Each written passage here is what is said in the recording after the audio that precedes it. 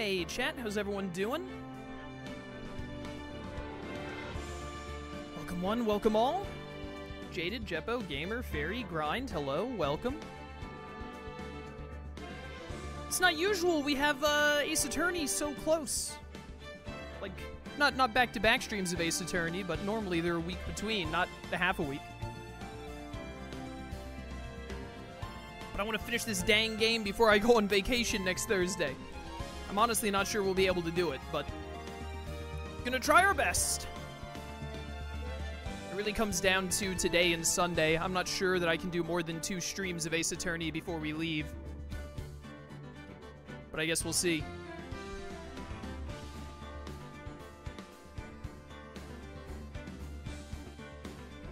Let's get started.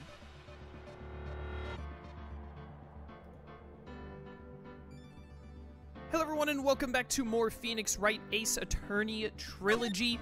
Load me back in, recipe for turnabout. I assume we're on the last trial day based on how the other cases in the second and third game have been going. Time to put my phony in his place. So we're finally gonna see the tiger on the stand. We've almost got this case won now, Nick. I wish I could agree. Huh? When I cross-examined Mr. Armstrong just now, he said he was just doing what the tiger told him to do. But Godot picked up on it, remember? He pointed out that without proof, we don't know if what he testified is the truth. You mean you think Mr. Armstrong was lying? No. But if that's the line the prosecution takes, we could be in trouble. Get the feeling that we don't have the case-making evidence we're gonna need. Oh, okay. Hey, pal! Is that my boy Gumshoe here to give us the case-making evidence? Let's go. Detective Gumshoe? What are you so jumpy about, Detective? Your hair's standing on him. Hey, that's the pot calling the kettle black, Little Miss Topknot. It's not a topknot, is it not? Never mind about the hair. Just calm down, all right? I can't stand still when I don't have a job to do. I kind of get wound up. Ah! No kidding. You gotta have something you need me to do, pal. Anything. Well, hey, I'm gonna take a jog back down to the precinct. I could get some prints analyzed for you if you've got an hour. An hour? The trial will have reconvened by then. But Nick, we still don't have a really decisive piece of evidence, right? True. Without some kind of trump card to pull out of the bag, we're really stuck. You said you could get some fingerprint analysis done in an hour? You bet. In that case, would you mind checking the prints on this for me? The victim's ear medicine. Covered in unidentified fingerprints.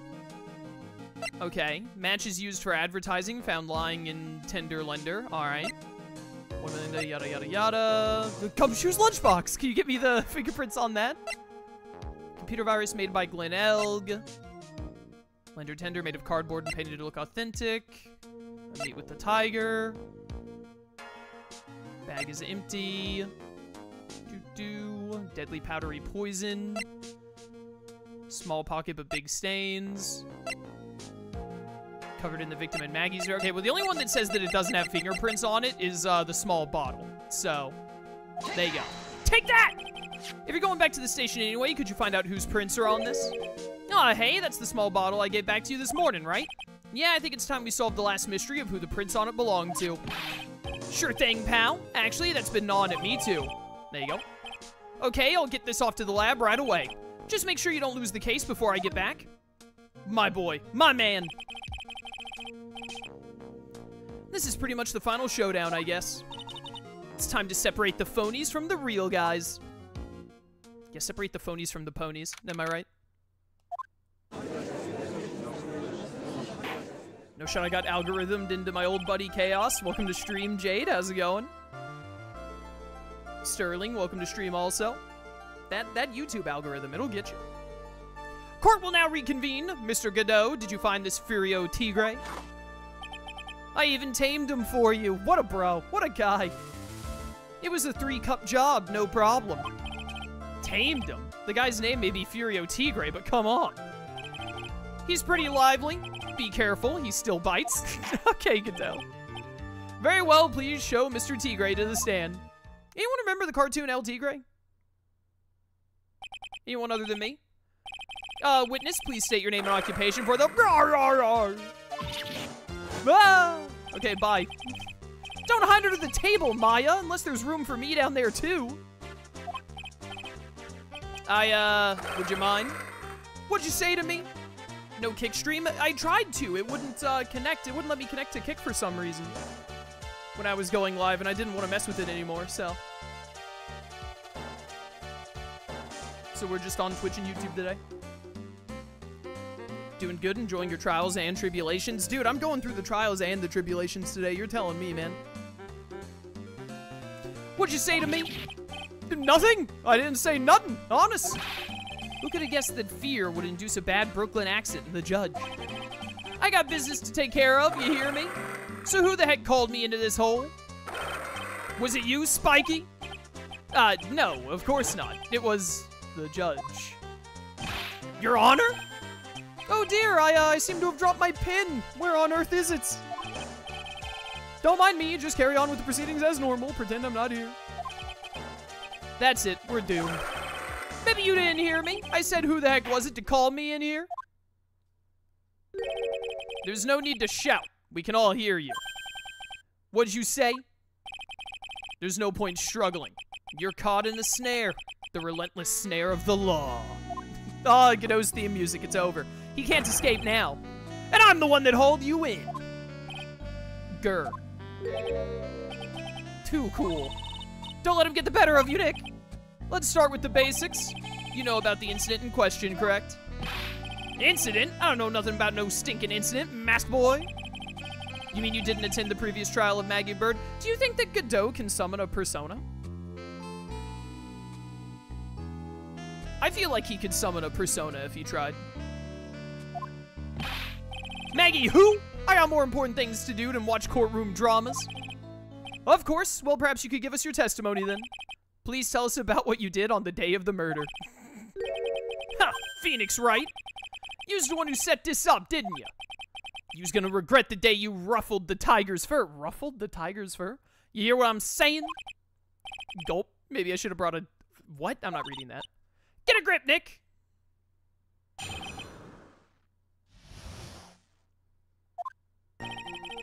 I don't know nothing about no murder. I was tied up with business in December last year, spent all my time in the office. I got whales lined up to borrow cash from tender lender every single day. You just want to check my alibi? Just ask Violetta. Ah, at last I found my pen. Very well then, Mr. Wright, the cross-examiner. Whoa! What is it? Please, witness, if you could refrain from shouting out like that. I don't know what kind of games that guy in the blue plays. That lowlife ain't no lawyer. He just punches away at stupid details till he wins. That's kind of what being a lawyer is, though. Lowlife? Me? Listen up, smarty. Every time you ask me something that doesn't relate to this case, I'm gonna bill you $50,000, and you's gonna borrow the cash from me. No. You don't get to... You know, oh, I swear, if they do the thing where it's like, if you hit L1, then you get punished for it, I'm gonna throw up. That's one loan contract I refuse to sign. Don't think it ain't gonna hurt when you tangle with the tiger? Ha! I love a good spectator sport. Just a minute, that's really not. This witness is, how can I put it, a hungry tiger roaming the urban jungle. Get on his bad side and he'll bite everyone's heads off, yours too. Very well, I have no choice but to impose a penalty system here. Bad game design. Bad game design. You better be listening. I said I got business to take care of. Big business. If I don't split now, I ain't gonna catch my bus. The court will impose a penalty for any irrelevant pressing of witness testimony. Keep that in mind as you begin your cross-examination, Mr. Wright. Alright, top 10 ways to make Ace Attorney go from a fun game to an unfun game. Number, 2, this. Yes, Your Honor. You can do it, Nick. Come out from under there already, would you, Maya? I think that this just makes the game way less enjoyable. It just gets rid of what makes Ace Attorney fun, which is pressing the witness and then trying to work out how your evidence can mess them up.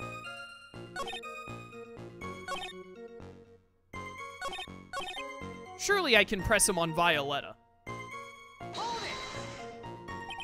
By Violetta, you're talking about the Cadaverini families? Yeah. You don't want to cross them, or you're gonna wind up sleeping with the fishes. Once the Godfather finds out you've been dragging Violetta through the mud, he'll do you in. Sorry, I couldn't quite put it all together towards the end there.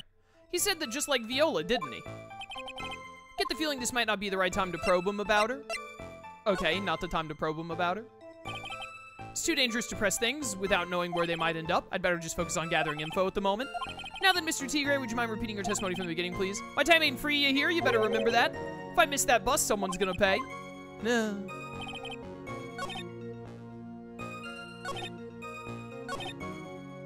Alright, tell me about your alibi where you were, like, in there during December. Are you sure about that? We're talking about 1 month ago, you know. You see these teeth? That's how sharp my secretary is. Sharp? Is he talking about Viola Cadavereni? She writes everything in my scheduler. December, mainly in the office. That's what it says, so that's where I was. That seems like a rather, sketchy schedule. Grr. There he goes again. What the tiger did all December isn't the issue. What's important is what he was doing on the day of the murder, so now what? Okay, this we should be able to press him on. Because he has to have an alibi for that specific day. Mr. Tigre, what do you want? If you wouldn't mind going into a bit more detail. This is a dead end, Triton, you know it. Remember the rules. How is it a dead end? No, it's essential that we establish the witness's alibi accurately. I agree. The victim was killed on December 3rd. Were you in the office that day, too? Maybe you ain't listening. Of course I was. I never set foot outside. I had meetings all day with a bunch of cats wanting to do business with me. I never seen that young kid before. Do you believe the witness's last statement was important? Mr. Go, if you could, please. Mr. Tigre, the court asked you to add that last statement to your testimony. Huh, okay, so that must be what I need to push him on. Don't let an animal beat you. Be a man, Your Honor, and ask him yourself. The day you're talking about, I was in the office, too. I never saw that kid before. I wonder if I could present Glenn's calendar where he said that on December 3rd, he had to meet with the tiger to prove that he has seen that kid before. Can I push him on this? I hope. You didn't know Mr. Glenn Elg? Really? I don't mess with the guppies when there are bigger fish to fry. What do you say, boss? Huh? Who? Me? How's about I hit you with a fat $200,000? Well, I was thinking of purchasing a nice car or something. I double tapped X there. He's seriously considering this? Wow, the tiger's a really good salesman, huh? Yeah, and if I want to sell this case, I need to copy him. How about you hit him with a fat piece of evidence, boss? Wish it was that easy.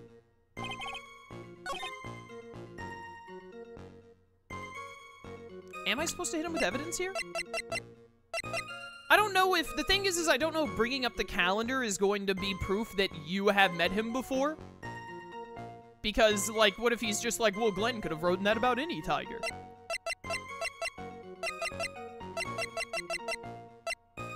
I'm gonna go for it. The music stopped. I'm a genius. Mr. Tigre, you claim you didn't know Mr. Glenn Elg. But it appears that Mr. Elg knew you. What? Mr. Elg left this little note on his calendar. Meet with the tiger. And the date? December 3rd. December 3rd? That's the day of the murder! So, Mr. Tigre, whatever your name is, I submit that you did indeed know one Mr. Glenn Elg. Because on the very day of the incident, you met with him! Oh, he's mad.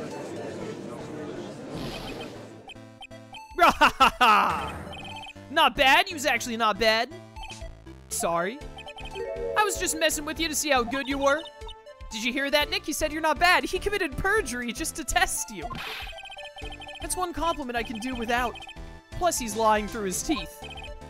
Witness, please remember that you're under oath. Lies will not be tolerated. Oh, won't they? You call me a liar? Is that what you're doing? Ruh-roh, Raggy. So you're saying that your claim to have never seen that kid before is the truth? I said I'm dead serious. You better believe that's the truth. Ha! Then I'd say that gives me time to enjoy another cup of pure black magic. That is, while you testify for the court again, Mr. Tigre. Oh, yes, would you mind indulging the court, witness? He never actually met the victim? That's gotta be a lie right there. It's time I nailed this guy. The victim, Glenn Elg. I ain't no liar, I never met Glenn Elg. There was some lame guy with that name, though, wanted to borrow cash from me. A dude with the same name. Set up a meeting with the guy at my office, tender lender. Waited around for him, but he ain't ever showed. I ain't never even been to that Très Bien joint, you hear? I see. That all seems perfectly logical. No, there's not another person with Glenn Elg as a name! Are you insane? You had arranged to meet with the victim, but he didn't show up. I've heard it's pretty hard to keep appointments when you're dead. Very well, you may begin your cross-examination, Mr. Wright. Oh no, he's saying that he was going to meet with Glenn Elg, but Glenn Elg was killed before he met him. Okay. Yes, Your Honor. Didn't I tell you got a big deal going down today? I ain't gonna make my bus now. I'm gonna have to take the express train. That bill's going straight to you, right? Grr. Do I still have the stupid, like, if you push wrong, you die?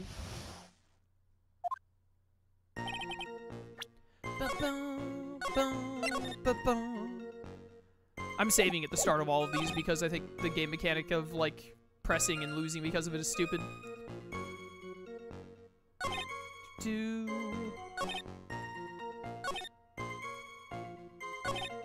What can I push you on? I mean, I should be able to push you on never meeting Glenn Elg. Well, no, but you explained that you've never met him here, even though you're lying.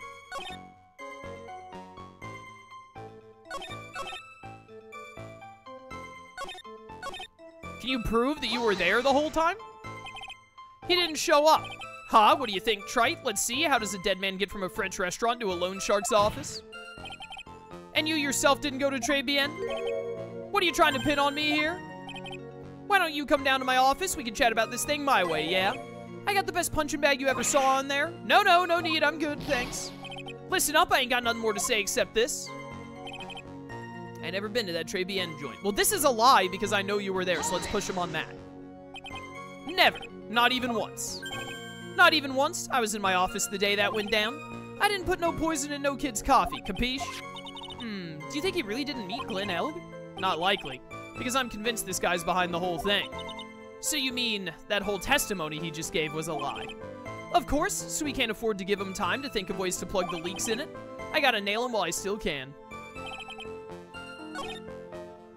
Okay, maybe I can just push him on everything now. And yet, your name was written on the victim's calendar. Get that horse calendar out of my face. I'm the tiger, not a lame horse, you porcupine. Tigers like me eat horses like that for breakfast. No. Witnesses aren't permitted to eat evidence. Not that they ever would. Well, there was a case once where a young lad ate... when Phoenix ate the thing in the first case in 3-1, when he ate the necklace or whatever that Dahlia had. Anyway, if you'd never met the victim before, how do explain this note he left? Okay, I think I can just push him on everything now. That's very strange. According to the manager of the firm where the victim worked, December 3rd was the date he had to repay his loan. He wasn't due to discuss borrowing money, but repaying what he owed. Ooh, I forgot about that.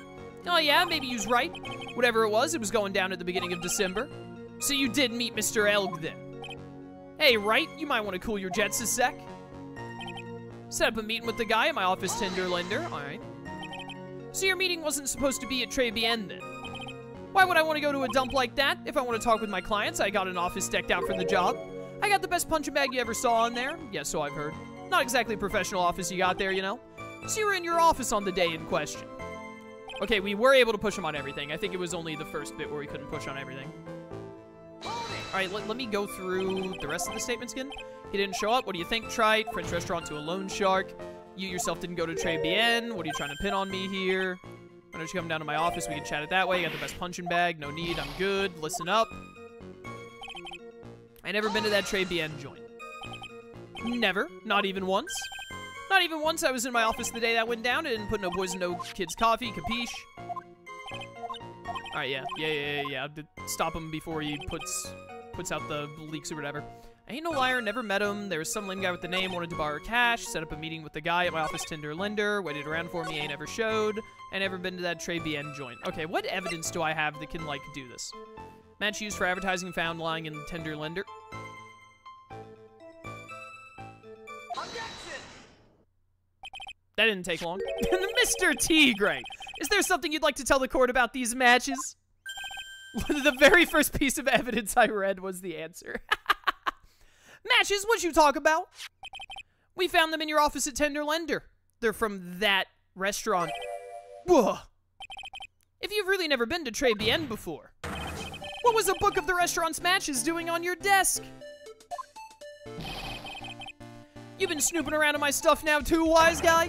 What are you, my ball and chain? Ain't no broad controlling me. What? Order! Order!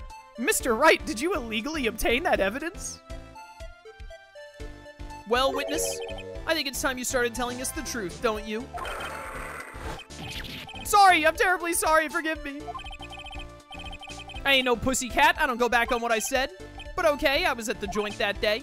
What? Well, listen good, alright? I might have been there, but I still never met that kid. Well, well. Looks like an order just came in for another testimony. I'm this close to proving it was him. He did meet Glen Elg that day, and he did put poison in his coffee. He must have. At très bien. Alright, alright. Ooh, the music? I need a drink of water.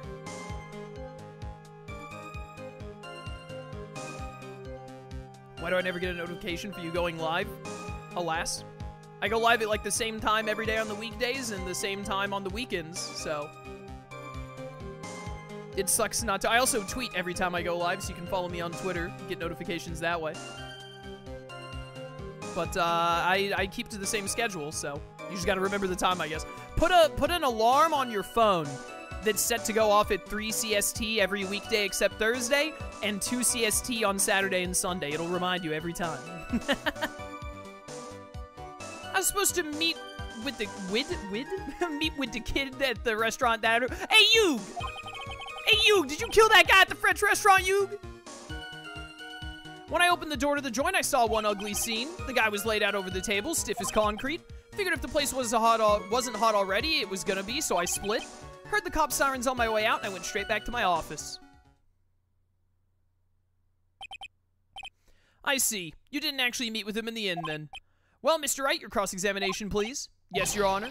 Hold it! If I wait around here any longer, I ain't even gonna make the normal express. No more stupid questions. Oh, here we go again, this stupid game mechanic. Ha! No problem.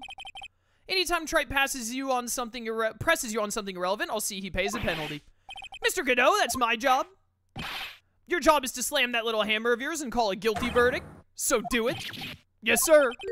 The special express ain't cheap, right? Just so you know, since you's paying. I can't read this guy's dialogue much longer. Oh man, doesn't the rule of law mean anything around here? No. We cross-examined a parrot.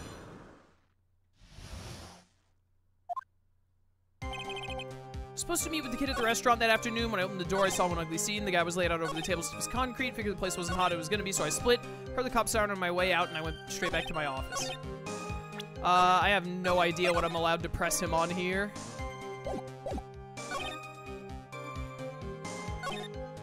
Probably I want to hear you say more than just seeing the guy who's dead. You mean you saw Glen Elg's dead body? I guess I did, but I only saw him from behind. He was wearing some raggy bit of cloth he called a hat.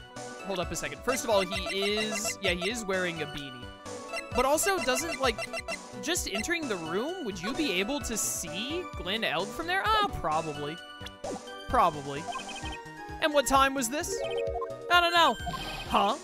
You know what winds me up more than anything else in the world? Watches. Round watches. I ain't gonna pollute my paws with some ticking hen pecker. Out of interest, Mr. Tigray, what winds you up the second most? Huh? What'd you think? Square watches? Is this guy for real? Look, all I needed to know was that something bad was going down in that place. Alright, what about the cop sirens? Push them on this. You went straight back? Did a bout of guilt suddenly hit you for what you did? What are you trying to say? Trying to tell me you ain't never been guilty of nothing? We all have our crosses to bear. We all have to swallow the dark secrets we hide. Like this! Yeah, he drinks coffee, by the way. Courtroom's not exactly the place to talk about dark secrets, is it? Seems you've done it again, Mr. Wright. Oh, come on. Shut up. How about a penalty for those two jokers in the garbage that you're coming up with? Well, Nick, what do you think? I think that this is bad game design. He's running out of ways to avoid the truth. I need to press him fast before he has time to think things through. Gotta come right back at him with a contradiction. Be careful what you press him on, though. You'll get penalized. Okay, shut up, shut up, shut up.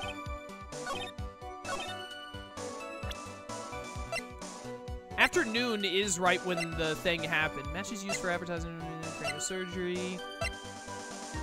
most thrilling 10 minutes of your life every Monday at 1:30 p.m. Computer virus worth millions of dollars.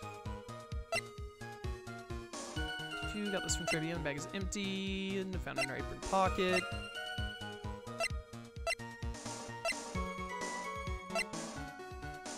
Photo of the scene taken from near the kitchen.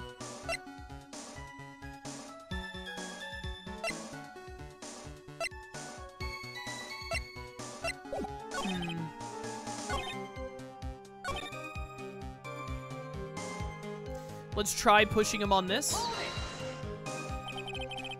So you didn't actually set foot inside the restaurant then? The tiger is a busy cat. I don't hang around for no one. I ain't got time to be caught up in no murder investigation. So, when exactly did you pick up the matches? There are matches just inside the front door. Our detective friend wound up in trouble with the chef after taking 5 books home. Poor Gumshoe. Almost enough to make a man cry. Oh, Gumshoe. Wait, is there a way that I can prove that you did go in, though? Maybe?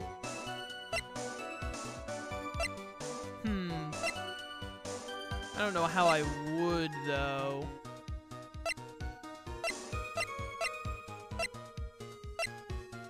I don't really know how I would.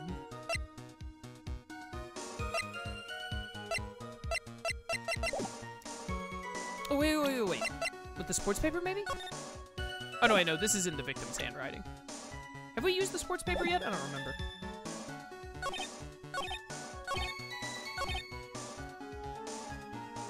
We only lose 1 HP for pushing irrelevant stuff, and I think these two are the only ones we haven't pushed on yet, so let's push them. So the meeting wasn't due to take place at Tinderlinder at all, then? The kid was making a fuss about coming into the office. It's always that way when I want to talk about repayments. Even though I got the best punching bag you've ever seen, if there are any issues. Maybe it's because of the punching bag that people are scared to come. So that's why you decided to meet at Trey Bien. Ha! You're going over old ground again, Trite. Sorry. You just earned yourself a penalty, now suck it down. You will suck down the penalty, Mr. Wright, and you will like it. It's so stupid. Thank you, sir. May I have another? Hold it. An ugly scene? What do you mean? The witness has already told us, Trite, which makes that question irrelevant. But I limit myself to 17 cups of coffee during a trial. That's the rule. You better limit the number of times you take a penalty, Trite. Or your guts will look like the inside of a chimney. Ashen. Don't make me burn you again, Mr. Wright. Stupid. Guess I shouldn't have pressed him on that. Guess I'm gonna make that at Special Express after all. So to recap, this ugly scene you saw was... Alright. Bum, bum, bum. I think it was it the...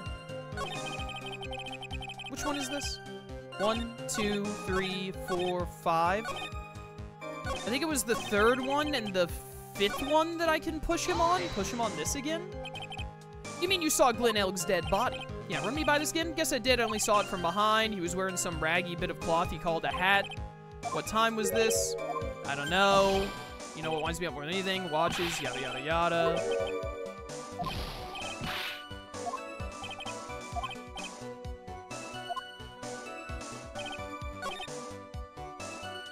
So if the only ones I can press him on are the 3rd one and the 5th one, those are the ones that I need to hit him in.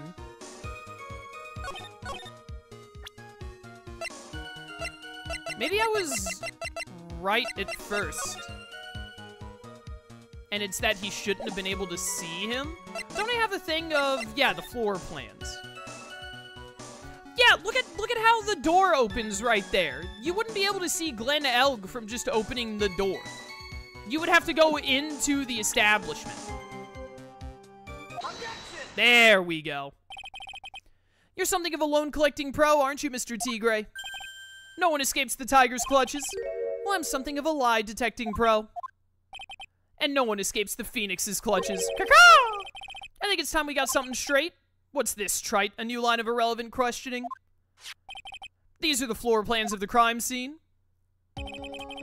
You say you were standing at the entrance, Mr. Tigre? From there, your field of vision would have covered an area something like this. Indeed, the witness would have had a clear view of the victim's seat. Isn't that what I just said? I saw the back of the kid's head. Unfortunately for you, that's not possible. If the court would think back, you'll remember that between each of the tables, is a tall partition. Why, that's true! Now look at the plans again. The truth is painfully obvious. From the entrance, the field of vision of any customer walking in ends here. Oh, he's sweating. So from the entrance of Très Bien, you couldn't have seen the victim's seat. But you did see the victim that day because you met with him. Objection. Wrong. Have you forgotten the old man's testimony yesterday? The victim was alone at his table. But the defense just proved that point to be moot. The victim witnessed by Mr. Kudo was not Glenn Elg, but a fake. What? In order to have Mr. Kudo falsely testify, the real killer posed as the victim he had just killed and acted out a charade. That will do. This trial has gone on long enough without the obvious question being answered. Who exactly was this real killer who impersonated the victim? You say the killer murdered Glenn Elg and then impersonated his victim in a performance for Victor Kudo? In that case, Mr. Wright, reveal the identity of this criminal to court. Is obviously Furio Tigre. Obviously, the killer is Furio Tigre. No one else could have done it. What? Well, witness. Haha, now that's cute. You think you can pin this on the tiger? Maybe use don't unders I had skipped. So I dare you to say it again. Come on, you got the guts. You can't threaten me, Mr. Tigre. It's the defense. Go ahead and tell the witness, Mr. Wright. Mr. Wright! Sounds to me like it must be you, old man. You got guts, I'll give you that. Mr. Wright, do not leave me to handle this alone. Ha! Perhaps I can end this embarrassment. Mr. Godot, summon your persona. Let's just go back over Mr. Kudo's testimony one more time. The old man didn't see just the victim. Oh, no, no, no. Serving girl brought him a Javachino, but she put something in it. There's no question about it. She very conspicuously put some white powder in there. Was the victim he saw the real victim or not? That doesn't matter. The fact remains he saw the accused put the poison into the coffee. Yes, it was the waitress who poisoned the coffee. Objection! Very impressive, Mr. Godot. Waiting for my absence to launch your attack. Ha. Found your pen at last, Trite? It was in my pocket. Ahem, but anyway, Mr. Kudo witnessed two people that day. He saw the victim, the supposed Mr. Glenn Elg, and the waitress from behind. Yes, your point, Mr. Wright. I think the conclusion is obvious. If this Glenn Elg was really the killer in disguise, then surely it's possible the waitress was also part of the show. What? You mean the waitress was an imposter as well? The defendant, Miss Bird, fell unconscious immediately after the incident. And someone used her fainting to hatch an elaborate plan to pin the murder on her. Who on earth was it? Who was this waitress that Mr. Kudo witnessed? It has to be, Viola. There's no one else it can be. Who is this woman? Her name is Viola Cadavereni. She's an employee of Tender Lender. You's making a big mistake. Do you know who Violetta's grandfather is? You better be going home in an armored truck tonight, if you know what I mean. Stop shaking, Nick. Where was I? Yes, the defendant, Miss Bird, has stated the following. Well, when I took the coffee over to the victim's table, it's true there was another customer in the restaurant. She was sort of creepy, and she had a kind of cackling laugh. There are just too many contradictions in this case. The second man at the victim's table, who nobody but Miss Bird seems to have seen. The earpiece worn by the victim in his left ear when that eardrum was ruptured. And the radio show he was supposedly listening to half an hour after it was over. There's only one logical explanation that clears up all these contradictions. The whole incident took place twice. Once for real and once for show. And Mr. Furio Tigre, the only person who could have committed the crime, is you. Get bodied, idiot. Witness, what have you got to say? That's cute. Sorry? You's alright. I could do with a guy like you around. What do you mean? Okay, I'm in on this game. I'm gonna have to charter a jet to get me to my meeting now, but I'm gonna give yous one more thing to think about before I go. Something to think about? Yous got it all wrapped up nice, huh, right? But yous missed out one real important thing. But that can't be. I was in the joint that day and I met that kid too. Alright, he committed perjury, of course. But I couldn't have poisoned him, you hear? What? Do you really expect us to believe you now, Mr. Tigre? Ha! What a troublemaker. Troublemaker? He's a murderer, Cadell! Looks like we're gonna need another one for the road.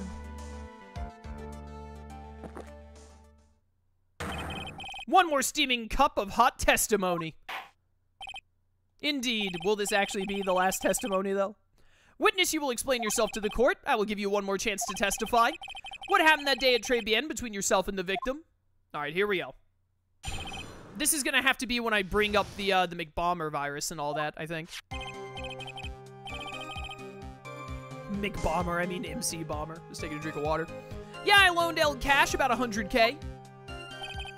That day, we was due to have a little chat. Kid had hit his payback date, see? So anyway, he tells me he's got no way to pay up. I'm about to flatten the guy when he starts screaming.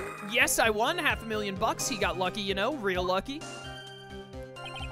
If that waitress hadn't done what she done, everything would have been over. Now I see that the principal amount you loaned to Mr. Elg was $50,000. Yeah, well, you's got the VIG to take into account? Interest builds up fast, you know. That's faster than fast. $100,000 is twice his principal. And the repayment deadline was December 3rd, the day of the incident in question. Yeah, he was one lucky kid. He got that $500,000 just in time. So I ain't have no reason to kill the kid. And if I ain't got no motive, you ain't got no case. His motive? He has to have one. He has to have one, but what is it? It's gotta be that he wanted the virus. He wanted Glenn Elg to give him the virus, but then Glenn Elg won the lottery, and so Glenn Elg was going to pay him with the lottery money, which means that he wouldn't have gotten the MC Bomber virus? I think I can go back to pushing on everything, I hope. Did he have any way of paying the loan back? The fool was a gambler. He said he couldn't give it up till he landed a big win, so I agreed to help him. Help him? You? Kept hitting him with ideas for ways he could get a win, but the guy kept losing. So you were helping him for his sake or yours? Win through compromise. Yous help me, I help yous. What's the difference, eh? I don't believe this. Nick, would anyone really ever loan money to someone they thought was unreliable? Like, for example, if it were you, I'd only loan you $5 max. You don't even have $5 to your name, Maya. Thanks a lot, Maya. In case I do still get penalized, I should save, actually. Hold it! So how much were you expecting him to pay you back on that day? What'd you think? The whole package? $100,000, including interest? That's a real heavyweight punch. Once a client misses a repayment, you call the whole loan in. You want to make it in my world? That's all you's gotta know. And how many times had Mr. Elg been late with his repayments? Once. And how much was he supposed to pay back every month? $50. Sounds like Mr. Elg was in a real sticky spot. Yeah, at $50 a month, he'd never pay that huge loan off.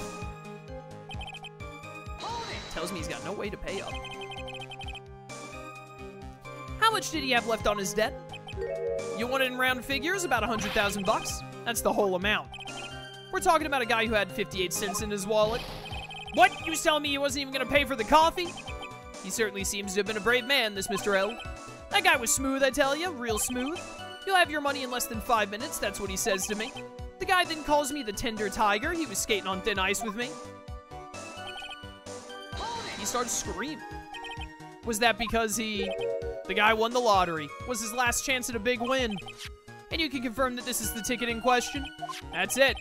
The Millionaire Radio Show starts at 1:30 p.m. and runs for 10 minutes. That fixes the time you two met with some accuracy. And the whole scene was acted out again 30 minutes later. Also that Mr. Kudo would see it. I can still see the kid's face now. I ain't never gonna forget it. Yes, I won $500,000. He got lucky, you know, real lucky. Well, not that lucky. He got murdered. Was there anyone else in the restaurant at that time? I don't remember. If there was no one there, I'll wear that ridiculous tiger shirt for a month. Mr. Armstrong, Maggie, and if I'm right, Viola Cadavereni were all there at that time. So the victim had intended to repay you from his lottery winnings from the beginning? Seems that way to me. But you wouldn't normally expect to win the lottery, would you? Ha! The undying belief that your next roll will end the worst losing streak you ever had. That's what defines a true gambler. He makes it sound so cool. Don't be tempted, Nick. You haven't got the willpower for it. All I know is the kid took a shot and he got lucky in the end. Okay, well, that's not true. He was going to give you the MC Bomber thing. I wonder if I'm supposed to introduce MC Bomber to that claim. The waitress, you mean? The girl with the glasses in the defendant's chair, who else could I mean? If she hadn't gotten in the way, things would have been bada bing, bada boom, over and done with. Maybe I should push a little on this. Ask how things would have been. What do you mean things would have been over and done with? Are yous all there or what? I'm talking about the cash. I was there to get my 100,000 bucks back, that's all. I'm a businessman. It was all coming together before that waitress got in the way. As far as I can tell from the witness's testimony, other than recouping his loan, Mr. Tigre had no motive for killing the victim. Witness, you will amend your testimony to reflect what you just said. Ah, this is what I need. The tiger's motive, huh? It's MC Bomber. That has to be his motive. Are you saying you had no other motives that day? Yeah, so what? Then why didn't you take the lottery ticket when you left? Why'd you think? Because of Four Eyes over there? Because of Maggie? How about you ask Four Eyes about that $500,000 ticket? She wanted it so bad, she poisoned Elg's coffee. A likely theory. Your word hasn't held water lately, Mr. Tigre. Let's not forget this witness was actually at the scene, trite. The law don't exactly agree with some of the deals I send down. I couldn't be there when the cops showed up, so I split. I see. Well, you're under arrest, I guess? Your Honor, the witness's last few statements are worth a good 2 cups of coffee. Well, Mr. Wright, are you happy with the testimony, or would you like it amended?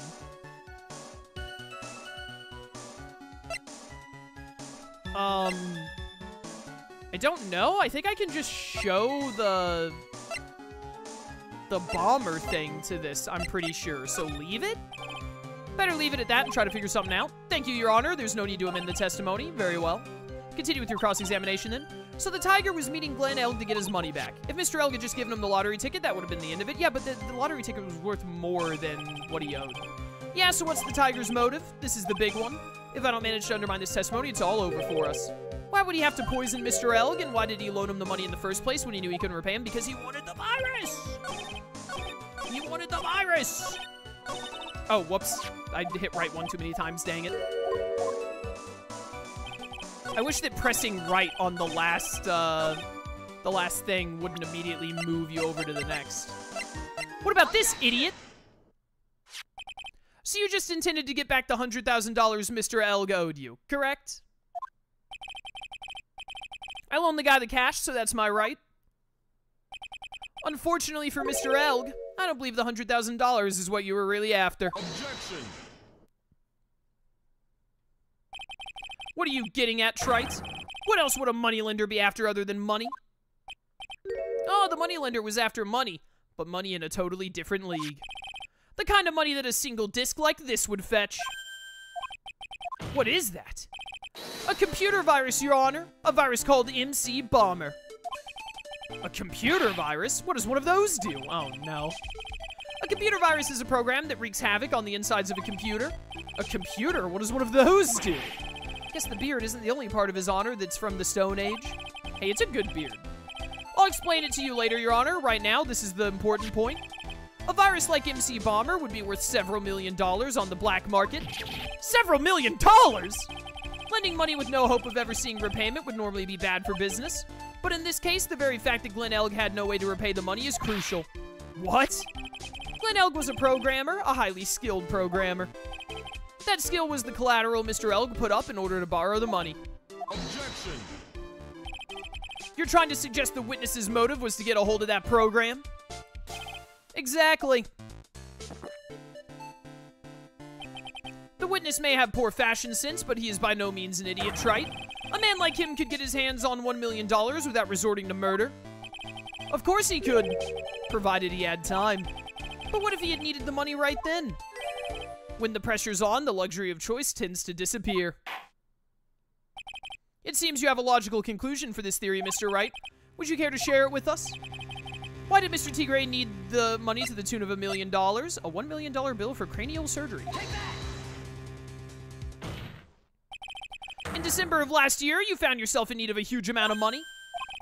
About 6 months ago, you were involved in a traffic accident, weren't you? An accident involving a car and a scooter in which a young woman was injured. She was taken to the hospital where she underwent surgery. How much of this do you know? These medical paper documents document the treatment of the young woman in question. According to these, her operation cost $1 million. And yet, when the payment was due last month, you somehow managed to pay it in full. $1 million? A preposterous sum. Someone should sue these HMOs. HMO? No one would pay a bill like that. If the medical association got wind of it, the hospital would end up as dead as a morgue. But Mr. Tigre had no choice but to pay, because his very life depended on it. Rawr. Next deal. Order! Order! Order! You say his life depended on it, Mr. Wright? Indeed it did, simply because the injured woman was none other than Viola Cadavereni. Did you say Cadavereni? Bruno Cadavereni, mob boss in charge of all underworld activities in the city, and doting grandfather to his precious Violetta, also known as Viola Cadavereni. Your life was in danger unless you paid compensation to the boss, correct? It makes sense. You were desperate to acquire the $1 million Bruno Cadavereni demanded of you. So desperate, in fact, that you decided to sacrifice Glen Elg's life to pay your debt.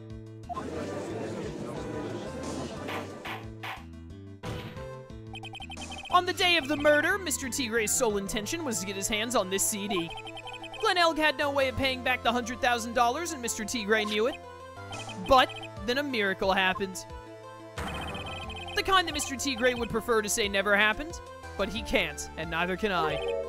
The lottery win?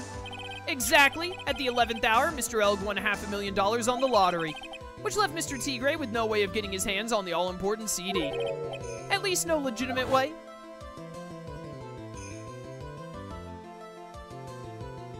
Hit him with the Salt Bay. So he resorted to illegitimate means. That's crazy! He murdered Glen Elg and then made his next move to frame Maggie Bird for the crime. Mr. Tigre posed as Glen Elg, while Viola Cadavereni played the role of Miss Bird. And then they reenacted the whole thing in order to establish a witness. The witness being the one we all heard testify yesterday, Mr. Victor Kudo. Like I said, Trite, that's crazy. No one could pull off a stunt like that. For starters, there's no way the chef would have been kept in the dark about it. He wasn't. He was complicit. But Mr. Armstrong was in on it from the very beginning. Have you forgotten already, Mr. Goodell? Mr. Armstrong owed the witness money, too. $500,000, in fact. He had no choice but to go along with Mr. Tigre's plan. Got him. Order! Order! Someone get me a laptop! I made a joke instead of reading the dialogue and it auto-skipped. He's put on a good show, Spiky. If you just want to stay alive in the loan shark business, you gotta be careful. You saying I dressed up like that kid, created a witness, and framed someone? If I did something crazy like that, I'd leave a trail as bright as my shirt. I ain't dumb enough to do something sloppy like that. I agree. You do? Despite your appearance, you are very careful. That's why you took one more precaution. One more trick to make sure Miss Bird had no way out. What? Another one, Mr. Wright? Oh, is it that he was an imposter? He faked being you? Interesting. Why don't you fill us all in, Trite? What was this trick you say Mr. Tigre performed to frame the accused? Don't I have, like, the fake badge? Yeah, you faked being me. Oh, the music didn't stop? Oh, but the health went... Okay, the music did stop. We're good. What on earth is that?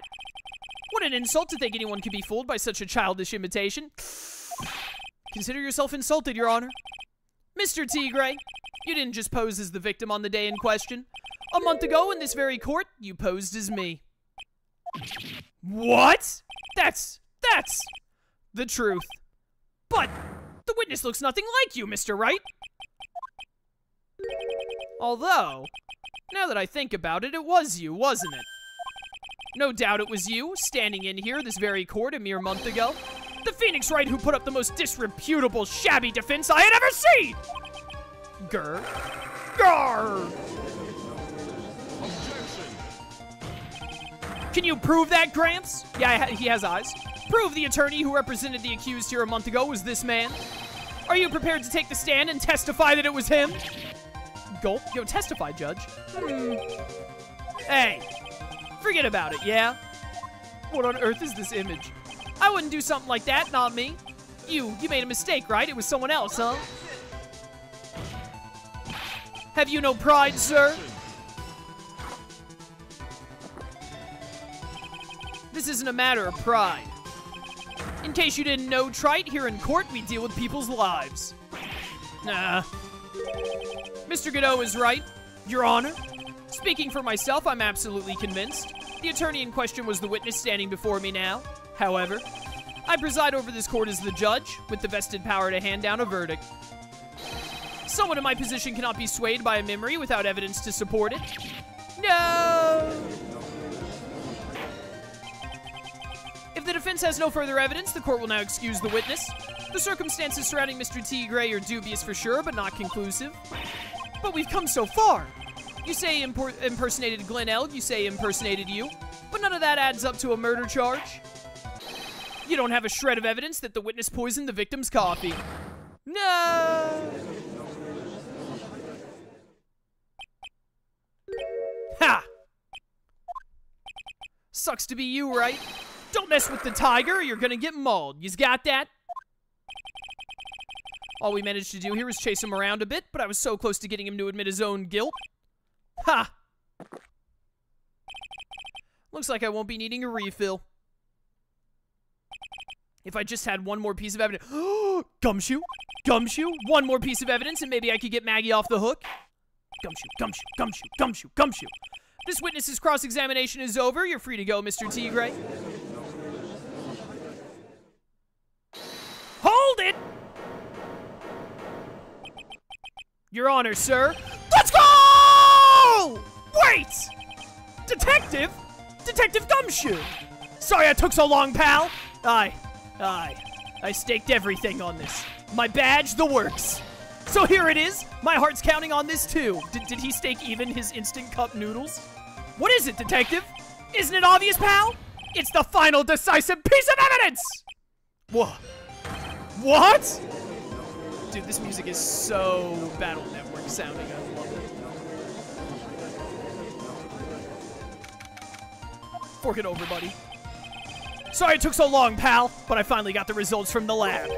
The results? About the prints, pal, from this medicine bottle. Ah, so do you know who the prints belong to now? Do you think I'm some kind of hack detective? Of course I know. So, tell us, they're the tigers, right? I knew it. Heh.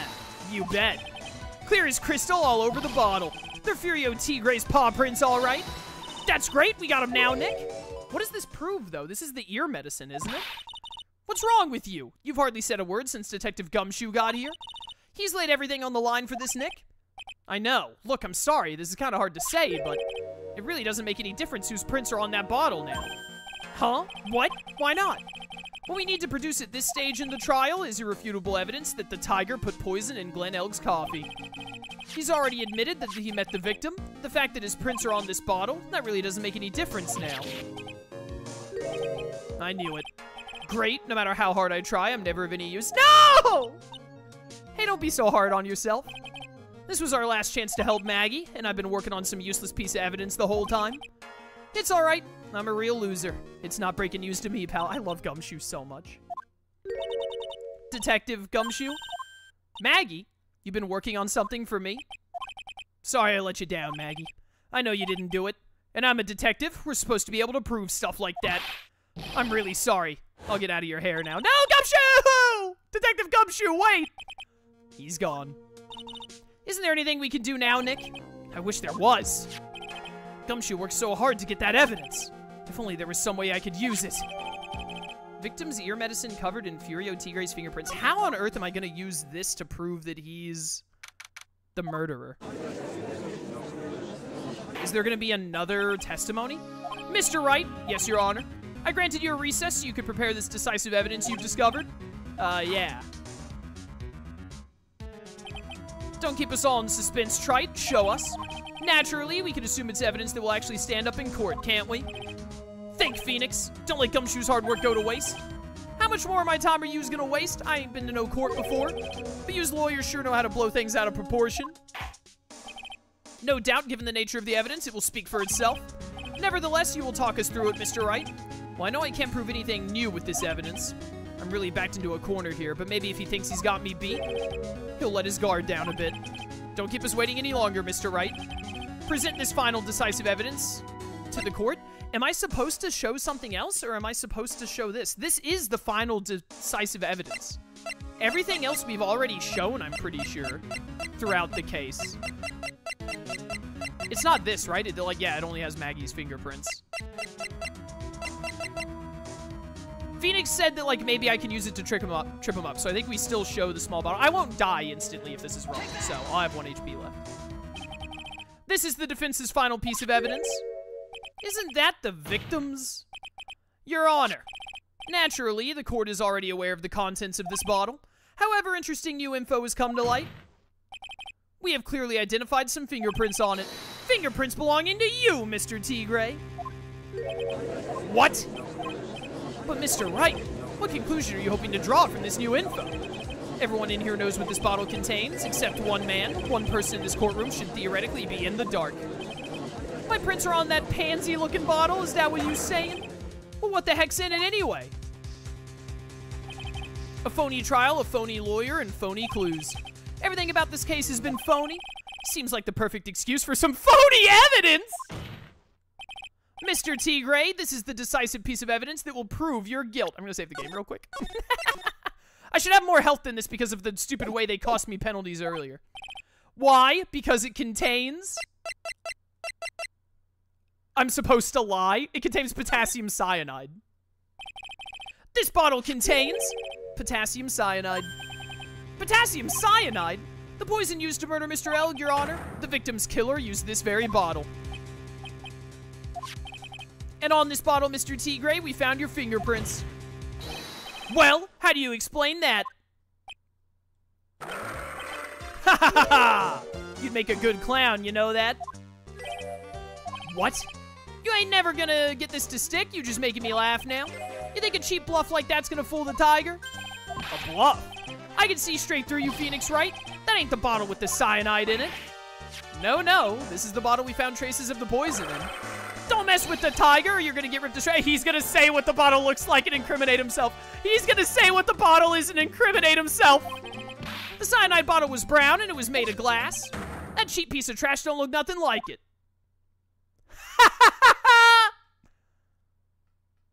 Godot, yes! Get destroyed, you dumb idiot. Got him, at last. What? Why's everyone gone quiet? I said that bottle.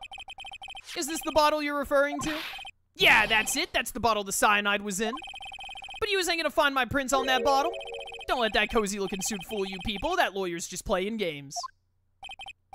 Tell him, Mr. Prosecutor. Tell that guy where to go. You still haven't figured it out? Don't you realize what you just said? What I said? What did I just say? You were summoned to this court for the first time earlier today. If you really had nothing to do with the murder, you shouldn't have known all the little details. For instance, you shouldn't have known what kind of bottle the potassium cyanide was in. But just now, you slipped up in front of every single person in this courtroom. You described the exact bottle used by the killer to hold the poison. Yous don't know who yous messing with. I'm the tiger. I control millions of dollars on the black market.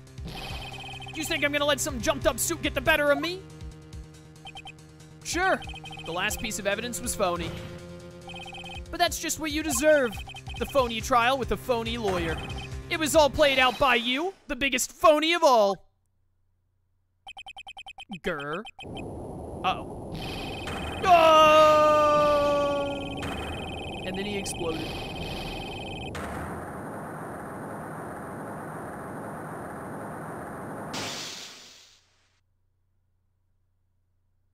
Nailed it. Did he take out the power? What's going on? It looks like a blackout. Godot's visor! Well done, Trite. I saved my 17th cup of coffee just for you. Savor it. while you watch the police restrain your prey.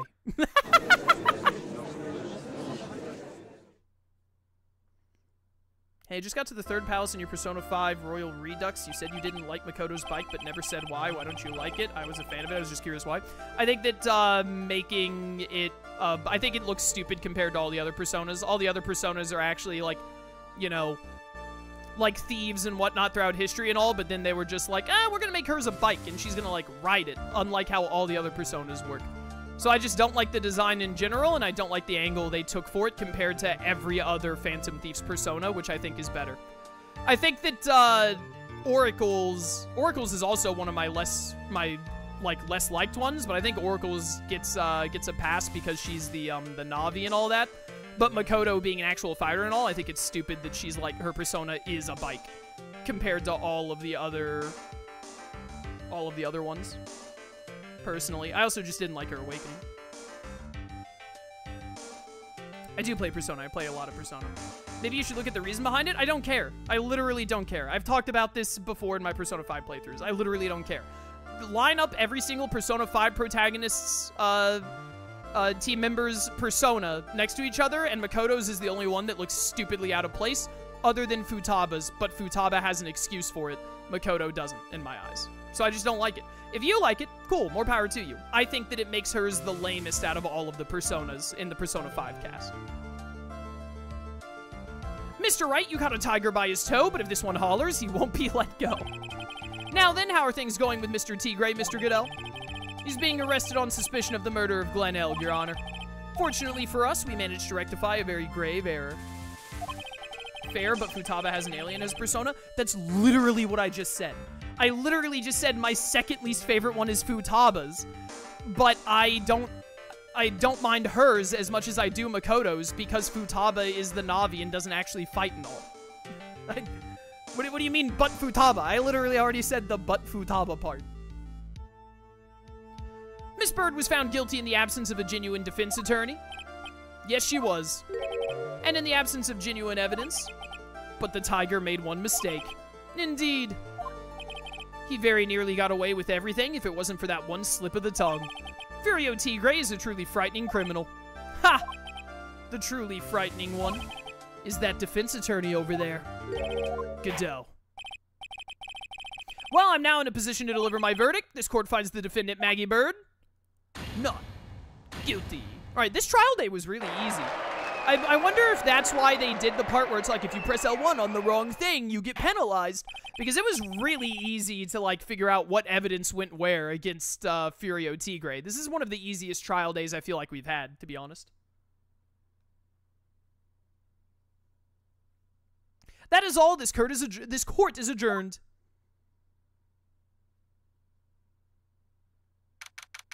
January 8th, 4:10 p.m.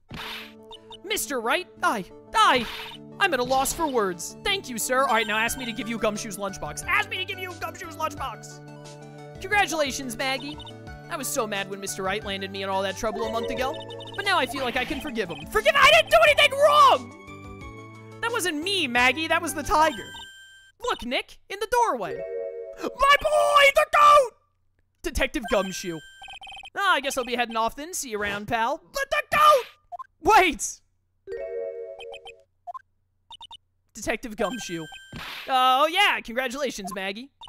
Thanks. I knew you were innocent all along. Why didn't you say that in your testimony, then? Huh? Oh, well, I was. Well, I guess I'll be heading off. See you around. Wait up, detective. He just ran off. Maggie, why are you being so hard on him? He busted his butt for you. It's thanks to him that we got the medication bottle. That wasn't even of any use. But it's only because Mr. Wright used it so cleverly. Detective Gumshoe was just running around in circles. Poor guy. Looks like she still isn't ready to forgive him. Can't you put in a good word for him, Nick? Yeah, Maya's right. I should help Gumshoe out. It's clear he needs it. Wingman time. Wingman time! Maggie, you know Detective Gumshoe's been really worried about you through all this. I wanted to believe that, sir, but on that first day of the trial, he practically gave the judge a free pass to log me up. He didn't have any choice, Maggie. He's a detective. He has to report the facts. He doubted me. That's why he thought I might have done it. I gotta prove to her that Gumshoe really cares about her.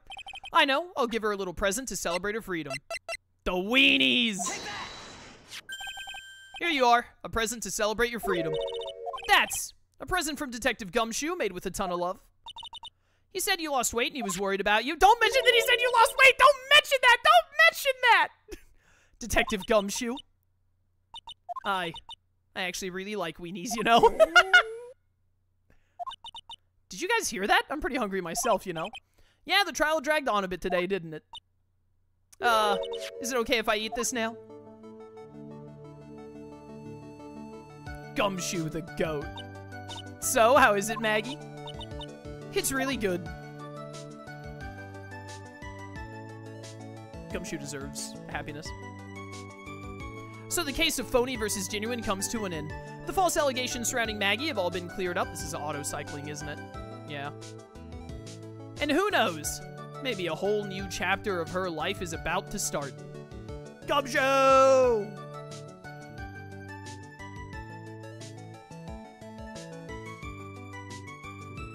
Episode 3, Recipe for Turnabout, the end. Alright, yo, Edgeworth! Episode 4, Turnabout Beginnings. I was wondering if Edgeworth was going to be in this game or not. Alright, well, Recipe for Turnabout, pretty good. I enjoyed that case. It was annoying that they added in that thing that I hate from Justice for All, where it's like, hey, if you press L1, then you just lose points for pressing L1, which I think is stupid. But, regardless of that, I still quite enjoyed it overall. It was pretty easy that final trial day, but it was still really fun. So, overall, good stuff. I hated the French dude, though. Hated the French dude. Hated having to read his dialogue. But, episode 3, pretty good. Let's get into episode 4. And there is a 5th episode. I remember seeing some stuff online about people saying that there's a 3-5. So, I don't know if that's also a DLC one, or if it is like how it was in the first game, where it was like added on later with a re-release, or if it's actually part of the original game. But we do have at least 2 more episodes. So let's get into Turnabout Beginnings. Save the game before we get in there.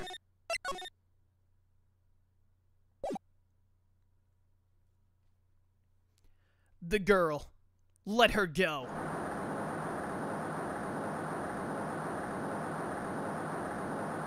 Hey, let her go.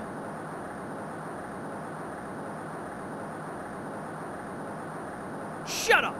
Come closer, and I kill her. Sorry, but you're not going to get the chance. Sorry, something in my throat. Bang. Oh, well, someone's dead.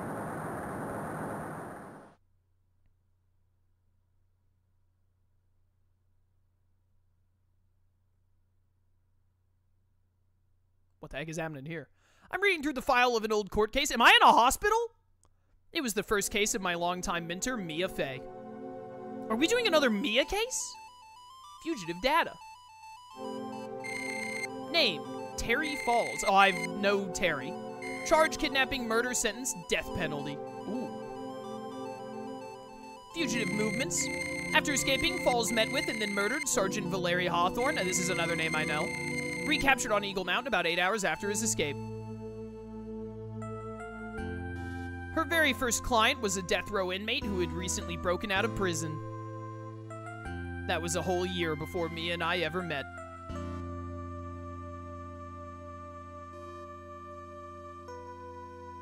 .35 is from the original, and it's your favorite Turnabout? Okay, cool. 6 years earlier, Mia Fey, first trial. Oh, so this is Mia's first trial. Is she going against Edgeworth for this? Okay, full disclosure, because I've mentioned before, we are doing Dahlia for Anime Villainous, the fan board game project that I work on. And I have played some of the Dahlia. I've played the Dahlia villain that we're creating, so I don't have any explicit spoilers, but I do have some spoilers. I know that, like, I know the name Terry, I know the name Valerie, and I'm pretty sure that, one or both of them, like, they're related to Dahlia in some way. They, like, I don't know if they, like, work for her or, like, do something for her or what, but I know that they're related in some fashion. I recognize the names, but I'm very interested to see what it actually means, because I don't really know much from just playing the Anime Villainous villain we're creating, me and my friends, but I just know the names mainly. Oh, I'm so nervous, I feel like I'm gonna die. Relatable. Never should have accepted this case. Yeah! Ah! Good morning. Don't be so jumpy, Mia. I didn't do nothing, I swear. I didn't kill nobody. Terry Falls, my first client. Sentenced to death 5 years ago, and now a prison escapee. Just relax, Mia. Make small talk and try to relax him. So why'd you escape anyway? He's eating the ball and chain. Why does he still have the ball and chain? I'm sorry. No, I didn't do nothing. I didn't kill nobody. I never lie. I didn't escape from nowhere. But Mr. Falls, the police just recaptured you 2 days ago. Sorry. I told a little lie. Oh boy. But anyway, I didn't do it. I never killed nobody. Sorry for asking, but you're on death row, right? Ooga. What on earth is happening? I'm really sorry. I can't imagine Mia, like, going eek. They sentenced me to die 5 years ago, but I was tricked, I tell ya. That woman, she lied in her testimony. That's why I got the death penalty. Oh, is the woman Dahlia? Is that how you're connected to Dahlia? Dahlia, like, used you as a fall person or something? Is that what this is? I swear it, I didn't kill her. I could never do that. 2 days ago, he escaped from the police wagon when it crashed. Then about 8 hours later, a policewoman was murdered before the police could recapture him. The police believe that Terry Falls did it. After you escaped, did you meet a policewoman? Yeah, I did. She's the reason I escaped.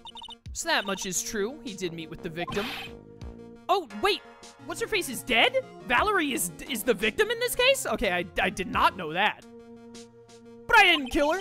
She was alive when I left. She was alive. It's true. I can trust him, right? I mean, I should. Ha. Okay, this is, I know this guy, too. I've seen his face in the Dahlia build. This dude's name is Diego. You're not gonna figure out the truth by just staring at the guy? Why are you here?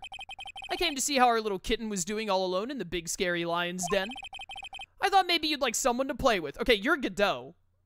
That's literally the same grin and facial hair and hair that Godot has. You're Godot? Is this what's gonna, like, connect? Because, like, Phoenix has been saying the whole game, like, why does Godot have a grudge against me or whatever?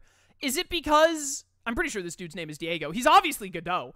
Is it because past Godot was related to Mia in some fashion? I thought maybe you'd like someone to play with.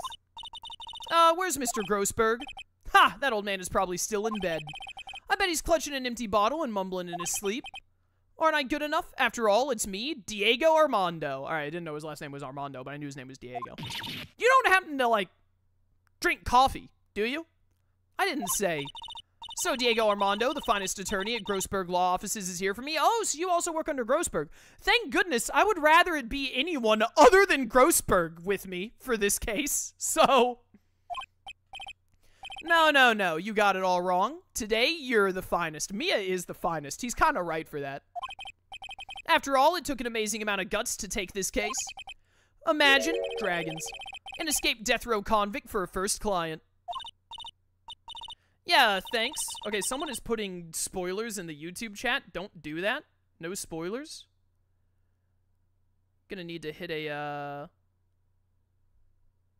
timeout right here. 5-minute timeout. No posting, spoilers or anything in chat, please. This is a blind playthrough. Yeah, thanks. Sure wish I could get out of it, though. Ha! Relax, I just heard some good news. Prosecutor for today is fresh out of his diapers as well. It's what's his face? Oh, Wolfen, you're in the YouTube chat. I should give you mod powers. Can I give you mod powers? Add as moderator. There we go.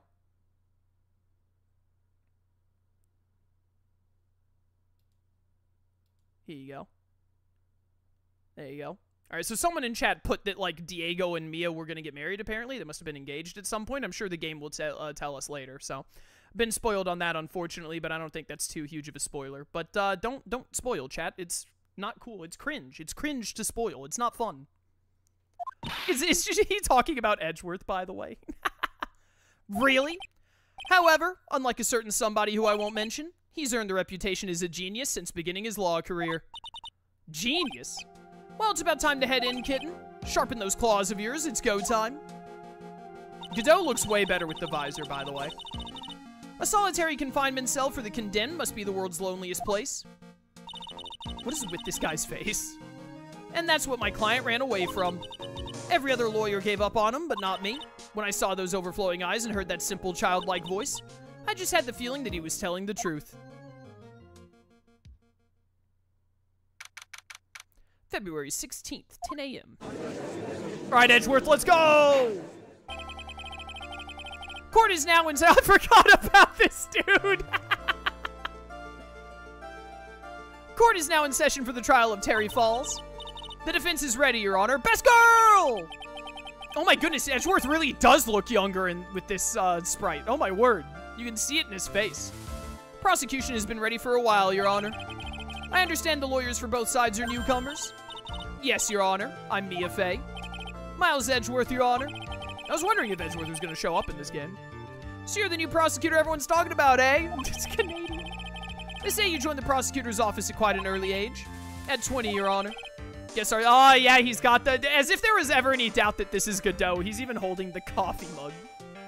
I guess our little kitten hasn't earned herself much of a reputation yet, huh? Come on, Mia. You can't lose. Not to someone younger than you. Huh. Young people running a trial. I'm not too sure how I feel about that. Now then, the defendant in this case is currently a felon on death row. Oh, so are we not going to have any investigation portions for this game? Is it just going to be trial? I guess we'll see. 2 days ago, he escaped from a police wagon. Is that correct? Precisely. But the defendant is not on trial for escaping prison. On the day that the defendant escaped, a policewoman was murdered. So we're here to determine if Mr. Falls was responsible for her death? You got it, kitten. Okay, stop calling her kitten, please. Well then, Mr. Edgeworth, let's hear your opening statement. Yes, Your Honor, it was 5 years ago. Chat, you're right, Edgeworth, with this pose and all, he does look a lot more like Von Karma. The defendant, Terry Falls, was sentenced to death in this very court. His crimes were kidnapping, extortion, and murder. The girl he threw off the bridge was only 14 years old. A truly horrible crime, I remember it well. There was no decisive evidence, so the trial was long and protracted. Correct, but in the end, what finally decided the case was a certain witness's testimony. Was it Dahlia? Was it Dahlia's testimony? A witness's testimony.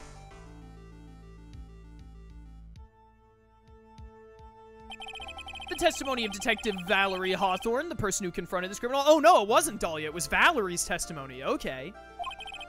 She arrested Mr. Falls at the scene and later testified against him. She said she witnessed Mr. Falls throw his young victim into the river. Okay. For those who are not aware, Eagle River is well known for its powerful current. Most bodies that fall in are never recovered. So Miss Hawthorne's testimony was the one that put him away. That policewoman you just mentioned, that wouldn't be. Exactly. The victim. The same woman that was killed 2 days ago.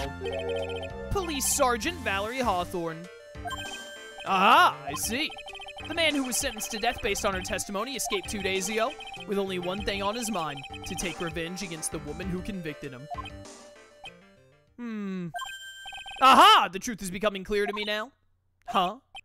Yes, yes. It's quite obvious the defendant is guilty. Dude, I hate Mia's objection voice. I feel like I feel like there could have been a better voice for her. Wait a minute, that's not right. At least hear the case before you decide on the outcome, Your Honor. Nah. Watch yourself, Miss Fey. I'm not sure I care for your word choice or your tone of voice. Oh no, not the finger wag. Young people these days simply don't know how to respect their elders. Why you? You're even younger than me, you hypocrite. Now then, Mr. Edgeworth, please call your first witness. I call the detective who was in charge of the initial investigation of the case. Gumshoe! Okay, Gumshoe does not look right without the green jacket. He does not look right without the green. The green is too iconic. Witness, state your name and occupation. Gumshoe, Dick Gumshoe. I'm the homicide detective in charge of the case, sir. Finally got promoted to the detective division half a year ago. Let's go, Gumshoe! I don't believe anyone asked you about that. Hey, ma'am, you got any idea how much work it takes? What is it? You're really gorgeous. Gumshoe! He recognizes. Excuse me? No, seriously, my heart is aching for you, Gumshoe. New OTP unlocked. Detective, pull yourself together and try to be professional. Otherwise, I'll write you up on contempt so quick that something other than your heart will ache. Okay, I got it. Now, Detective, tell us about the incident. Yes, sir, right away. The victim was Sergeant Valerie Hawthorne, a veteran on the police force. She was stabbed in the back with a knife and died from excessive blood loss. She was stabbed? How much is already stated in the autopsy report? The court would like to hear more details about the incident itself. Let me look at the court record before we go. Stabbed with a knife in the back, died from blood loss between 4 and 5 p.m. All right. Proof of my profession, it's brand new and sparkles in the light. My client, sentenced to death 5 years ago, escaped from custody 2 days ago. Police officer and the victim, the key witness in the case against Falls 5 years ago. Hotshot lawyer, my senior and rival at the office, a bit smug. Dubbed a genius as soon as he started as a prosecutor, today is his court debut. Homicide detective in charge of the initial investigation, still new to his position. Wait, does this mean that I'm gonna lose this case? Didn't Miles have a perfect record before I went up against him in the first game? Or was that just Von Karma? I don't remember. Yes, sir, I gotcha. Okay, let's take a look at this aerial map of the area here. All right, yeah, they're giving me all the evidence that I need. Oh my goodness, this is a complicated looking map. This is a sketch of Dusky Bridge, an old suspension bridge. What a great name. And the river that runs under there is Eagle River. The victim and the defendant met here on top of the bridge. After stabbing her in the back, the killer carried the victim back to his car. He was recaptured at a police checkpoint as he was trying to make his getaway, sir. I see. All right, bridge located 40 feet above Eagle River, all right. Was the victim's blood found on the bridge? The victim, Sergeant Valerie Hawthorne, was wearing a thick coat, sir. Unfortunately, no traces of blood were found on the bridge. Mr. Edgeworth, I warn you that I absolutely despise conjecture. If there was no blood on the bridge, then you have no proof that they even met there. Your Honor. Edgeworth's, like, hair is a little bit shorter here, too, isn't it? They did really good at making him look, like, significantly younger in this setup. If you would listen to the testimony we have prepared, I'm sure you'll be convinced. The two of them most certainly did meet on the bridge that day. This face makes this dude look so stupid. Why, Mr. Edgeworth, I'm not sure I like you wagging your finger at me as though I were some hoser. Hoser? Is this dude Canadian in the Japanese version too, Chad? Detective, proceed with your testimony. Yes, sir. Here we go, Mia. Hang on. Okay, now, listen carefully, kitten. One little mistake and this guy will drink you for morning tea. Trust me and get ready.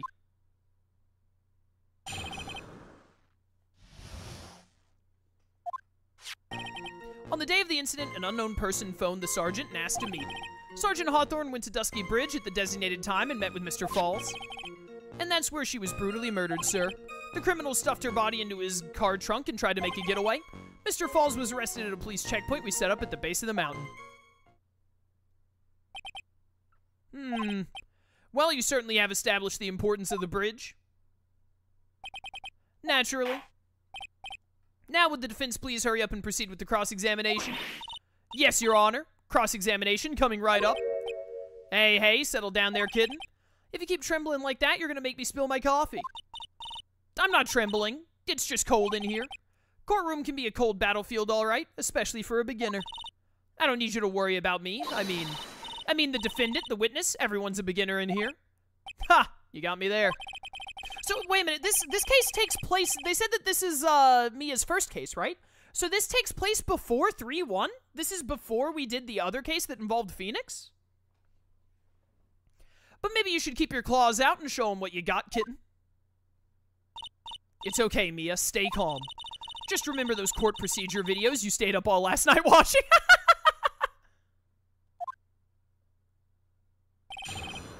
Summary of the incident. Dude, I love Gumshoe so much. He is the best character. Hold it! Hold it! This unknown person, you have no idea who it might be, right? Sorry, but I'm afraid I do. What? The one who called Sergeant Hawthorne was the defendant, Terry Falls. What? The defendant called her? Sergeant Hawthorne was a very thorough person, sir. She left a note about her phone call with Mr. Falls. A note? Yeah, a top secret memo that she left in her desk. Confidential police materials written by the victim. I need to read that. According to this note, it seems the one who called her to the bridge was indeed the defendant, Terry Falls. Whose bright idea was it to keep that note from me? Ha! Looks like the judge is even more sure of his verdict now. Listen up, never ask a question if you don't already know the answer. It's that detective's fault. He's the one that said unknown person. Hey now, don't make that face at me. I just said it that way because the prosecutor told me to. Was that a trap? With that cute face, I didn't expect him to be so sneaky. Hold up. I want to read this. February 14th, 1:21 p.m. Falls, 4:30 p.m. at that bridge. Wear white scarf for identification. Talk to Dahlia. Tell her this time the whole truth must come out. Oh, well. Dahlia's already been mentioned, eh? So, I think that probably Falls and Valerie are, like, both gonna be innocent somehow, and Dahlia, like, tricked them, or, like, set them up or something. Sergeant Hawthorne went to Dusky Bridge at the designated time and met with Mr. Falls. A bridge up in the mountains, but why meet there? Because it's a very important place to the defendant, that's why. What do you mean by that? If you remember, 5 years ago, the defendant kidnapped a young girl. He was chased onto a bridge, and it was there that he killed his hostage. And the place where all of this occurred is, of course, Dusky Bridge. The very place where Sergeant Hawthorne arrested and handcuffed Mr. Falls. Ha! Returning to the scene of the crime. How nostalgic. That's where she was brutally murdered, sir. Was the body of the victim discovered right away? Yeah, we were really on the ball. We found the criminal within 1 hour of the murder. It was great. We even got to say, don't move. We got you surrounded. Oh, shoot. Wait a second. Is there something weird about that? The location was a suspension bridge up in the mountains. So how'd they find out about the crime so quickly? Sergeant Hawthorne must have mentioned the phone call to someone else, right? Ha! If that's what had happened, then she wouldn't have been killed. She never mentioned the phone call for Mr. Falls, but she left a note on her desk about it. If only I had noticed it earlier, maybe she'd still be alive. I wonder why she didn't mention the phone call to anyone. Because Dahlia was setting her up! Mr. Falls had a car, then? Well, that bridge is way up in the mountains, ma'am. The defendant and the victim both went up there by car. I mean, how else, right? What? You mean the defendant drove his own car? No, of course not. It was stolen. He stole it from a young couple that had been waiting at a red light. Car thieves. I'm not sure how I feel about car thieves. What do you mean you're not sure? Is this guy sure about how he feels about anything? This is a photo of the stolen car's trunk. Okay, more important stuff. Well, yeah, this is definitely Valerie. Naturally, that's the body of Valerie Hawthorne in there. Whoa, that doesn't look too comfortable. Bum, bum, bum.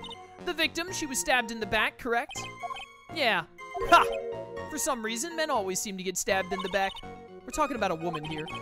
Can't tell from this photo, but the knife was stuck in her back nice and firm. The condition of the body when it was discovered is very important information. Detective, was there anything strange or noteworthy in the trunk of the car? Here's a photo of the trunk, but I don't see anything strange, do you? Anyway. So wait, push him on this. What did the defendant have to say about this photo? What he always says, ma'am. I didn't do it, I didn't do nothing. That's all he says. Nothing. I wouldn't say he did nothing. At the very least, we know he stole a car. It's just that's what he always says, Your Honor. And then he always says, sorry, I told a little lie. Or something like that. Well, in any case, it seems he was caught and arrested. Precisely. Alright. That certainly is some impressive police work. Well, no, actually, it was way too close for comfort. We set up that checkpoint just after 5 p.m. We figured that Mr. Falls might just try to run. What do you mean it was too close for comfort? The two of them arranged to meet at 4:30 p.m., and it takes approximately 30 minutes to go from the bridge to the checkpoint. That was kind of close. Any later, and Mr. Falls could have slipped right by. Listen up, kitten. There's a big trap waiting for you in that testimony. A trap? Walk into it carelessly, and it'll leave more than just a flesh wound. Fun, huh? No, it's not! Well, if you want to have any chance at all, you'd better get some more info. And if you're going to get caught in a trap, it's best to get caught early. You can always look for contradictions afterward. The ever-famous contradictions. Sure hope I can find some of those. Okay, so I have to present evidence here. What do I even have? Isn't Dahlia's last name also Hawthorne? Are Dahlia and Valerie related? I guess we'll find out. Still new to his position. Dubbed a genius. Today's court debut. Senior rival of the office. Police officer and the victim. Key witness in the case against Falls 5 years ago. My client, sentenced to death 5 years ago, escaped from custody 2 days ago. Okay. Okay. Wait, what's my normal evidence? Stabbed with a knife in the back. Died from blood loss between 4 and 5. Bridge located 40 feet above Eagle River. Confidential police materials written by the victim. 4:30 at that bridge. Wear white scarf for identification. Is she wearing a white scarf in the picture that you showed here? I don't see no white scarf. I'm definitely gonna save first, though. I'm a genius. There wasn't much evidence to look at, to be fair. I didn't have to think too hard. Witness! What is it? Do you have something to say, Miss Faye? I'm sorry, I totally forgot what I was gonna say. Mia, no! This is the first time I've ever had to actually address someone like that. Ugh, you should have practiced before coming to court. Honestly, Miss Faye, I'm not sure I like this. Ha! Say there, little kitten, want a piece of my coffee candy? Candy? Well, you're still too young to be drinking real coffee. She's 20. Or, no, she's older than 20. Come on, Mia, shake it off, you're a lawyer. Edgeworth is 20, and she says that she's older than that. Mia's like 22 or something in this. Detective? Yes, ma'am. This photo, you said there was nothing peculiar about it, is that correct? Yeah, that's what I said. Well then, I suggest you take another look at the note written by the victim. The note? It very clearly says wear white scarf for identification.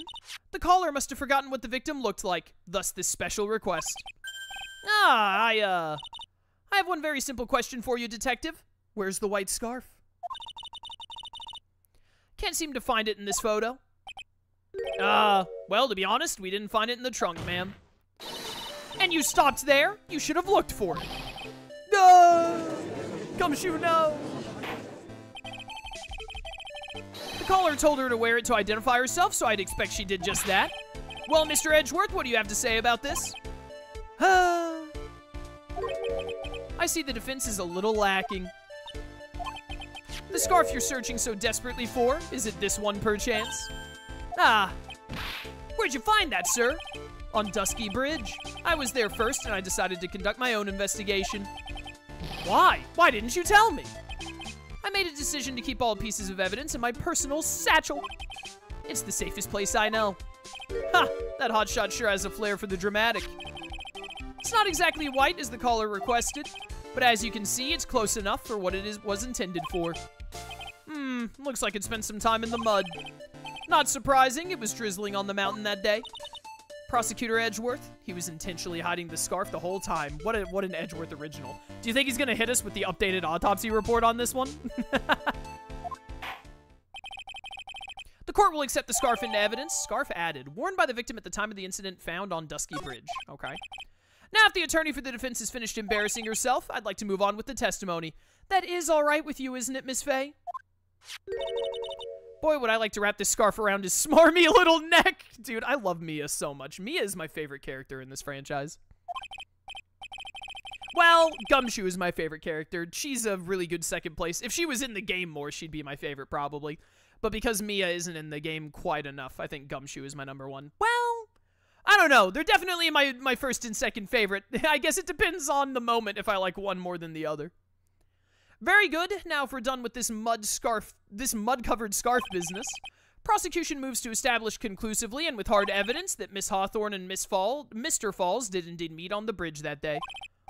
Further, we will show exactly what occurred there. That sounds quite promising. I can't wait to hear all about it. Everything is moving at his whim.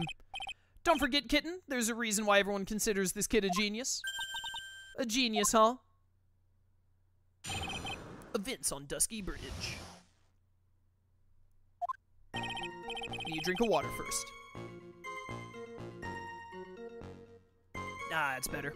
Actually, there was an eyewitness who was there when the incident took place. This photo was accidentally taken by the witness. It shows the Vic wearing the scarf, sir. It was drizzling that day, unfortunately. It's a little hard to see what's going on. Anyway, the criminal shoved the victim down from behind and stabbed her in the back, but they're facing each other. That must have been when the scarf fell off. Also, who is this other witness? Is it Dahlia? Looking at this photo, you really get the sense that this bridge is very high up. It's about a 40-foot drop from the bridge to the Eagle River down below. Mr. Edgeworth, who took this photo anyway? Let's just say that it was a well-intentioned third party. Okay, well, obviously, like, that shouldn't fly. You should have to identify them. But also, it's gotta be Dahlia. Aha! Potential witness. So why isn't this person in the courtroom? Well, they said they absolutely did not want to testify. Yeah, it's Dahlia. Person in question is very delicate, Your Honor. Okay, yet again, proving that it's Dahlia. Besides, as long as we have this photo, we see no reason to compel them to testify. I'm not sure how I feel about that. Seems to have been taken by the witness. So as you can see, Terry Falls had both the motive and the opportunity. I think it's quite clear at this point what happened on that bridge. Aha, the truth is becoming clear to me now. Huh? Yes, it's quite obvious. He's clearly guilty. Not again, that's not fair. I haven't even done my cross-examination yet. What do you mean, Alright, Gumshoe, let's do this. Best girl questioning best boy. Hold it! Who's this eyewitness? She's a college student. It's Dahlia, a female college student. That's right, meaning she's female and a college student, ma'am. She doesn't do well in front of other people, so I came to testify for her. Maybe so, but as the attorney for the defense, I have the right to cross-examine her. For the time being, we're not relying on the witness's statements, that is all. What is that supposed to mean? The prosecution has other, more decisive evidence. Our case doesn't rest on the vague testimony of a female college student. Female college student, now? It means she's female and a college student, sir. It's a gumshoe. If you absolutely must hear her testimony, you'll have to give us a good reason why. Grr. Please tell us about the more decisive evidence in question. This photo was accidentally taken by the witness. It shows the Vic wearing the scarf, sir. Hold it. The victim is wearing a scarf in that photo, all right. So about the witness who took this photo. What was this person doing all the way in the mountains? She was taking photos of wildflowers, apparently. There are many unusual types of flora on that mountain, Miss Faye. People in the area say it's because of the spirits that live there. Spirits? Now that you mention it, this photo, this cloudy fog-like thing, is it a ghost? I don't believe it. No, Your Honor, no, I don't think it's a ghost. But it might be female and a college student. It was drizzling that day. Drizzling, huh? That's right, there was a light rain coming down. The whole place was dreary. But not as dreary as the mood that's in this courtroom right now. Haha. Good one-liner, Gumshoe. Looks like a cold front just moved in. In any case. Point is that the area was quite damp. There was even some fog. I even slipped and fell while I was on the bridge. It was really something. Criminal shoved the victim down from behind and stabbed her in the back. Do I have the photo? Okay, yeah. So how did he push her down from behind? That doesn't make any sense. But let's present more first. Is that part of the witness's testimony as well? Of course it is. He pushed the victim hard in the back and she fell down right on her stomach. I remember that happening once myself. It was really brutal. Are you talking about seeing someone get pushed, or were you the one getting pushed? What does it mean that you pushed someone down like that once? With his mind-boggling tales and the way he said brutal, I wonder if he's Canadian. Ha! Save your nasty look for the right person. Take a look. Poor baby, the court record seems to have wet itself. Shut up. Watch where you spill your coffee. Court record, huh? Okay, yeah, this is obviously where I'm supposed to present evidence. Let's do this first. So in other words, there was a struggle between the criminal and the victim, huh? That's what the witness said. Well, it looks like she didn't remember about the scarf. But from what she said, it sounded like a pretty violent fight, ma'am. The area was wet from rain. The bridge was probably wet too, which would explain why the scarf was all covered in mud. But there's something about this testimony that's still bothering me. Talk about a surprise. I had no idea there was a photo. So what do? You really still believe him? Mr. Crybaby, I mean? Of course I do. Ha! Some little kitten believes in fairy tales, huh? In that case, the answer is obvious. If what you believe is the truth, then that means that somewhere hidden in that testimony is a contradiction. One huge contradiction waiting to be discovered. That's your chance. Shove the victim down from behind. Doesn't add up. Objection! Objection! The music didn't stop? Really? This evidence establishes that the victim is lying, right? Don't ask me to confirm your facts. Sorry, it's my first time handling a case. Let's make it a memorable occasion worth a penalty. What?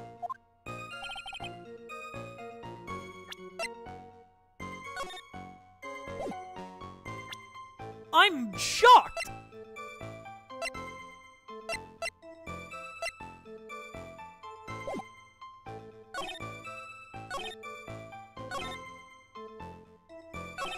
like, actually shocked. Yeah, there she is wearing the scarf, but, like, how is this?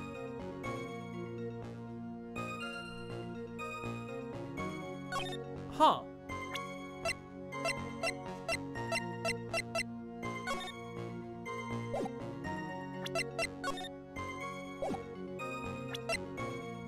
Wow, I'm like actually stumped. I was so sure that that was it. Run me through this again. Part of the witness's testimony. Of course it is. He pushed the victim down hard in the back and she fell right on her stomach. I remember that happening once myself. It was brutal. Yada yada Canadian. Save your nasty look for the right person. Take a look. Poor baby. The court record seems to have wet itself. Watch where you spill your coffee. Court record, huh? How is it?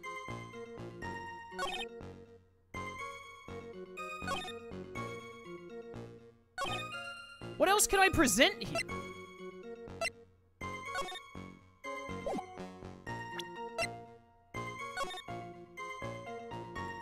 Talk to Dahlia, tell her this time the whole truth must come out.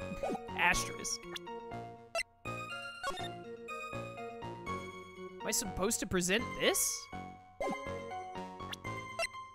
I better save.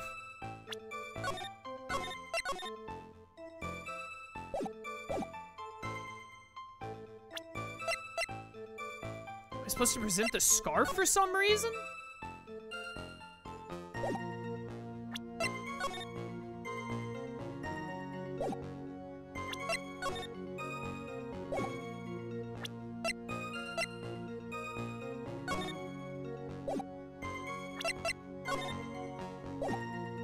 I have no idea. Maybe this isn't what I'm supposed to catch him on a contradiction for?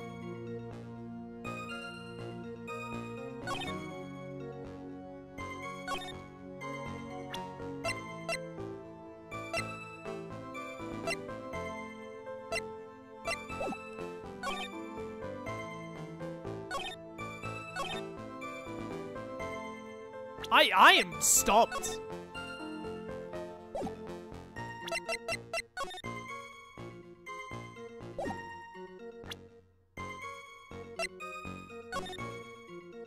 Like, legitimately stumped. I have no idea.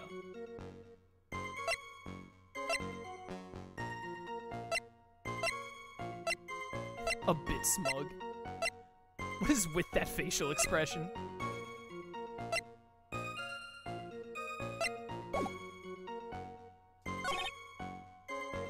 I don't want to be stuck here forever. Chat, what am, like, give me a hint. What am I missing here?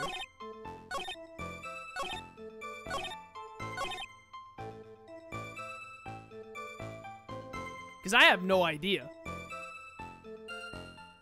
And I really want to finish this game before July.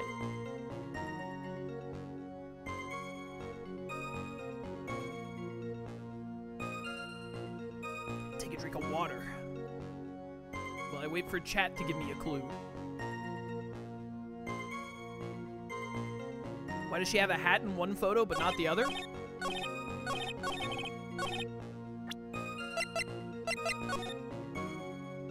I guess her hat must have fallen off when she was pushed down. Is that the contradiction? Am I supposed to, like, present this photo to this one? That seems really random. Did I save the game? May as well save the game and try.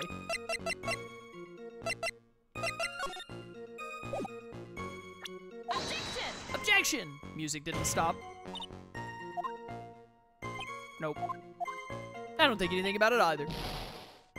We don't have a problem, but we do have a penalty. Load.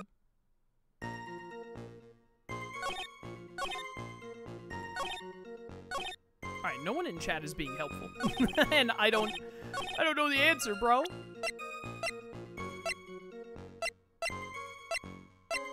I can't believe that it's not just, like, hey, they're face to face. I genuinely think you were right and somehow presented on the wrong thing. I presented on this, didn't I? Am I supposed to present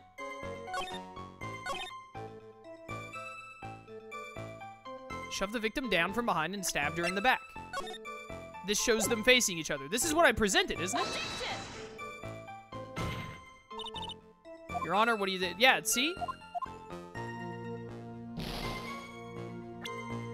Load.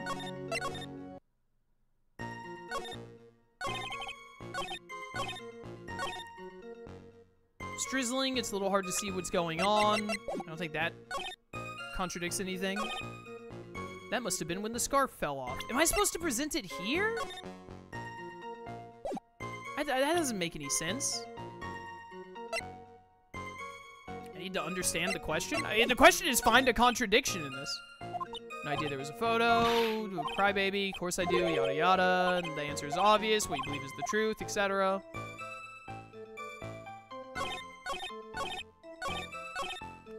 Bro, I'm actually gonna look it up because I have no idea and I really want to, like, make progress today. What is this? Is this 3-4? This is 3-4. Ace, attorney, 3-4, guide.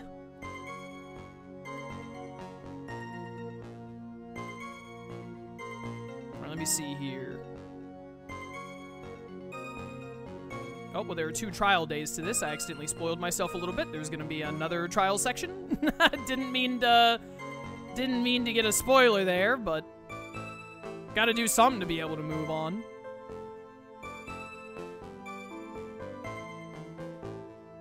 All right, let me see here.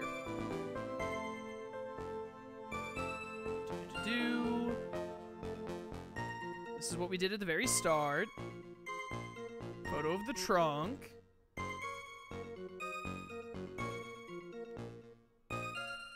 Present crime photo to the statement, anyway, the criminal shoved the victim down from behind and stabbed her in the back.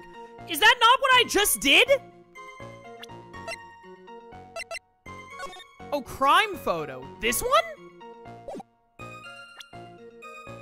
Why? But how is this one the one that contradicts it and not this one? Or, wait, why does this one contradict it and not this one? Objection! Objection? At the time of the crime, there was a light drizzle coming down, correct? Yeah, and fog too, just a generally soggy atmosphere. Does it not show rain? Evidence that doesn't go with the soggy atmosphere? What? Because there's not rain in this picture. Huh. Alright, fair enough. I mean, like, I don't think that that's a bad reasoning. I just think that the whole how did he stab her in the back when they were facing each other thing is a way more important contradiction, personally. I have evidence that doesn't go with the soggy atmosphere, but this is a photo of the victim's body that was found in the car trunk. Considering the conditions at the scene of the crime, something isn't right. Well, by all means, please enlighten us as to what isn't right. What is it about this photo in the trunk that doesn't fit the conditions?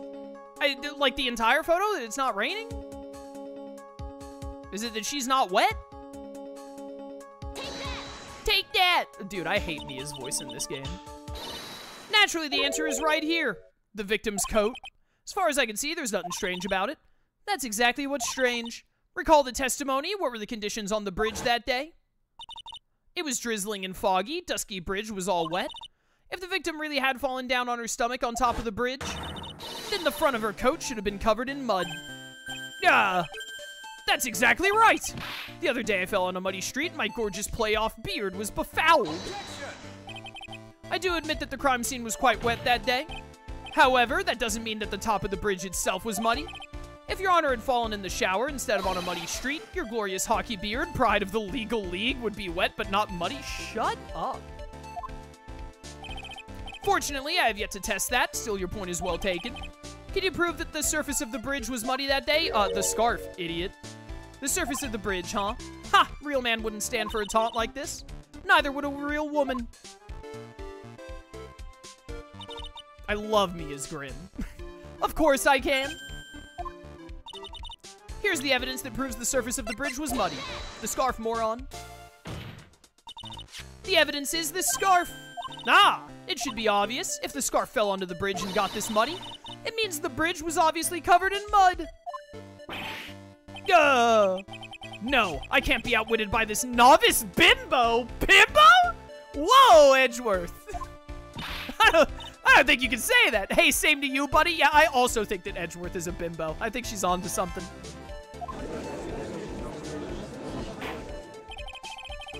Miss Faye's assertion makes perfect sense to me. I do admit that there appears to be a contradiction between the condition of the victim's coat and her scarf. However, the real question is, why is there a contradiction? Huh? For every contradiction, there exists an explanation. Let's look at what the explanation in this case may be, shall we? Alright, it's not like he's really giving me a choice here. Ha! You're doing pretty well for a little kitten. Mr. Armando, no matter what he says, a contradiction always comes down to a lie. It's either the victim discovered in the trunk, the witness's photo showing the defendant and the victim, or the witness's testimony that stated she saw the moment of the murder. Just relax and think it over. It's pretty simple, isn't it? The false evidence, it's one of those three. One of those three. I think that her being in the trunk being the lie makes the most sense. But if we say that it's the witness's testimony, then we get to examine Dahlia, right? What you said just now, I'm not sure I like that. That wasn't me, Your Honor. It was the coffee aficionado over here that said it. This court is not in the habit of accepting false evidence, you know. Blame it on him, Your Honor. He's the one trying to slip false evidence into court. But we won't let him. We'll expose his evidence as the flimsy scam it really is. Yes, the false evidence in the case is the... I mean... How would you fake the body being in the trunk? Like, what would they have done? They would have, like, changed her out of the muddy clothes and put her in dry ones? Why? To what end? I just want to be able to cross-examine Dahlia. It's a no-brainer. Obviously, it's the witness that's suspicious. During his earlier testimony, the detective pointed out a crucial fact. Oh, no, wait, no. I didn't want to say that the Gumshoe was sus. I wanted to say that Dahlia was. The criminal shoved the victim down from behind and stabbed her in the back. Now, is that testimony exactly what the witness claims to have seen? Yeah, that's what the witness told us. That testimony is filled with holes. After all, the victim's coat isn't dirty at all. That's true. Ha! It's not just true, it's the truth. If there was a truly decisive witness in this case, I'm certain that boy wonder over there would have called them in the first place. Your Honor, the defense requests to cross-examine the witness, the eyewitness. The testimony presented so far is not only vague, but contradictory as well. Well, Mr. Edgeworth, it appears that we'll need to hear from your mystery witness after all. You should brace yourself for the brutal truth. Your Honor, the prosecution has no intention of hiding the witness from the court. We're prepared to present our witness at any time. Very well. Please bring forth your witness at this time. What Mr. Edgeworth said kind of worries me. What does he mean by the brutal truth? You'll get him, best girl, don't worry. It's obvious that wasn't Valerie Hawthorne in the trunk. It was El Tigre. So true. It was the phony Phoenix faking out another murder. Now let's proceed with the testimony. Mr. Edgeworth, please go right ahead. Thank you, Your Honor. The prosecution summons the woman who saw the events that day with her very own eyes. This is it, Mia. The battle begins here. Witness, what is your name and occupation? Well. Who could have predicted an outcome like this? Who let the butterflies in here? Everyone's so silent, I can hear their hearts going pitter-patter. When I look at you, how can I put it? I don't understand how these dudes are like, oh my goodness, she's so precious and beautiful and all. And it's like hard to disbelieve her, and they don't like fall head over heels for Mia. Mia is way more attractive than Dahlia. I don't even think Dahlia is like that pretty. Mainly her hairstyle. Look at how stupid her hair looks. You look as scrumptious as a double-double in a dozen donut holes? Shut up! Feel like I want to hurry up and hand down a verdict just to have a bite. Hey, not so fast. As I said before, This witness is very sensitive and delicate. I'm gonna punch her. I would ask the court to please exercise care when addressing her. Yes, indeed. Thank you, Mr. Edgeworth. You're a true gentleman. Miss Faye, you could learn a lot from this man. If he's such a gentleman, he sure doesn't act like one to me. Sir? Yes, my dear. This is my first time, so I'm sure I'll make a lot of mistakes. Anyway, I just wanted to say I'm sorry for all the trouble I might cause. Not at all. It's no trouble at all. Now then, may we please have your name and occupation? My name is, Melissa Foster. Okay, liar. This isn't even a spoiler that I know your name is Dahlia, because we at 3-1 already told us your name. I'm a college student, a freshman in the literature department. Really? You're not fact-checking? You're not checking her for ID? You were on the scene when the unfortunate event occurred, correct? And you were the one who took this photo, is that accurate? No! How can you be so mean? Now see here, what are you doing shoving that in her face like that? Huh? But it's just a photograph, it's not like it's something dangerous. Every time it does make me laugh, though. Next time I'll be forced to penalize you. Shut up! I don't like the turn this is taken. Is she staring at me? And you would be? Huh? I'm the defense attorney. My name is Mia Faye. I see. So you are. Okay, that's sus. Now then, young lady, could you please give us your testimony? Yes, Your Honor, I'll do my best.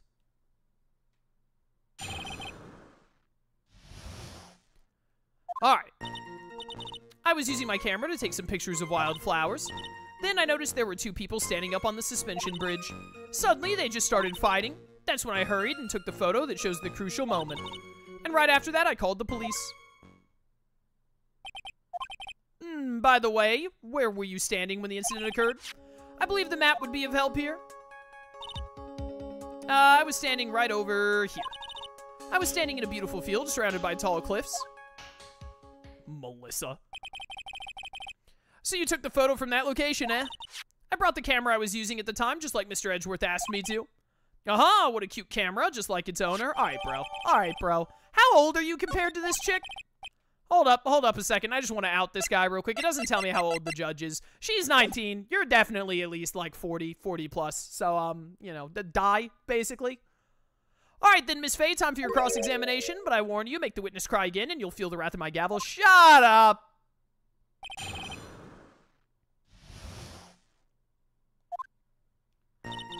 All right. Hit me with a save, first of all, in case this actually does penalize me for pushing.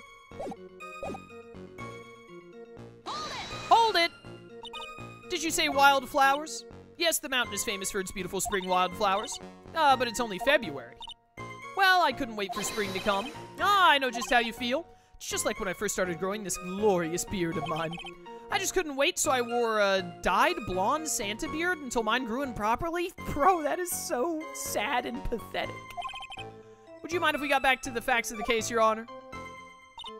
Notice there were two people on the suspension bridge. Hold it! Was there anything strange about the two of them? I'm a bad girl, I know I am. It looked like they were having a really serious conversation up there, so I decided to watch them like some kind of peeping Tom. No, not at all. Everyone is like that. I love watching other people fight too. In fact, I can't get enough of it. Actually, that's why I took this job in the first place. Too much info, Your Honor. In any case, it's perfectly natural for you to have kept watching them, especially dressed as they were. Well, anyway, I was watching them very closely. Suddenly, they started kung fu fighting. Were they fast as lightning? Do you have any idea what they were fighting about? No, I have no idea. Why do you ask? I just thought that maybe you overheard what they said.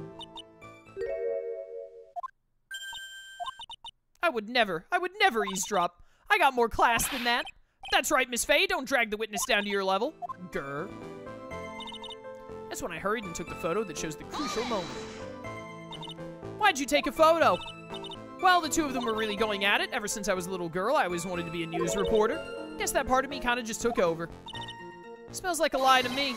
Yes, I understand completely. Even now, I can't completely abandon my boyhood dreams. Still use my grandson to test my comedy routines on. So you wanted to be a comedian, huh? Not that it has any bearing on this. All I could do was use my camera, so I took the photo of the crucial moment and gave it to the police. And right after that, I called the police. All right, hold it. You called the police. Yes, because it looked to me like the murderer was going to try to escape. We were already moving before the call even came in. Thanks to the victim's note, we had already started our operation. That was certainly tough luck for the criminal, eh? If Terry Falls isn't the criminal, then there must be something strange in that girl's testimony. Be careful, kitten. That girl has the judge wrapped right around her little finger. You're gonna have a tough time poking holes in that testimony of hers. You're gonna have to come up with something really good, Mia. What do I have in evidence? Melissa Foster took the witness's photo with this, a small but powerful model. The witness's photo. You look really close to the bridge in this picture. Does this match up with where you said you were? It probably does. Talk to Dahlia, tell her this time the whole truth must come out, yada yada.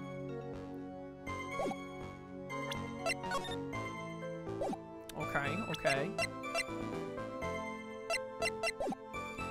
Take some pictures of wildflowers, knows there were two people on the bridge, they started fighting, that's when I hurried and took the photo that shows the crucial moment. Right after that, I called the police. Using the criminal, there must be something strange in the testimony, judge wrapped around the finger.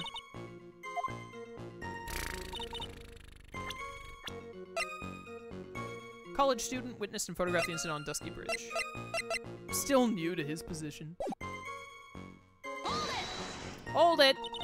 Did you say wildflowers? Yada yada. Spring wildflowers, but it's only February, etc.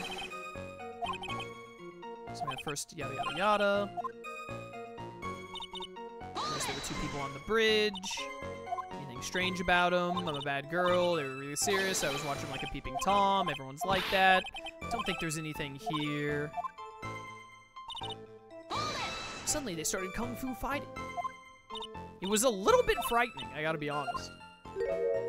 Overheard what they said. I would never eavesdrop. I got more class than that. Don't drag the witness to your level. Why did you take a photo? Well, the two of them were really going at it. Yada yada. Smells like... Okay, smells like a lie to me. So I think it wants me to push on that one. That's the only one... Let me double check this last one. That's the only one where Mia is like, there's something fishy here. Victim's note. Terry Falls isn't the criminal. Must be something going on here. Yada yada. That's when I hurried and took the photo that shows the crucial moment. It's gotta be something going on here.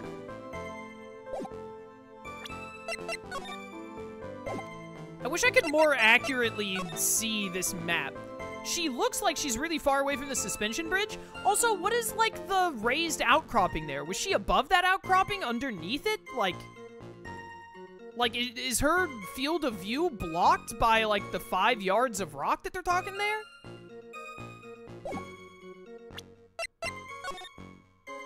I don't think the crime photo does anything here. You were, like, right up on them in this picture. You are so close. You should be able to hear them. Because, yeah, look, on the left side, you're, like, right next to the rock.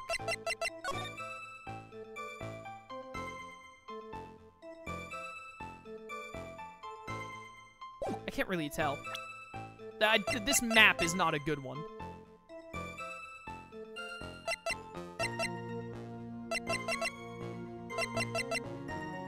I don't know if I should present the Dusky Bridge map or if I should present the witness photo. But I think it's gotta be, this has gotta be the one that I'm supposed to present on because it's the one that Mia says is a lie. Like, the scarf doesn't do anything here, I don't think. I don't think the camera would. The autopsy report doesn't. What if I showed my attorney's badge? The victim's note doesn't, so it's gotta be like, we're lucky that there's so little evidence here that I can kind of, like, process of elimination it. It's gotta be the bridge map or the witness's photo. Because I think she's just lying about how close to the bridge she is. Hey, we'll just start with this one and then do the other one if I'm wrong. The music stopped. I got the 50-50. Let's go. Witness, when you said you took a photo of the crucial moment, is this what you meant? All I can see in this photo are two people facing each other. You testified that you saw the two of them starting to fight. Oh, I didn't even think about that. Okay, that makes a lot more sense. Normally, that's the kind of thing we would refer to as a crucial moment. Why haven't you presented a photo like that? Well, you see, the photo we presented was the only one there was. But if you really wanted to capture the crucial moment, then what happened next? You must have taken a photo of it. Well, he's from The Simpsons, I guess. My apologies, young lady, but Miss Faye's assertion is not without a certain amount of merit. He can certainly downplay a situation, can he? I'm sorry, I'm a very bad girl. I used it all up, the film, I mean. You ran out of film? This photo was the last one. What? Unfortunately, that is the truth. I personally examined all the photographs she took that day. All the other photos are of the witness herself playing among the wildflowers. The witness herself? Then who took the photos? Well, you see, my camera has a timer feature built into it. So you took photos of yourself. I remember taking some photos of myself once, too. Please, no details. Seems that Miss Faye's assertion was not so decisive after all. Wait just a minute. Well, if she had no film left, she couldn't very well take more pictures, eh? Miss Foster, perhaps then you could tell us about a different sort of photo. Photos of the incident that you took with your very own eyes. Mr. Edgeworth, you're quite the poet. Very well then, let's get back to the cross-examination. Let's hear your thoughts on the fight that you witnessed. Yes, Mr. Judge. Boy, this guy is really a sucker for sweet talk. Ha! Looks like the other kitten in the room is the one that's getting all the attention. Yeah, it's sickening. I was using my camera to take some pictures of wild... Oh, wait, is this the same testimony?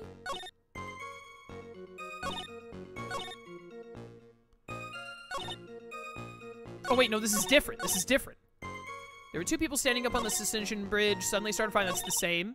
Victim turned around and tried to run away, but she only got about 10 yards before she was stabbed in the back. I don't think that makes sense, actually. Because isn't she on the wrong side of the bridge to run? Based on where this picture is taken from, Terry is the one who's near the car. If Valerie turned and tried to run away, she would fall through the broken bridge. That doesn't, like, add up. She only got about 10 yards before she was stabbed in the back. I don't think there's even 10 yards worth of running she can do. Hold it! Hold it! Also, how did you denote 10 yards? Like, how could you even tell? The victim, why do you think she tried to run away? With her police training, she certainly knew better than to turn her back on a criminal. This was a large, powerful man with a knife.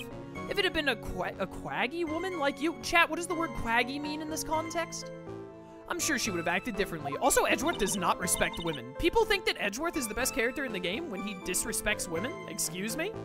How could you like Edgeworth over Gumshoe? Let's be honest. Quaggy just means weak? Ah, I see. Quaggy, why you? If it had been me, I probably would have jumped into the river. Still something wrong with this testimony. She only got about 10 yards before she was stabbed in the back. So you're saying Sergeant I pressed X twice. Sergeant Hawthorne did something? Well, it's a narrow bridge and it was swaying back and forth. If you ask me, both of them were in danger of falling off. I only wish I could have done something to help her.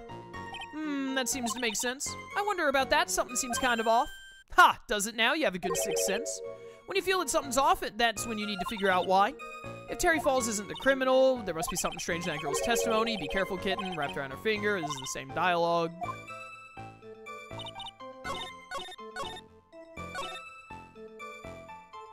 I'm gonna save. She only got about 10 yards before she was stabbed in the back. I don't think that she could have run 10 yards here, to be honest. I also don't, like, turning and running away, she wouldn't have been able to get anywhere. I think I'm at a 50-50 again. I'm gonna go with this one first, and then the other one if I'm wrong. Dude, I am so good at coin flips, chat. I am so good at coin flips. 100% of the time, I win them 50% of the time. Witness, your testimony is a joke. Huh? What? But I just... Miss Faye, I thought I warned you not to make the witness cry. I'm gonna make you all cry by the end of this. Dude, this image of Mia right here is so good. I love the smirk. It's so good. One short testimony and two bad contradictions. There's no possible excuse. You say there were two contradictions? It's simple. Take a look at the diagram of the area. I love someone in chat saying Edgeworth is a baby in this one. He doesn't know how to respect women yet. It's simple. Just take a look at the diagram of the area. According to her testimony, the two of them were in the middle of the bridge. I don't remember her saying they were in the middle of the bridge, but whatever. But if they were and the victim had turned around and tried to run, well then, she would have hit a dead end.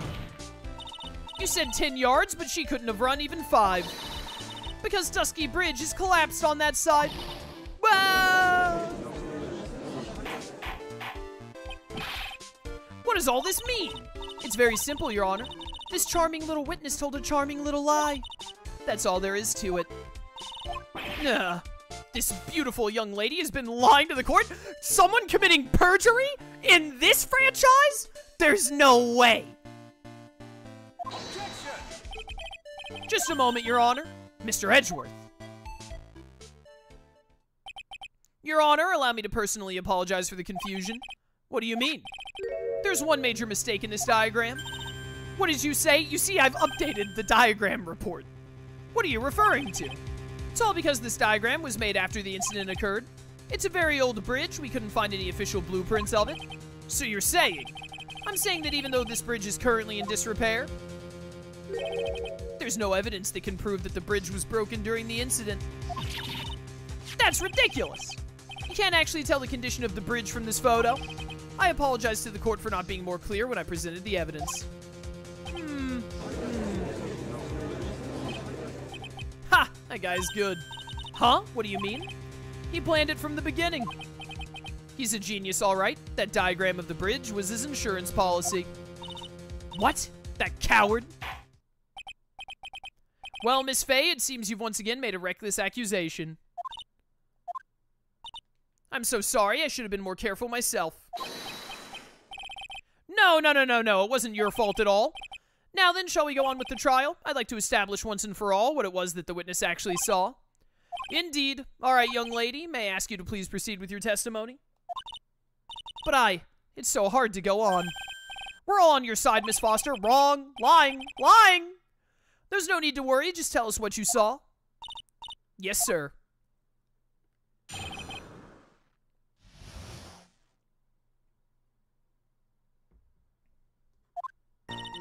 After he stabbed her in the back, he quickly picked her up in his arms.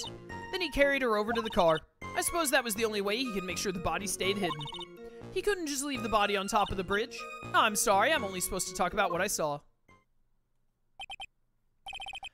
Witnessing such violence must have been difficult. Yes, sir, I'm still shaken up. Shut up. If he accepts this testimony as it is, we're finished. Don't say that.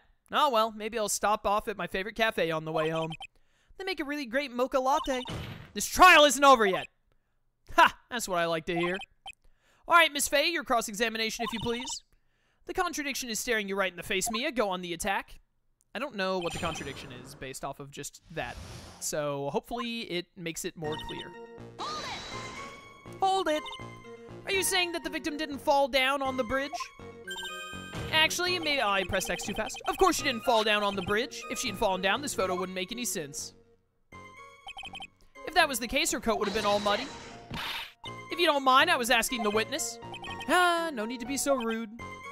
Well, young lady, of course she didn't fall down. The man in the prison uniform grabbed her before she could. Ha! We're one step too slow. And then what did the defendant do after that? Then he carried her over to the car. You personally witnessed that? Yes. Did anything strange happen when he did that? Well, I don't know if you'd call it strange or not, but that's when the victim's scarf fell off. Ah, you mean this scarf? Her words match what we found at the scene. I don't see any problem. Suppose that was the only way he could make sure the body stayed hidden. You mean the defendant carried the body all by himself? Yes. Considering the size of the defendant, I don't think it would be difficult. Yes, but let's remember they were on a narrow bridge that was ready to collapse. Is it even possible for him to have carried a dead body on a bridge like that? Well, the fact of the matter is that he did.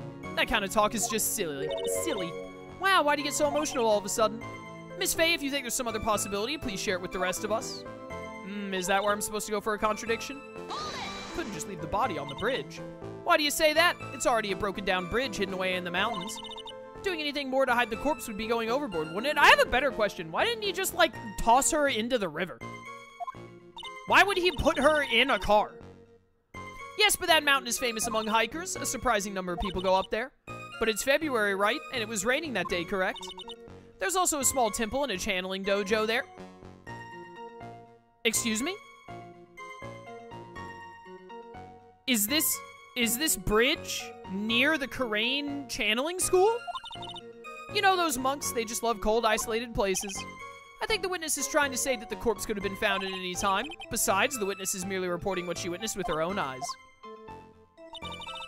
Didn't they say earlier that, like, the rapids of the river are impossible or whatever?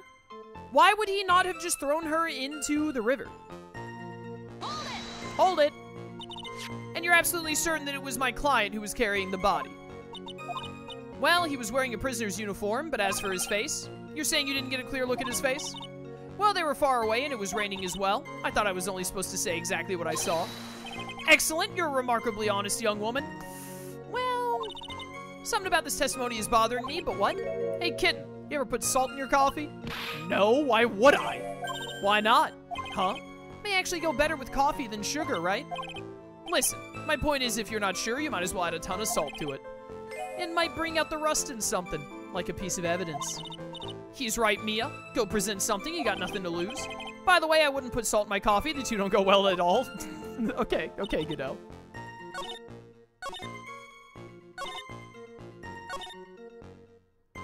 I don't like this sentence. That was the only way he could make sure the body stayed hidden. Is this the one that Mia said sounded weird? Carry it all by himself. Yes, yada yada. Size of the defendant, I don't think it'd be difficult. Let's remember there was a really narrow bridge. Even possible to carry him like that. Well, the fact of the matter is that he did. That kind of talk is just silly. Why do you get so emotional? Yeah, that's the one that Edgeworth freaks out on. He couldn't just leave the body on top of the bridge. This is the one that Mia said was weird? Why do you say that? It's already a broken down bridge in the mountains. Doing a more to hide a corpse would be going overboard. And the mountain is among hikers. Yada yada. It's February. Channeling dojo. Yada yada. Okay, I think it's one of these two sentences. He couldn't just leave the body on top of the bridge. Suppose the only way he could make sure the body stayed hidden. That doesn't make any sense, because the best way to make sure that that body stayed hidden was to throw it into the Eagle River, which they said was, like, super, like, fast. Didn't they say that they literally had not been able to find the other body that he supposedly killed in the Eagle River? I think I got your number. I am so smart. I gotta make up for screwing up the not noticing the rain picture thing earlier. A killer not wanting his victim to be found, I can understand that. However, the idea of moving the body for that purpose is clearly odd. There was a much easier way to make sure the body wasn't found. Well, what is it? Take another look at the map of the area and you'll see how. How many times am I gonna have to present this map? This is like the third time, isn't it? There's a river right below the bridge. Earlier, Mr. Edgeworth pointed out something interesting about the river. For those who are not aware, Eagle River is well known for its powerful current. Most bodies that fall in are never recovered. Yeah, I actually remembered him saying that. In the kidnapping case 5 years ago, the victim's body was carried away and never found. If 10 murders were to occur at that same spot above the Eagle River, you can bet your boots that every other killer would have tossed the body in the water. Order! Order! I need my Tim Hortons! Where's my cup of joe? I'm not sure if I care for the way you put that, Miss Faye, but I must admit it does seem odd to have not thrown the body into the river. Oh, well, Mr. Edgeworth? Ah, how sad. Perhaps Miss Faye would do well to try taking a dip in the river herself. After all, you claim to be such an expert in the ways of nature. What are you talking about? My point is that no matter how odd you may find the killer's method of body disposal, the fact is that this is what the killer did. None of your arguments have anything to do with what the witness saw. Quite true. Miss Faye, it seems that your assertion is without merit after all. But what the witness claims to have seen is totally ridiculous. Surely you can't deny that the body was found in the trunk of the car. That's certainly consistent with what the witness has told us. Please, witness, go on with your testimony. I'll try. All you have to do is tell us only what you saw. Otherwise, the mean lady might yell at you again. The mean lady. Who is he talking about? All right, I'll do my best. After he stabbed her in the back, he quickly picked her up in his arms, then he carried her to the car. The killer broke into the trunk of the stolen car and hid the body there. Broke into it? He couldn't just leave the body on top of the bridge. I'm sorry, I'm only supposed to talk about what I saw. Okay, wait, this is different than this is all repeat, right? Other than that. This is the only new thing that you've said? What's up with this? What did the man do then? Well, naturally, he got in the car and was about to flee. That's when I came to my senses. I said to myself, you have to call the police. And so that's when you called the police. You're sure that you saw all that with your own eyes? Yes, I'm 100% certain.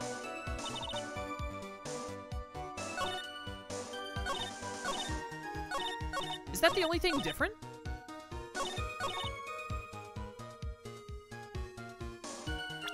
What can I present against this?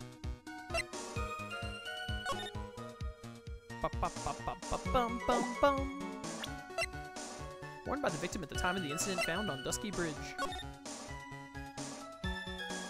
He definitely did break into it because I didn't notice it first, but look at the top where the trunks, whatchamacallit is. He busted that. That looks very broken.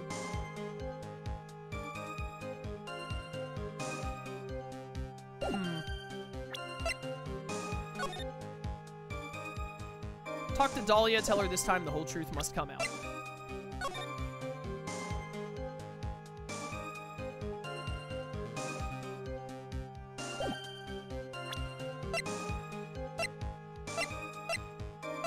I mean, I know you're lying, but I don't know how to prove it. You saying the victim didn't fall down on the bridge is repeat dialogue, yada yada. Objection! Bum bum bum. Hold it! Wait, this is also the same. Personally witnessed, yes. Anything strange happened? Don't know if you call it strange. The victim's scarf fell. You mean this scarf? Yada yada. Hold it! Hold it! Why do you say that? It's already a broken down bridge hidden away in the mountains. Corpse, hikers, yada yada. It's February and raining. There's a small temple at a channeling dojo. You know, those monks. What is merely reporting what you witnessed with their own eyes? Yada yada. Hold it! You're absolutely certain that it was Terry Falls. He was wearing a prisoner's uniform. You didn't get a clear look at his face. They were far away and it was raining. I can only say exactly what I saw. Remarkably honest. Ever put salt in coffee? Why would I? May actually go better than sugar. Point is, you might as well try. Don't present something, you got nothing to lose. By the way, I wouldn't put salt in my coffee. The two don't go well at all. It has to be this one because this is the only one that's new, but I don't know what they want me to present here. Killer broke into the trunk of the stolen car and hid the body in there.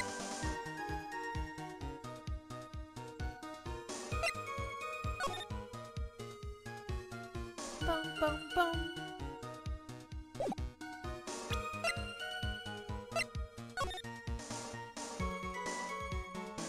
I mean, that matches that she broke in. There's nothing we can do with that, I'm pretty sure. I don't think there's anything...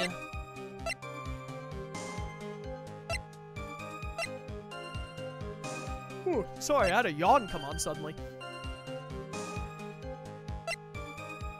I don't think there's anything I can present on any of these.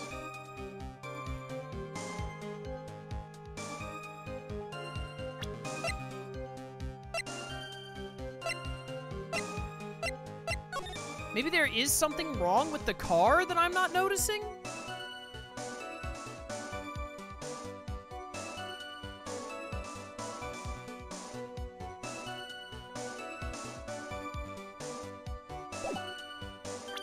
I had to throw something at the wall eventually. Music didn't stop. I'm a fool!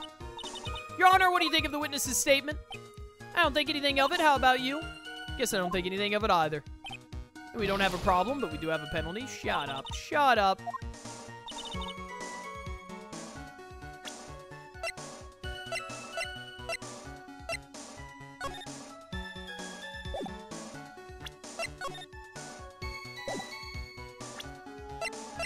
Is it that you, like, couldn't see the car from where you were or something? Objection! Ah, there we go. Well, Miss Foster, it looks like you've done it this time. Done what? Made a crucial mistake. A crucial mistake? Like what, Miss Faye?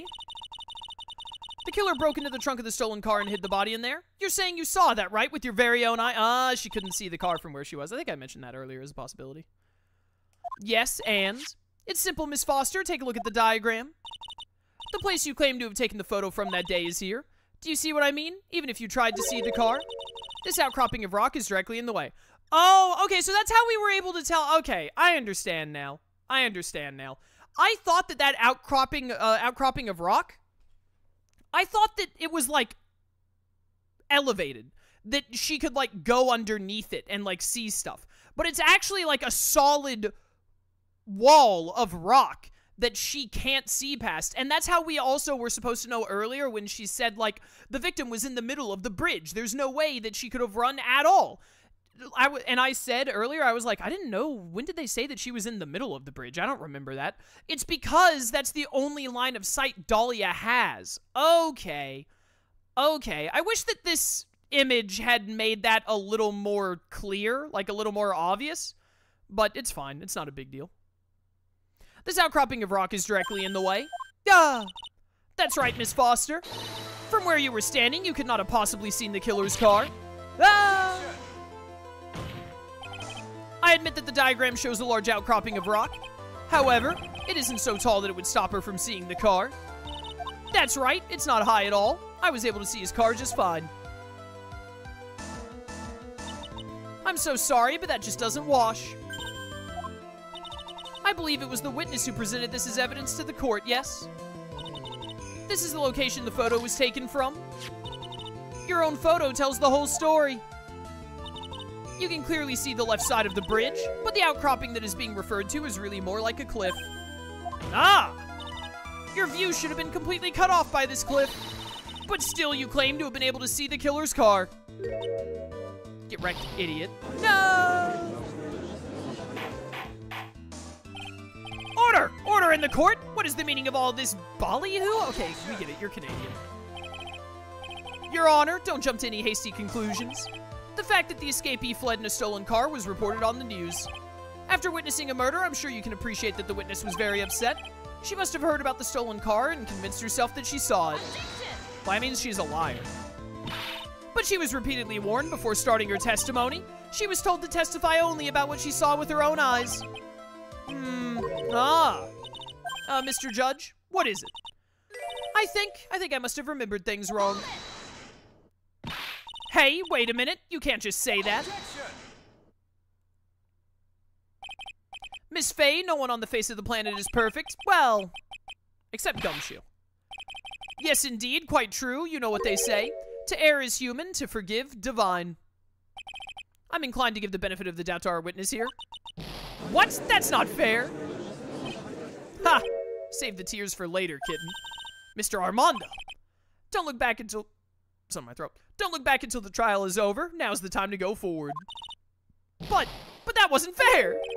Okay, kitten, you need to relax. Then you need to remember. The other kitten's testimony. Killer broke into the trunk of the stolen car and hid the body in there. So tell me, how'd she know that? How'd she know that he broke into the trunk? Aha! Well, Miss Foster, until you can explain how you knew that, you're gonna have a lot of very suspicious people on this side of the courtroom. Well, witness? Well, I'm certain that he broke into the trunk because there were marks left on the trunk lid. I'm certain they were scratch marks from when he broke into it. What? Let me see that photo. It's true, these certainly look like scratch marks around the keyhole. Did she see this photo? How did she know that?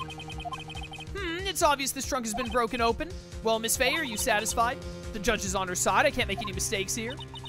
What she just said, is there a contradiction somewhere? So I'm gonna save, obviously. I don't buy it, though, because how did she shouldn't have known that. Melissa Foster, looks like you finally betrayed yourself. What? You said you were in a field taking photos of wildflowers. But even so, you knew about the scratches. The question is when? When did you get a chance to see those scratches? Finally, I finally got her. Ha! I'm getting pretty tired of waiting over here. Perhaps it would be faster if Miss Faye explained herself. Your Honor, there's only one possible explanation. The reason the witness had seen the scratches was... I think she's the one who did it. I mean, I know Dahlia is evil. So she must be the one who did it. There's only one way that the witness had the chance to see those scratches. Yes, what is it? Naturally, when she opened the trunk and stuffed the corpse in herself. The person who really hid the body in the trunk of that car was Melissa Foster. It was you that did it, wasn't it? Dahlia Hawthorne, actually. That's ridiculous, I could never. It was the man in the prison garb, he's the one that... I don't think so, Miss Foster. If Mr. Falls had been the one to put the corpse in the trunk, he would have simply used the car key. There was no need to break it open. But he stole the car. He stole it from a young couple that had been waiting at a red light, which means that the key would have still been in the ignition. Ah, I see. Thank you for telling us about the scratches, Miss Foster. Without that, we never would have uncovered the truth. Then it couldn't have been Mr. Falls that put the body in the trunk. No! Preposterous! To even suggest that the witness put the body in there? If that were true, then how do you explain the photo that she took? The corpse could only have been put in the trunk when the incident occurred. And we already know that at the time she was taking photographs. That camera has a timer on it. Now's your chance, Mia. Finish this thing. On the contrary, I'm not so certain about that anymore, Mr. Edgeworth. There's no need to think too deeply about it. What I'm saying is the shutter for this may not have been pushed by Miss Foster herself. Yeah, it has a timer function, you idiot. Let's take another look at this camera and see what features it has, shall we? It has a timer built into it, even a mini tripod. Why, it's almost as if she had brought this camera just to take this picture. Objection! What are you trying to say then, Miss Faye? That when the crime occurred, Miss Foster wasn't in the field as she claimed? Well, if she really did use the camera's auto timer, then the answer is yes, she was somewhere else. Exactly, she was not in the field. Would the defense please explain further? Listen, this is a crucial point. Where was Miss Foster when the incident occurred? In answering that question, we'll also make clear Miss Foster's true identity. Well then, please answer this question. Where was Melissa Foster when the incident on the bridge occurred? Dahlia is the villain, so she had to have been here, and she's the one who stabbed her. Right? Like, the other option is she was over waiting at the car, but that would mean that Terry killed Valerie, because he would have been the one to kill her, and then he brought her over, and then Dahlia put her in the car. And I don't buy that. I think that Dahlia murdered her, so Dahlia had to be on the bridge with her. Naturally, the witness was right here. But that's where the victim, Miss Hawthorne, was standing. Oh wait, but then how did the picture happen? Order, Miss Faye, what on earth? Your Honor, if I may. After parting with the victim on the bridge, the defendant fled by car. But this would mean that there was no time to put the victim in the trunk. In other words, if someone put the body in the trunk, it could only have been before the defendant met the victim. Oh! Did Dahlia kill Valerie? But yeah, this is an awful picture of Valerie, and she's wearing a hat. Did Dahlia kill Valerie ahead of time? Pretend to be Valerie? To trick Terry here and have the picture taken of herself? Is that what's happening here?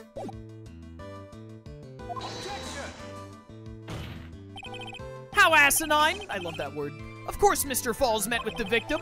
The only person with the opportunity to have put the victim in the trunk is the same man that killed her, Terry Falls.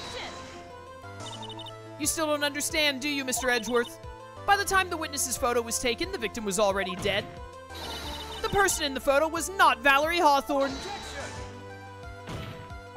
What? I've never heard anything more ridiculous in my entire life. Then who exactly is the victim in this photo? It's obvious, isn't it? It's your own witness. What? It's the only possible explanation. The woman... Dude, if you look at the scarf, actually, I was just thinking, like, isn't Dahlia's hair longer than Valerie's? But the way the scarf is set and all, it could actually hide how long her hair is. The woman that Mr. Falls met on the bridge that day was not Valerie Hawthorne. It was you, Melissa Foster. Me? Let's remember that it was raining and foggy on the mountain that day. Mr. Falls himself believed that the woman in front of him was Valerie Hawthorne. But the defendant knew Valerie Hawthorne very well. After all, she was the woman whose testimony helped get him convicted. That's a lie. He asked her to put on a scarf. But since then, my client has spent 5 hard years in a federal penitentiary. He couldn't remember exactly what she looked like anymore. You're just making this up as you go along. Where's your proof, you dumb idiot? This is the easiest hit of all time. I've got it all right here. This piece of evidence will blow the case wide open.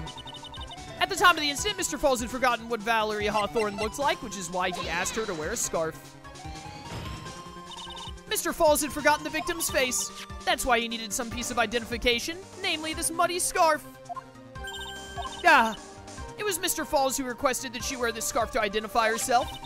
That's already been proven by the note the victim left. In other words, as long as you were wearing a scarf like he asked, anyone could have pretended to be Valerie Hawthorne. Well, what do you have to say to that, Melissa Foster? No. No. She died? She's dead?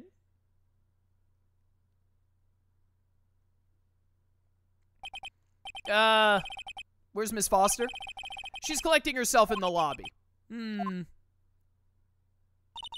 It's obvious that Melissa Foster did it. She hid the body in the trunk and disguised herself as the victim. She set up the camera to snap a fake photo of them together. The only question is, why'd she do it? I actually don't know why she did it. Well, isn't that obvious? She's the real culprit. Ha!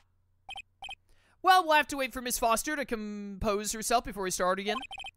Until then, this court is in recess. Oh, it has to have something to do with the diamond or whatever. So again, because of the anime villainous thing that we're doing, I know that Dahlia, like, wants a diamond for some reason. So that's got to come into play at some point. Maybe that's, like, the motive somehow, some way. The defense and the prosecution are both to wait in their respective lobbies. Yes, Your Honor. Understood. Very well, this court is in recess. To be continued? To be continued.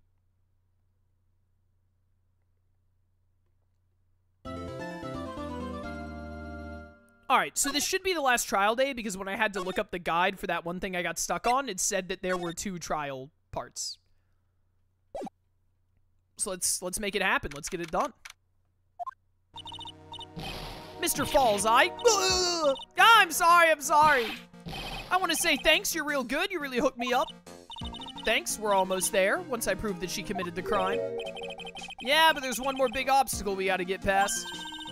Obstacle? I just realized, by the way, that, like they did not try at all to hide that this is Godot. He's even got the same earrings. Obstacle? Yeah, motive. Why would Melissa Foster kill that policewoman anyway? Motive, huh? Anyway, we're still badly in need of info. Information, right. What we need the most is info about this Melissa Foster herself. All we know is that she's a student studying literature. And one more thing. What is it? Well, the incident that happened 5 years ago, of course. The kidnapping murder case that Zebra Boy was on death row for. Zebra Boy. I didn't do nothing, I didn't kill nobody, I never lie. Mr. Falls, in that case, tell us more about it. About what happened 5 years ago. Okay, I trust you. That day, 5 years ago, I dream of it.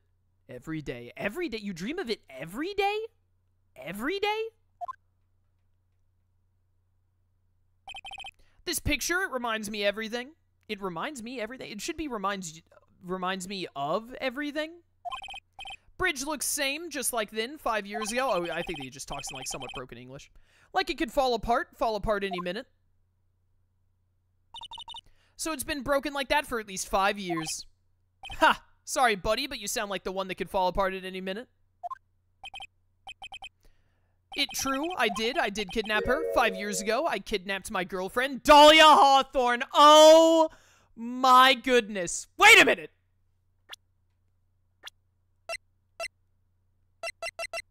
Wait a minute.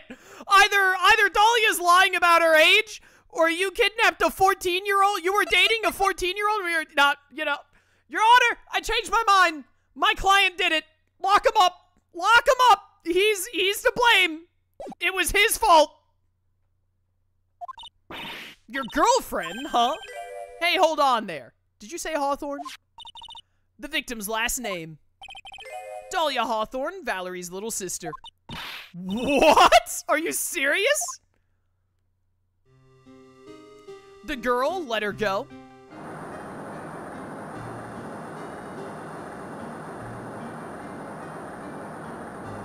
Your Honor, I think that Terry is to blame. I think that Terry should be killed. Shut up, come closer and I kill her. 20-year-old dating a 14-year-old. Die in a fire, Terry. Die in a fire. Sorry, but you're not gonna get the chance.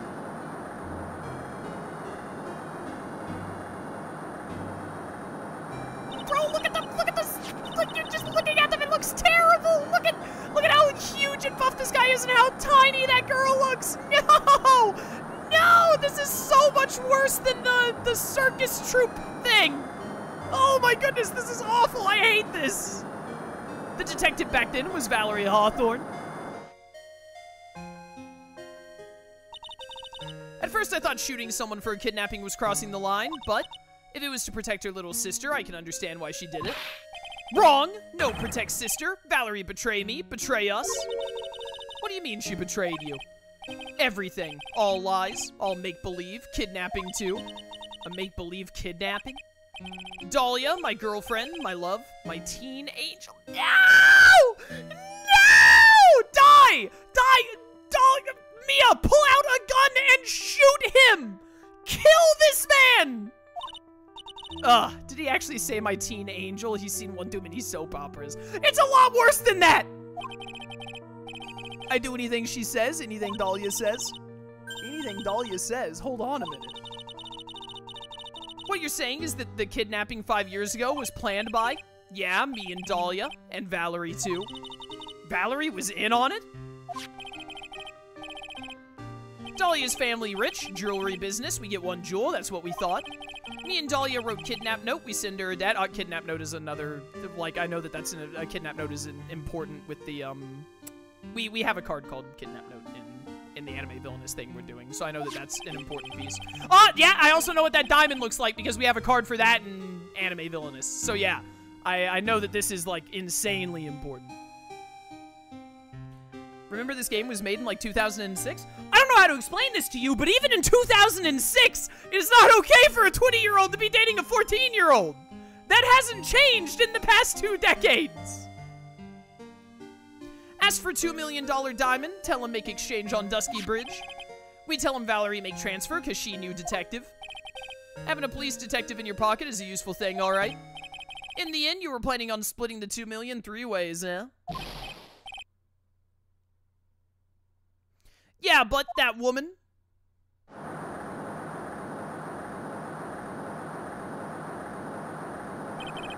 That woman, Valerie, she'd do it for real. She shoot at me for real, me and Dahlia. Well, yeah, probably because you were a 20-year-old trying to get it on with a 14-year-old sister, you freak! I was shot in arm. Dahlia, she'd jump in river. She should have shot you again. She should have double tapped. Jump? You don't mean she jumped on purpose, do you? I couldn't do it. I could never push her. Anyway, I blacked out, wake up with police all over. And that's when they decided to give you the death sentence. I couldn't believe it. That woman, she betrayed me.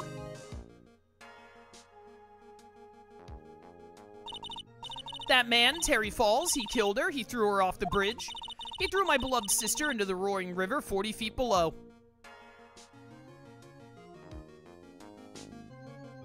Okay, but there's another twist to this because Dahlia is alive and pretending to be Melissa.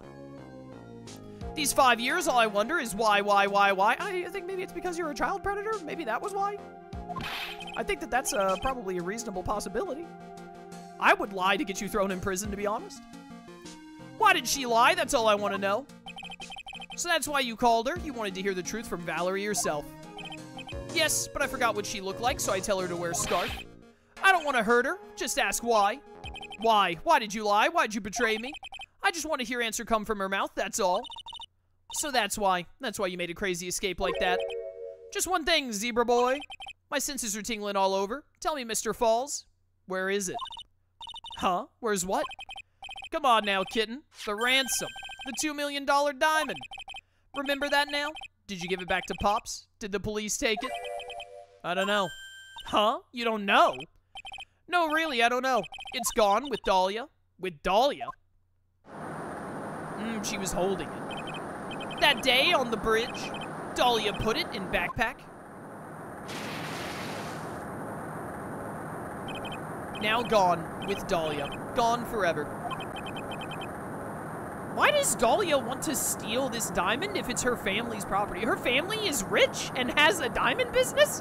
Why does Dahlia want to steal something worth money? Into Eagle River. It disappeared with Dahlia, huh? Wait a minute. You can come back in now. We're about ready to go. Mr. Falls, just one more question. When you said with Dahlia, do you mean the diamond is still missing? Along with the body of Dahlia Hawthorne? Never found her. My sweet Dahlia. They never found her. Swallowed by river, gone. Dahlia, my teen angel, die. I want to kill you. I want you to die. Your teen angel? How old was she anyway? Just 14. Die! Die in a fire! 14? I guess you were robbing cradles before diamonds? Mia, do not defend this man. She plans a fake kidnapping and disappears into the river with a rock worth 2 mil. Man, oh man. Angels these days. Falls takes the fall. I get it. His name is Falls. And gets a one-way ticket to death row. Is Dahlia Hawthorne an angel, or is she really, It's time, kitten. Looks like we have a few more aces up our sleeve now. You bet. $2 million gem used as ransom for Dahlia lost to Eagle River 5 years ago. Or was it? The training wheels come off now, Mia. You gotta strike while the iron is hot. That's one of my rules. Remember it. How many cups of coffee are you on, by the way? How many more do I have before the end of the case? Asking for a friend.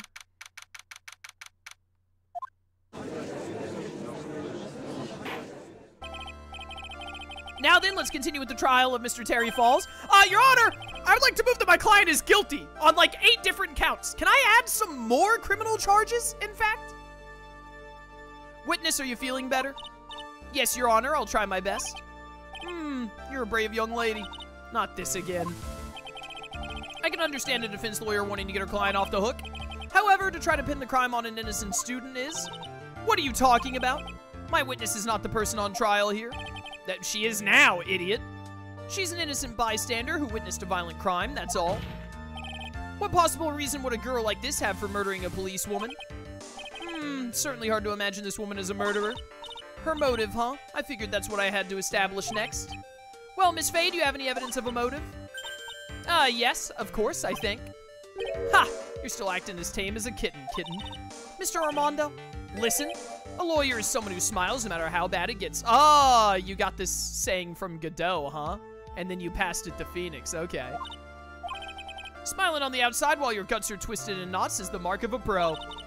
Maybe so, but I wish you would quit grinning at me like that. Excuse me, may I speak, Mr. Judge? Of course, Mr. Judge is ready anytime you like. I'd like to say something. Some people here are suspicious of me, right? That's why. I at least wanted you, Mr. Judge, to know that it's not true. I see. You're such an honest and upstanding young lady. Looks like this witness is a real professional. What do you mean? Look at that 100-watt smile. Just when things are darkest for her, click, she lights right up. Very well then, let's hear what the witness has to say. Melissa Foster's history. I was out of the country until the year before last. Until I entered college, I had never even been to Eagle Mountain before. I certainly don't have any reason for wanting to hurt a police officer, holding a grudge and killing the officer who testified against you 5 years ago, or kidnapping a poor girl. I just think the defendant is a terrible, horrible monster. Out of the country, eh? Precisely. Furthermore, she has no possible motive for committing murder. Indeed. You're up to bat, kitten. Sharpen those claws and put on your best smile. You bet. Somehow I have to tie her to this case. I'm on it. Melissa Foster's history. Alright, punk. I'm gonna save the game real quick to be safe. Bum, bum, bum. So what country were you living in then? We were all living abroad, but after my parents were killed, it was a brutal civil war. She had to try to make her way back home alone. To Civil War? What? I lost everything. I didn't even have any personal identification. Very convenient. What kind of sob story is this? What do I do? Should I press for details? Absolutely. Witness, answer my question. I'll even repeat it for you. What country were you in?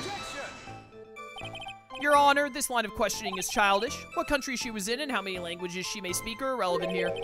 What we're here to evaluate is whether this witness has any connection to this case.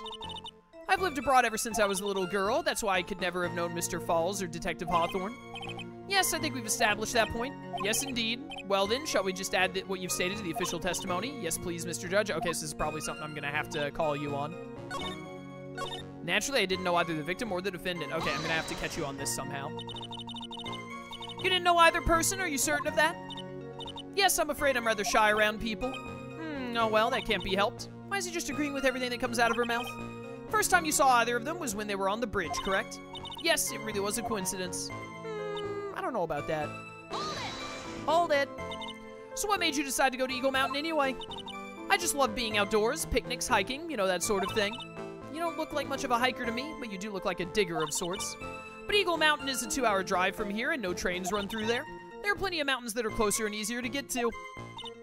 Well, I went there once with the college hiking club. I fell in love with its stark, desolate beauty and its cold yet romantic gloominess. What a weirdo. Didn't know you were such a goth! By the way, what's the name of your college? Prosecution objects to any questions that involve the witness's private life.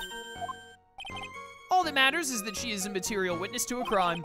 The witness doesn't need to respond to questions that are clearly malicious in intent. Thank you, she's really gone too far. Miss Faye, you're treading on thin ice. I hardly said anything. Talk about sensitive.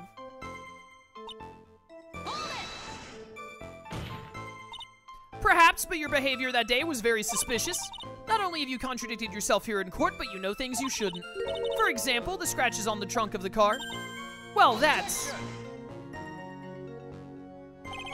Unfortunately, Miss Faye, your last statement proves nothing. Oh, really? And why is that? The witness came to the police station once to identify the suspect. It's entirely possible that at the time, an officer showed her this photo. It seems like a rather serious mistake. Ha! That's the oldest trick in the prosecutor's book. That's not fair.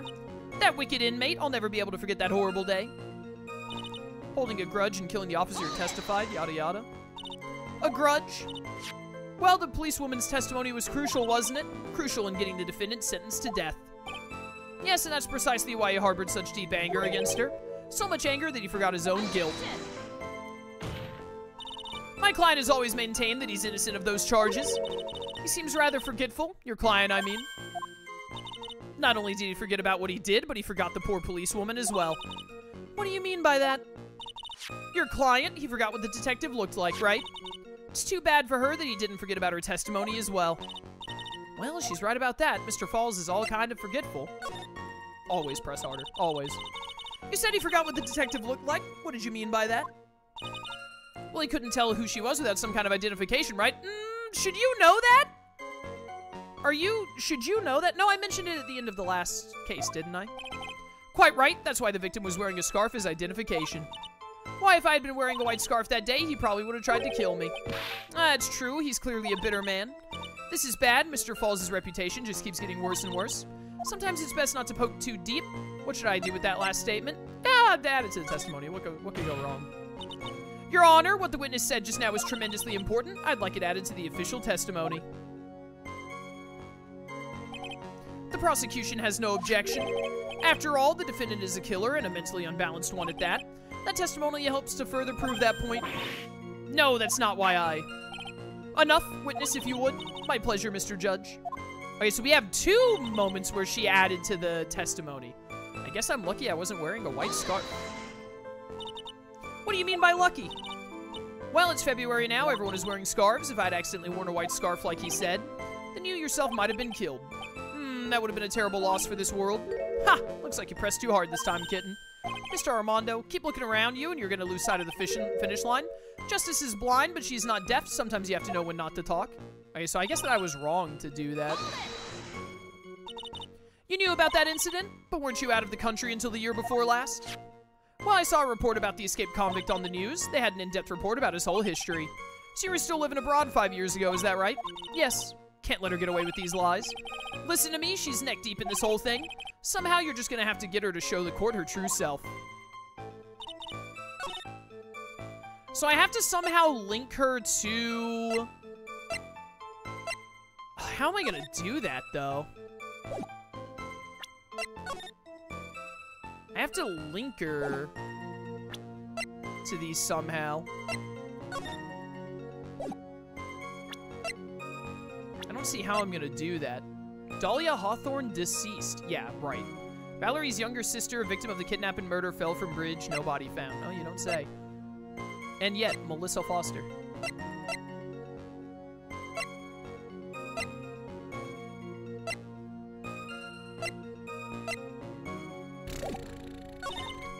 I have to prove that you're Dahlia Hawthorne.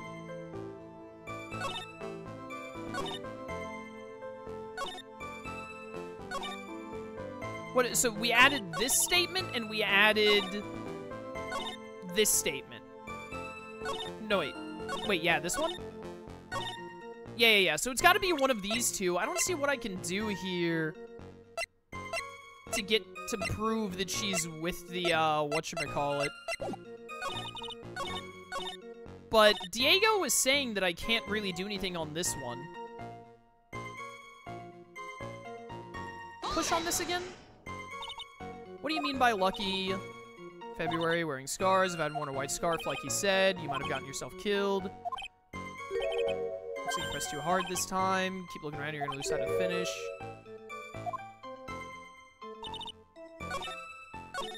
The game makes it sound like they really want me to push something here.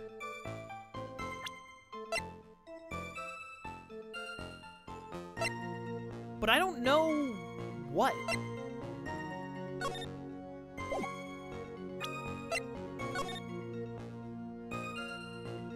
That bridge, wear a white scarf for identification, talk to Dahlia, tell her this time the whole truth must come out. Well, this contradicts, like, the story of, like, Dahlia dying and all, because, Valerie right here says that you should talk to Dahlia. But that's not really what I'm trying to do here. I probably later on we have to be like, how could Dahlia be dead if this note says, talk to Dahlia?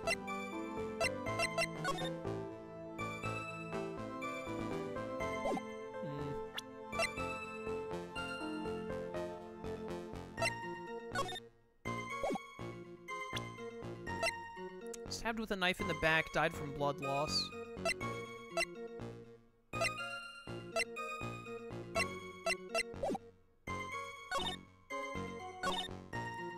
Okay, it has to be one of the two statements that we had added. So I didn't know either the victim or the defendant. I don't think I have any proof that says if she did or did not know the defendant. I don't think. Which means the other one that we added, unless they're both just red herrings, which would be, like, really mean of the devs. I guess I'm lucky I wasn't wearing a white scarf. He does say to wear a white scarf here. But this scarf is blue. Right, earlier in the case, there was mention of like, oh, this scarf isn't actually white. And it was like, oh, it was probably just the closest thing she had or whatever. But does Dahlia know that? Does Dahlia know about this note and that it says white scarf specifically? Did we tell her that?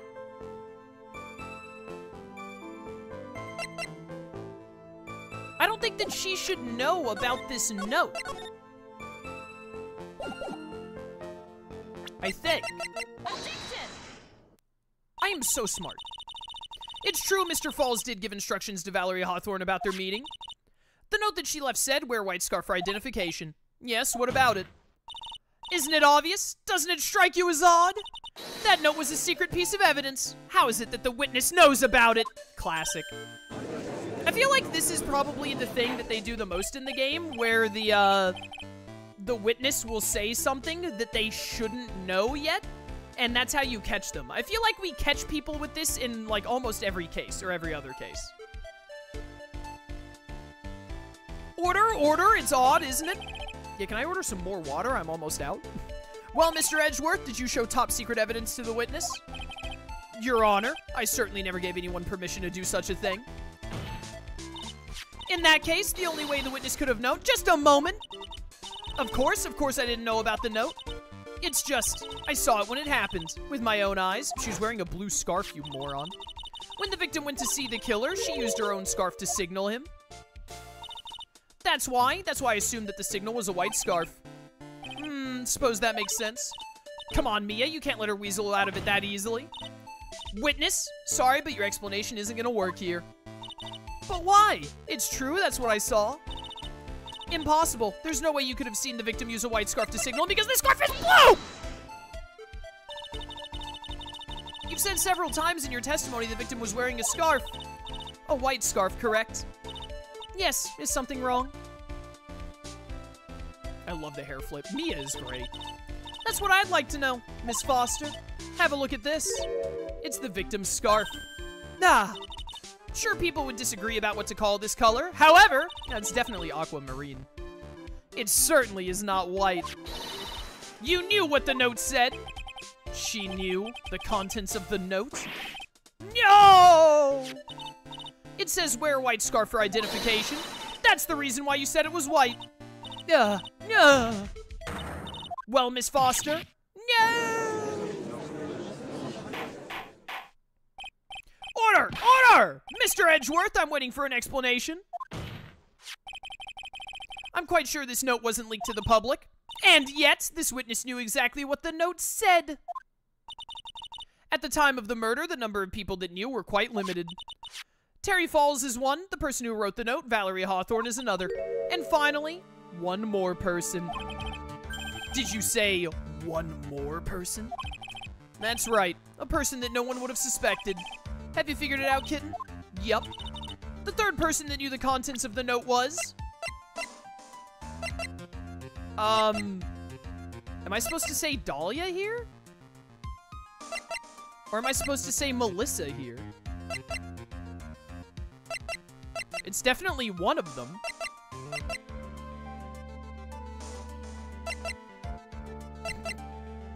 I mean, I know that Melissa is Dahlia, is the thing. But if I say that it's Melissa, she's just gonna be like, how could I know? How could I have possibly known that? Or whatever. Doesn't, wait, the note says Dahlia, doesn't it? Yeah, okay, so I think I'm supposed to show Dahlia here. Take that! I wish they got a better voice for Mia for this game. It does not fit her personality, I think. And that person is Dahlia Hawthorne. Dahlia Hawthorne? I've never heard that name before. Look at the victim's note. This is what it says. Talk to Dahlia. Tell her this time. There is her name right there. What's this? So who is this person? This Dahlia Hawthorne? Miss Faye must be desperate if she's trying to bring the dead back to life. The dead? Dahlia Hawthorne was the victim's deceased younger sister. She was killed in a crime 5 years ago. Killed in a crime? You don't mean?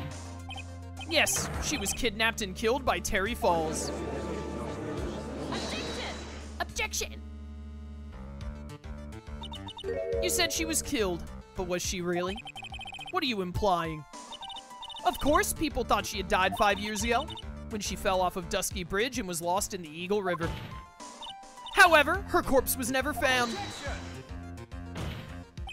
She was declared legally dead 5 years ago. As far as the law is concerned, Dahlia Hawthorne is officially dead. But according to Valerie, she isn't, and Valerie's the one who testified. But the fact remains her body was never recovered. Dahlia Hawthorne was 14 years old 5 years ago. If she were still alive, she'd be 19 now. Melissa Foster. I believe that's the same age you are. Even you couldn't. Miss Faye, you're not saying! But I am. That's precisely what I'm saying. This witness before us is the girl that was kidnapped and killed 5 years ago. This girl is in fact Miss Dahlia Hawthorne. What? Ha! Nice work. That was like tossing a grenade into a 3-alarm fire. But unless you can tie all the loose ends together, you're nothing but a hit-and-run arsonist. What is this analogy, Godot? I understand. If I can expose her true nature, I can turn this whole case on its head. Now's my chance to make Mr. Edgeworth squirm. Witness, just who are you anyway? I didn't think it'd come to this. That's enough. You don't have to say any more, witness. Yes, I understand. What? Mr. Edgeworth, explain yourself. Your Honor, I have an admission to make. I honestly never thought the defense would pursue the matter this far. You don't mean you've been committing perjury? How does Edgeworth have a job? Yes, the prosecutor's office isn't filled with fools, you know. Naturally, we conduct full background checks on all of our witnesses. What did he say? Ha! Looks like the kid knew. He knew her true identity from the get-go. No way, but then why? If he hadn't revealed her secret, he wasn't going to say anything about it. All he wanted was her testimony, so he made a little trade. Let me introduce you to the victim's younger sister, Miss Dahlia Hawthorne. But, I thought she died 5 years ago. We thought so as well, but well, as you can see. Why? Why did she hide her identity for 5 years? That has nothing to do with the current case. She was merely an accidental witness to a crime. Accidental? I don't believe that for a minute.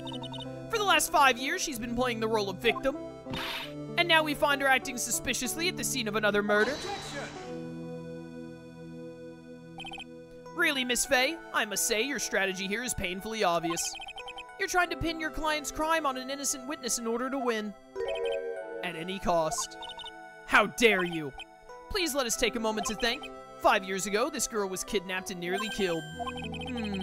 But even worse than that, 5 years later, Dahlia Hawthorne lost something much more precious. Her big sister. Yeah, whatever, loser. Miss Faye must be insane to even suggest that she murdered her. What? I'm inclined to agree with the prosecutor's logic. I'm inclined to not give the benefit of the doubt to someone who hid who they were for 5 years and then used a fake name when, being a witness and committing perjury. Miss Faye, do you have any evidence to back up your assertion? What possible reason would this witness have for killing your beloved sister? Well, you see, I thought I was winning, but somehow he's turned it around on me. Ha! I think you need a little push in the right direction, kitten. The defense is prepared to present evidence supporting our claim.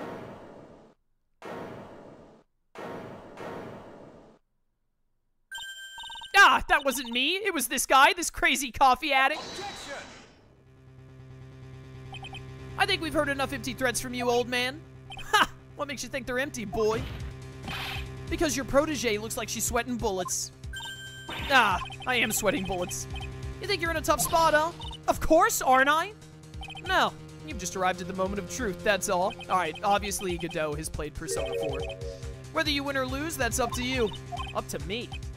Ah, the rashness of youth, how charming. This coming from someone younger than me. Now then, let's not waste any more time, Miss Faye. Uh-oh. What motive would this witness have for murdering her own sister, Valerie Hawthorne? To get the diamond, presumably. Take that. What is this? Is this the defense's idea of a joke? If so, I certainly don't get the punchline. Well, Miss Faye. Oh, that was the rashness of use. Oh, that's wrong?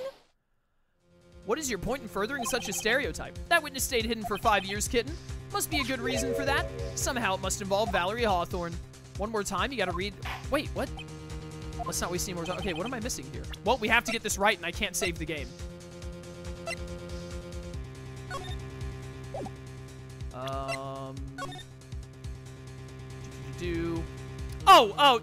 We have to talk to Dahlia, tell her the whole truth must come out. Dahlia didn't want the truth to come out. Okay, it's gotta be this. I hope.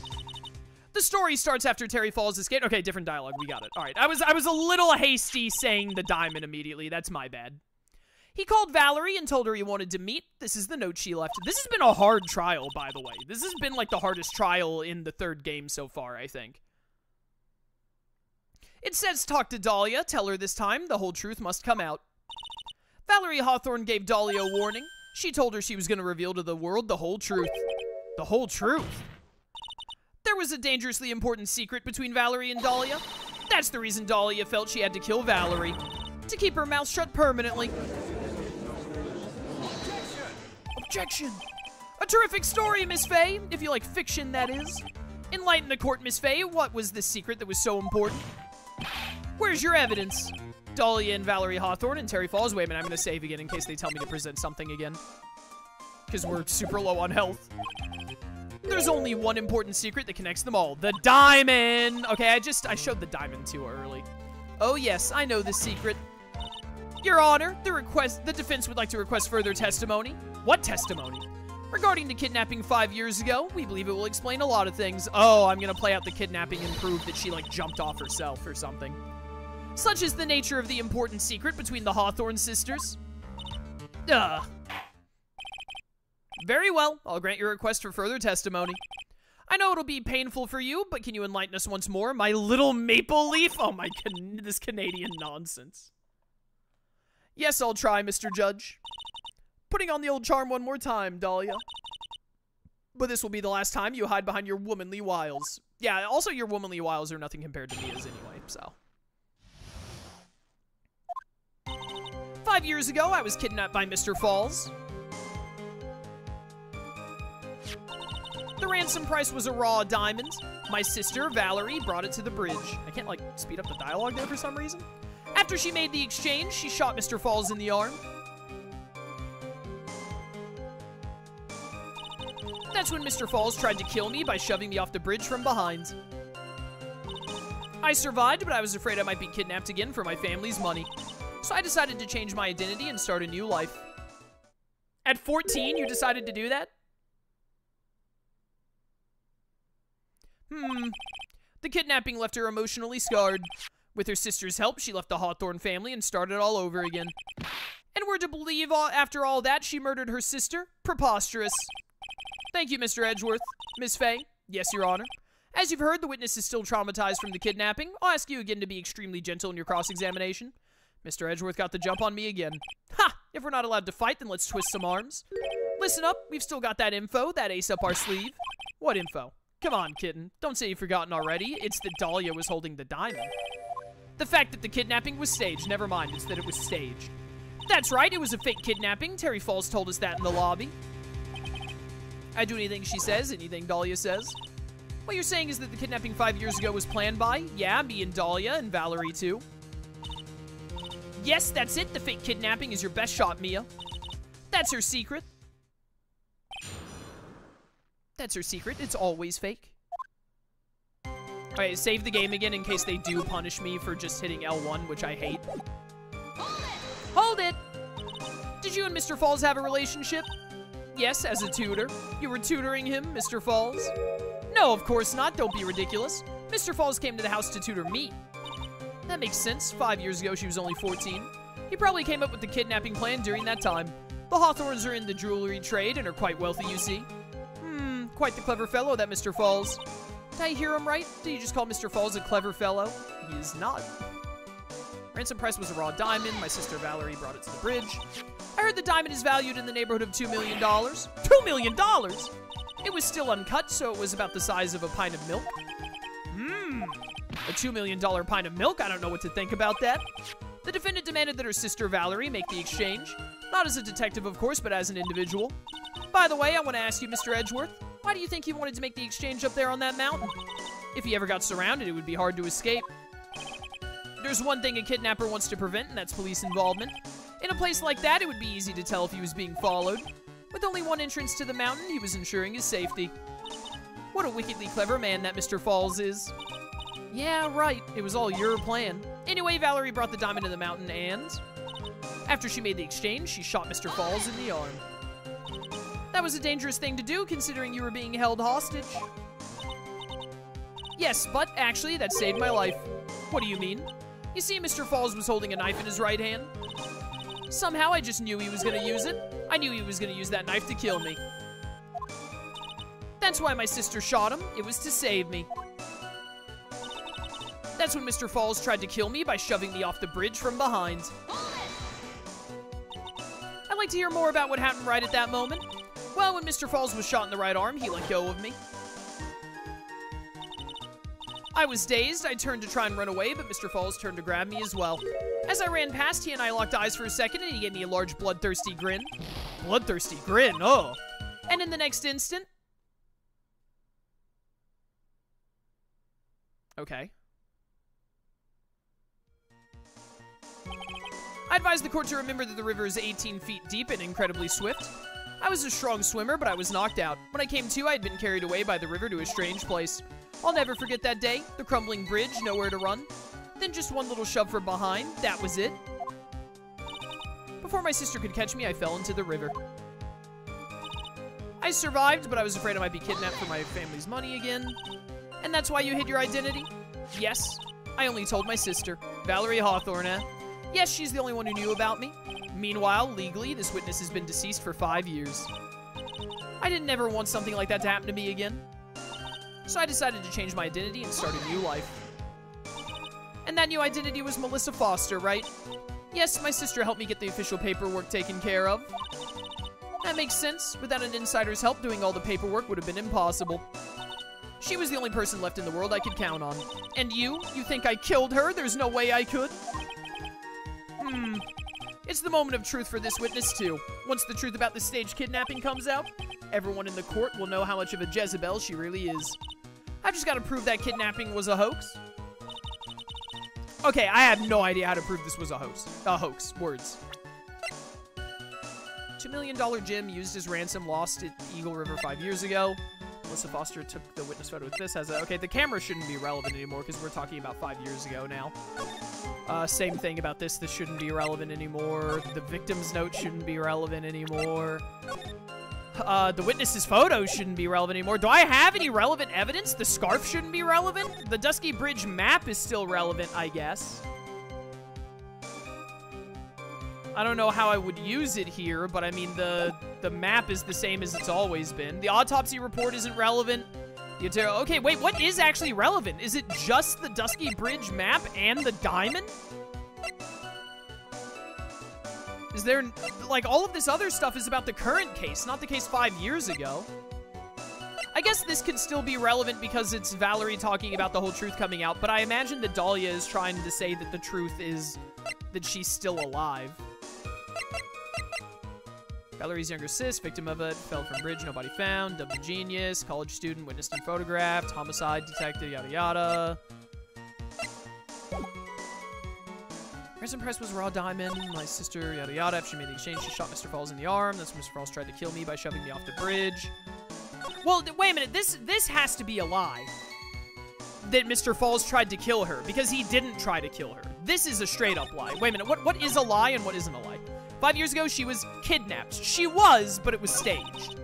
Ransom price was a diamond, correct. Valerie brought it to the bridge, correct.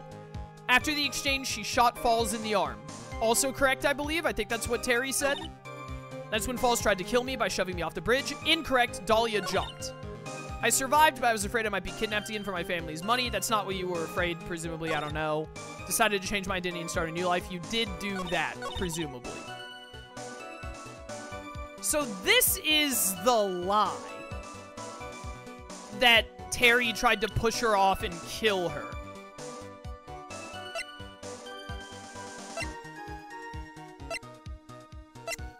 But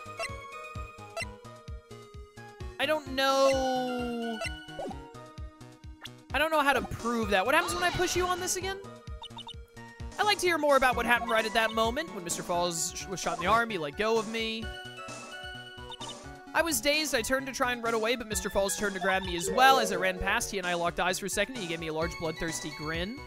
Look at this picture. They do this a lot, where, like, the layout of the picture is important. If you turned and ran from that thing, he would have pushed you at where that break is. Bloodthirsty grin, and in the next instant. That doesn't match up with this cutscene, though. That cutscene, it shows her falling off the edge, not through the gap. I advised the court to remember the river is 18 feet deep, yada yada, strong simmer, I was knocked out, came to, I had been carried away by the river to a strange place.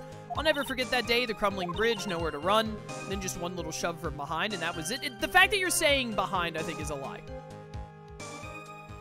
One little shove from behind. How do I prove that you, like, weren't shoved from behind? Because you said that twice. Before my sister could catch me, I fell into the river. She never would have been able to catch you. She was too far away. Also, this is all a lie. It's gotta be something here. I wish I had more health. How do I prove that you're lying about this? I don't think I can present any of the people. So it's gotta be evidence. Attorney's badge is pointless. Valerie's autopsy is pointless. The bridge map, maybe? I mean, if you look at where the bridge map is, if she was pushed behind, like she's saying, she would land on the rocks there. She wouldn't land in the water. But the cutscene that shows her falling shows her landing in water? From, like, the way that she fell? But I think the fact that she's saying from behind is the lie. So maybe Dusky Bridge map is what I'm supposed to show? This shouldn't be relevant at this point. The scarf is definitely not relevant. The victim's note might be relevant, but I don't see how it would help here. This isn't relevant anymore. The camera isn't relevant. Like, and then I don't know how using the die mode here. The only thing I have, like, at all that I can even use as evidence is the Dusky Bridge map, because it's the only thing that's still relevant to this. Okay, yeah. It's just the only piece of evidence that means anything. You say that Mr. Falls pushed you into the Eagle River. However, that's hard to believe. But it's true, I felt a push on my back. I'm certain of it, it was Mr. Falls. I'm sorry, I guess I wasn't clear enough. I shouldn't have said that's hard to believe. I should have said that's impossible. Impossible? I asked that the court recall the condition of Dusky Bridge now and 5 years ago. That bridge hasn't changed one bit in these last 5 years. If someone had pushed you from behind as you'd have claimed. Okay, yeah, I was right. You would have fallen onto the rocks. Instead of being carried away by the river, you would have been smashed by the bedrock below. A most certain death. Do you understand now, Dahlia Hawthorne? The very notion that my client pushed you from behind is impossible. You played idiot. Ah! Your Honor, this event occurred 5 years ago. Why, for all we know, the water level in the river may have been higher back then. Edgeworth, are you for real? But it's 40 feet from the bridge to the river. A small change in the water level wouldn't have made a difference. Ugh. Yo, Edgeworth, you suck at your job, bro. You're right. If the events occurred just as the witnesses testified, then the defendant couldn't have pushed the witness into the river. Young lady, what is the meaning of this? You see, Just a moment, Your Honor. It's true that the witness testified that the defendant pushed her into the river. However, she never stated that she fell from the back end of the bridge.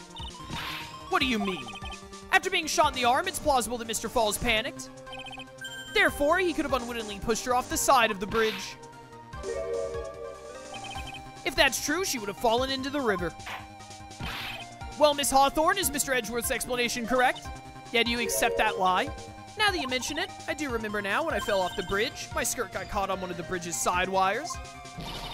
You can't be serious. Order! Order in the court! It seems Miss Faye's assault has finally reached its conclusion. Objection! Objection! Not now, Mia. This is no time to retreat. Unfortunately for you, this is just the start of Miss Faye's assault. What? I believe your reasoning went something like this, Edgeworth. After being shot in the arm, it's plausible that Mr. Falls panicked. Therefore, he could have unwittingly pushed her off the side of the bridge. However, once again, I'm forced to say that's impossible. How is it impossible? Ridiculous. What's so impossible about it? Is it about to ask me for evidence? I should save again. Because I don't know where Mia is going with this. But I timed that perfectly. Because your flawed logic contradicts the court record. It does? So it is flawed that Terry could have pushed her off the edge. How? How is it flawed?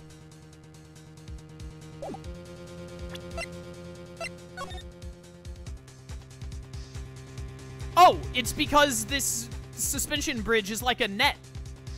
She would have been caught by all the wires and would have just held on. Like, look at how roped up this bridge is. It must be that. Could it be something else? Well, it definitely can't be that. It definitely can't be that. There's, like, no other option. Yo, this game is really easy when you only have, like, 5 pieces of evidence that could possibly be the answer. Your Honor, all of the answers are right here in this photo. Take a look at the wires supporting both sides of the bridge. They extend up to about 5 feet off the ground.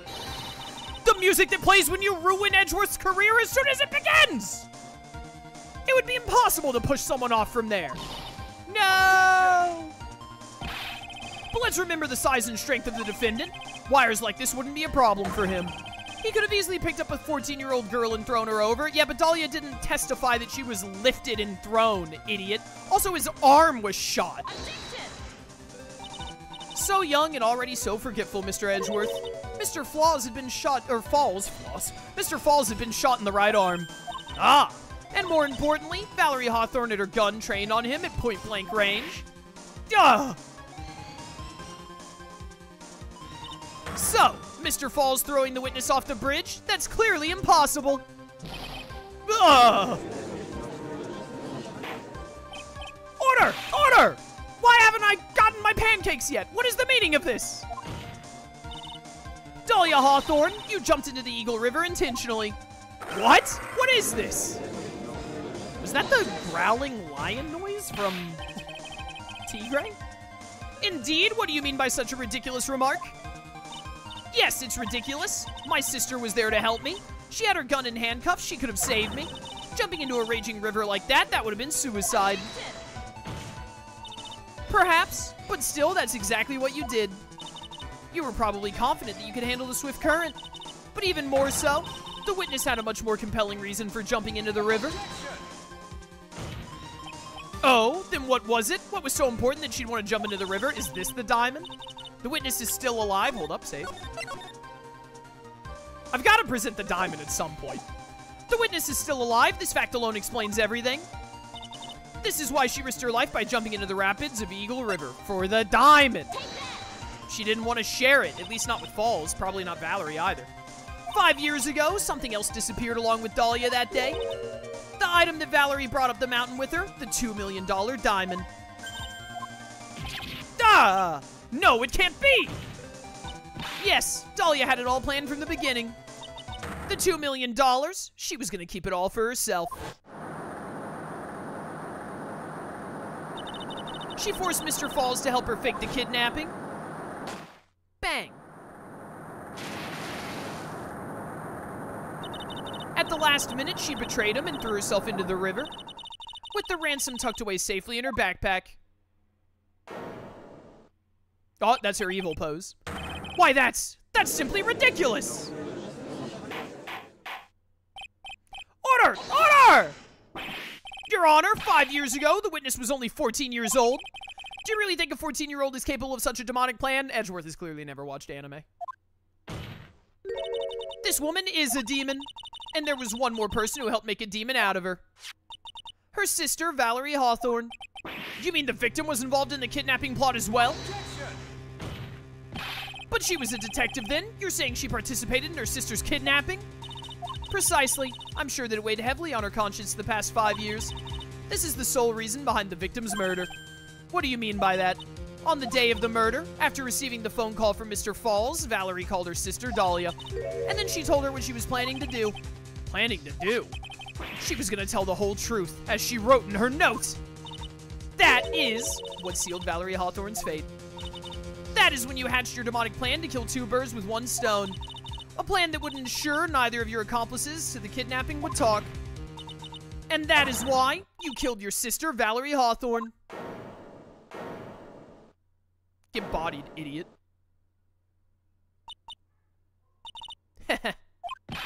Who is that, laughing at a time like this? Forgive me, it's just hilarious. Witness, is that you? You amuse me, woman, Miss Mia Fey, all caps. You can certainly weave an exciting tale. Naturally. You have the evidence to back it up, don't you? Evidence? Evidence that I planned the kidnapping, of course. That at 14, I plotted it with Mr. Falls and my sister. Well, and one more thing. What happened to the $2 million diamond? If you can't provide evidence to at least show that. Well, Miss Fey? I don't know. What a joke. You, Miss Fey? Are you stupid or something? How can I prove a fake kidnapping that happened 5 years ago? I don't even have decisive proof of Valerie Hawthorne's murder. Well, it seems that we've come to the end. To be honest, the witness's behavior does raise certain suspicions. However, I'm forced to reject the assertions made by the defense. Of course you are. Is this it? Is it really over? I feel the need to save. That girl has made a fool of me, and there's nothing I can do about it. Ha! Without evidence, the trial is over. Who decided that? Yo. Diego is a fan of, he's a fan of Escanor from Seven Deadly Sins. Respect? I respect it. Mr. Armando! Come on now, kitten. Haven't you figured out that you can make your own rules? For example, even if there's no evidence, there's still testimony. Testimony? Oh, wait, we can have Terry testify? On the day in question, Dahlia Hawthorne murdered her sister, Valerie Hawthorne. She hid her body in the trunk of Mr. Falls' stolen car and then went to meet with him.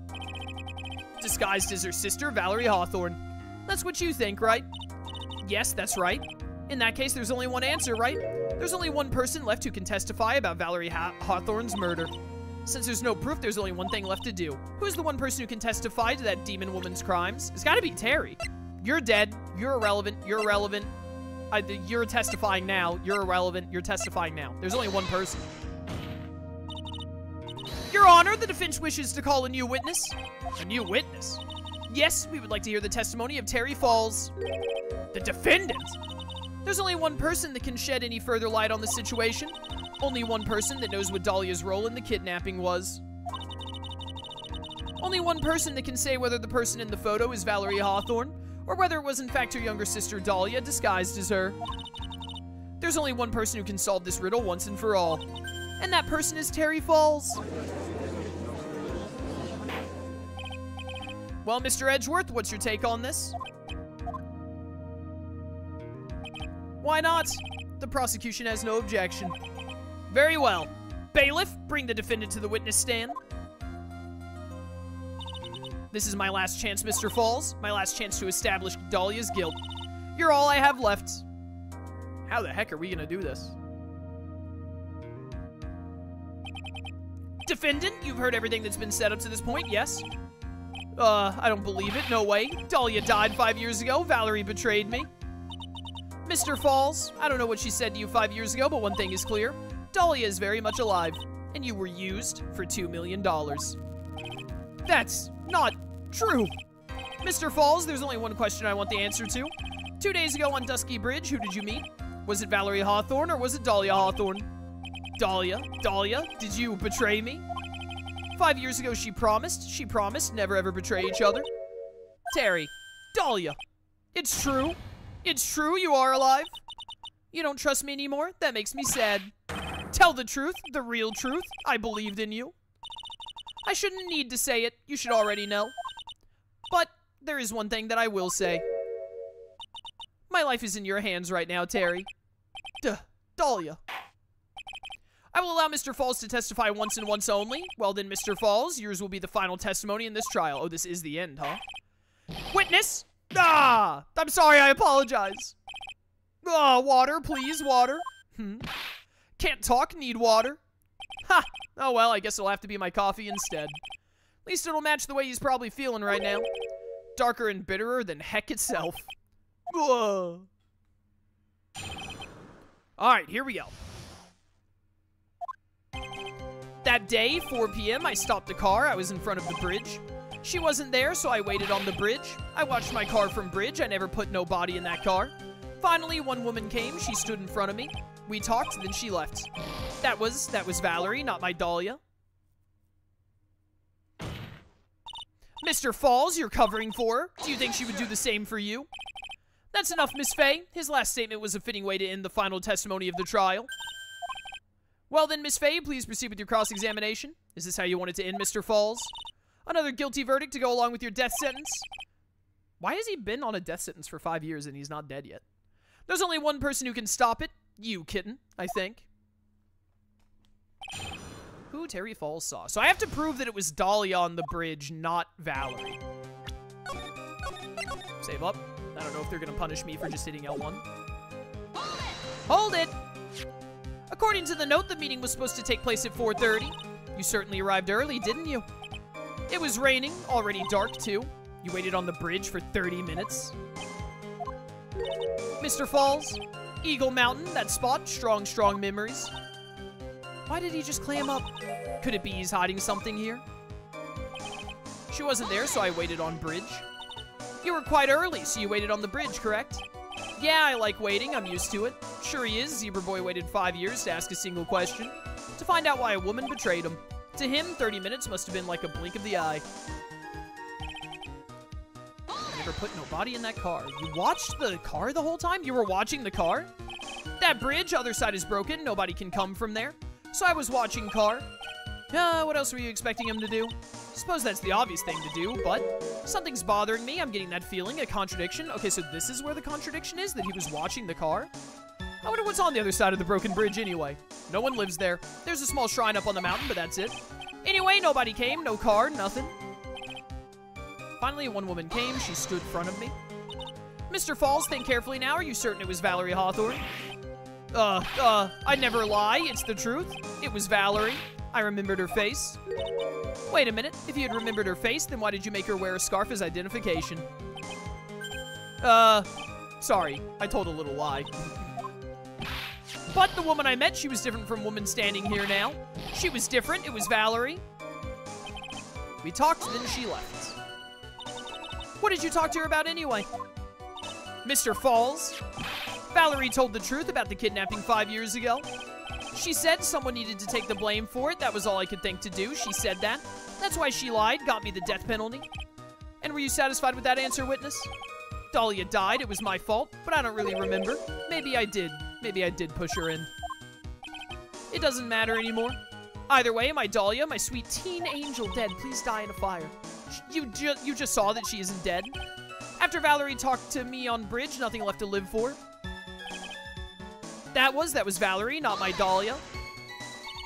How can you be so sure? It was raining at the time, and sunset that day was at 5 o'clock. It would have already been pretty dark on that mountain at 4:30. Please, Mr. Falls, this is your last chance. You've already taken the fall once for something you didn't do. That woman, it wasn't Dahlia. Stop right there. What more needs to be said? Even if it means the death penalty, even if it means taking the blame for murder, you'll still do whatever is necessary to protect her, won't you, Mr. Falls? I know it's obvious, but he's clearly lying. He's been cursed by Dahlia Hawthorne. He'll probably go to his grave still believing in her. Mr. Falls. Even if you can show he's lying, the poor guy will still be cursed. You'll still have to point out the contradiction anyway. That's the curse of being a defense lawyer, I guess. Okay, so she said that the contradiction was this one? You were watching the car. That bridge, other side is broken. Nobody can come from there, so I was watching car. What else were you expecting him to do? Suppose that's the obvious thing to do. Something's bothering me. I'm getting the feeling, a contradiction. I wonder what's on the other side of the bridge. No one lives there. Small shrine. Nobody came. No car. Nothing. Okay. So this is the contradiction. I have to prove that he wasn't watching the car? Because that's gonna maybe prove that Dahlia could have put the body in the car or something when he wasn't looking? How do I prove that? Isn't he looking the other way? Yeah, he's not looking at the... So wait. Dahlia got there pretending to be Valerie. And you had her walk past you on the bridge and then turn to her? Why? This shows that you're pointed away from the car, at least. Although I don't know if that's gonna prove anything. This is Valerie being in the car after being murdered by her sister. What a horrible family to have. Well, once again, I have, like, no evidence to work with. I think the only thing that can really be relevant here is the witness's photo, because it shows that his back is to the car. And then the Dusky Bridge map, because we've used the Dusky Bridge map like 47 times in this case. It's probably gotta be one of them. Well, 50-50. Let's go. I am the king of coin flips. So when you got to the bridge, no one had arrived, huh? So you waited on the bridge, you're sure of that? Yeah, I'm sure. You're sure, huh? Well, then I'm sure too, Mr. Falls. I'm sure that you're lying. Huh? What? Oh, I'd love to hear your rationale on this, Miss Faye. You want to know who arrived at the bridge first? Just look at this photo. It's perfectly clear. Obviously, the person that came first would be the one at the end of the bridge, right? Okay, so it's not that his back is to the thing. It's that... So the thing I said about, like, why did you let her walk past you when you got to the bridge was the actual answer. Okay, okay. But that's the victim at the end of the bridge. Precisely my point. In other words, Mr. Falls, you must have arrived at the bridge after she did. Mr. Falls, please don't get so worked up. We just want the truth. I got there around 4 o'clock, it's true. I had somewhere to go, a special place. Did you go to this special place before you went to the bridge? Yeah, it's an old temple about 15 minutes from the bridge. 5 years ago, we and Dahlia, we promised each other. We swore we wouldn't betray each other. She brought a memento to represent our love. A memento? 5 years ago, I hid it under the base of the tree there. Oh my goodness, it's the bottle necklace that Phoenix is gonna eat in a couple of months. It's a special memory for me. This is it. This is what I went to get. This little bottle on a necklace is your memento. It's quite charming, but it looks empty. Your Honor, you heard what my client said. He arrived at the scene at 4 o'clock, but he then left his car unattended and walked away. He was gone for approximately 30 minutes. Ugh.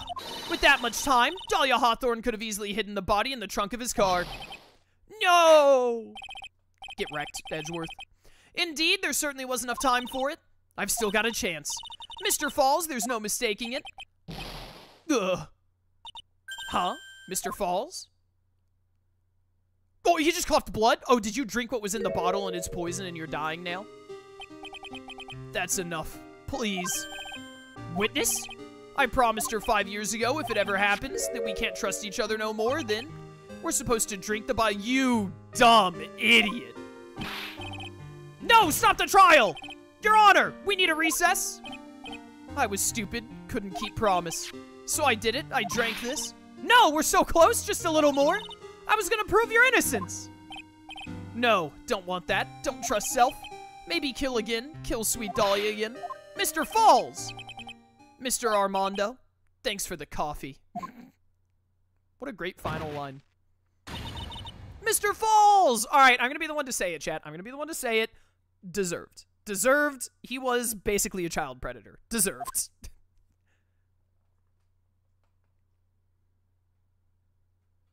I'm not afraid to say it. And so my first trial ended, suddenly and tragically.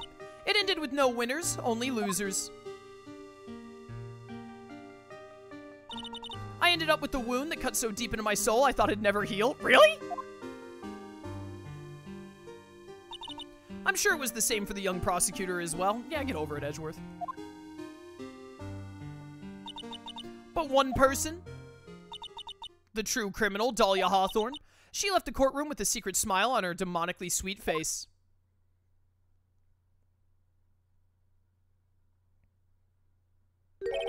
Unforgivable. That witch. Mr. Armando. We were so close to the truth. It was right there in front of us. You were just a little too soft, kitten. It's my fault. It's all my fault that Mr. Falls killed himself. Don't cry, kitten. You're gonna make my coffee all salty. I knew it. I knew I wasn't cut out for this. Mia. Oh my goodness, Godot's theme music at this of all moments. Don't you get it? You can't cry yet. Is he gonna smack? Oh my goodness, blood! Godot goes so hard. The only time a lawyer can cry is when it's all over. Mr. Armando.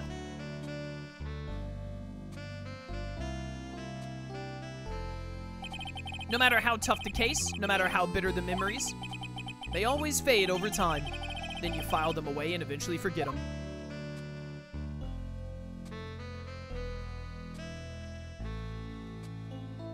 Why is Phoenix in the hospital? 1 year later, in this very same courthouse, I myself got wrapped up in that case. Oh yeah, when Doug died. Doug, no!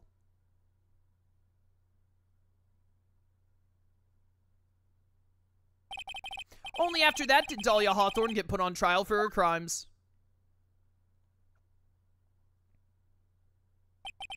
The verdict that was ultimately handed down to her was... guilty, of course. Naturally, when the verdict was read, she had a perfect angelic smile on her face.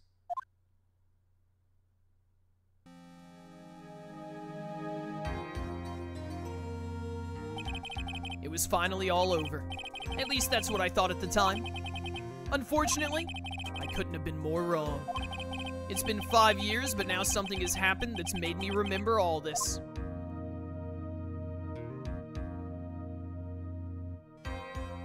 All right, and that's the end of Turnabout Beginnings. Turnabout Beginnings. Okay, this is the last one. Bridge to the Turnabout. Is that me at the bottom right? Like in a witch's hood or something? Okay, brand new episode has been added.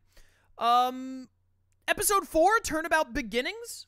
Pretty good. It was probably the most difficult episode thus far, despite the small amount of evidence. But once we got past the difficult bits at the start, it became really easy because there was only so much evidence to use.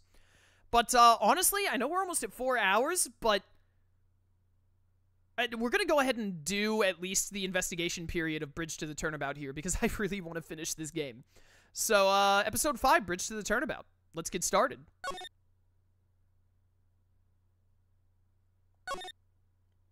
I will save my progress up until this point. The final episode, chat. The last episode of the Ace Attorney trilogy. Let's make it happen. Bridge to the Turnabout. Oh my goodness! Okay. Shishishito. The treasured Crane Village heirloom, whose name means seven-branch sword. I'm bringing the sword back up, huh? Okay.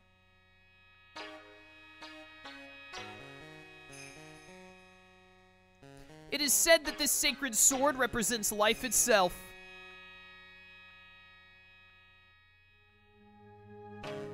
Though the branches may appear to be infinite, the choice is limitless. Well, they don't appear to be infinite. There are literally 7 of them. That's very finite.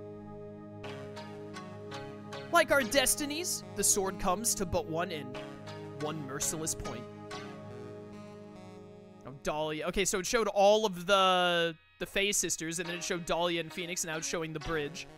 And when the silver cord, the fragile thread that binds us to this world, is severed, that's Phoenix when Doug died.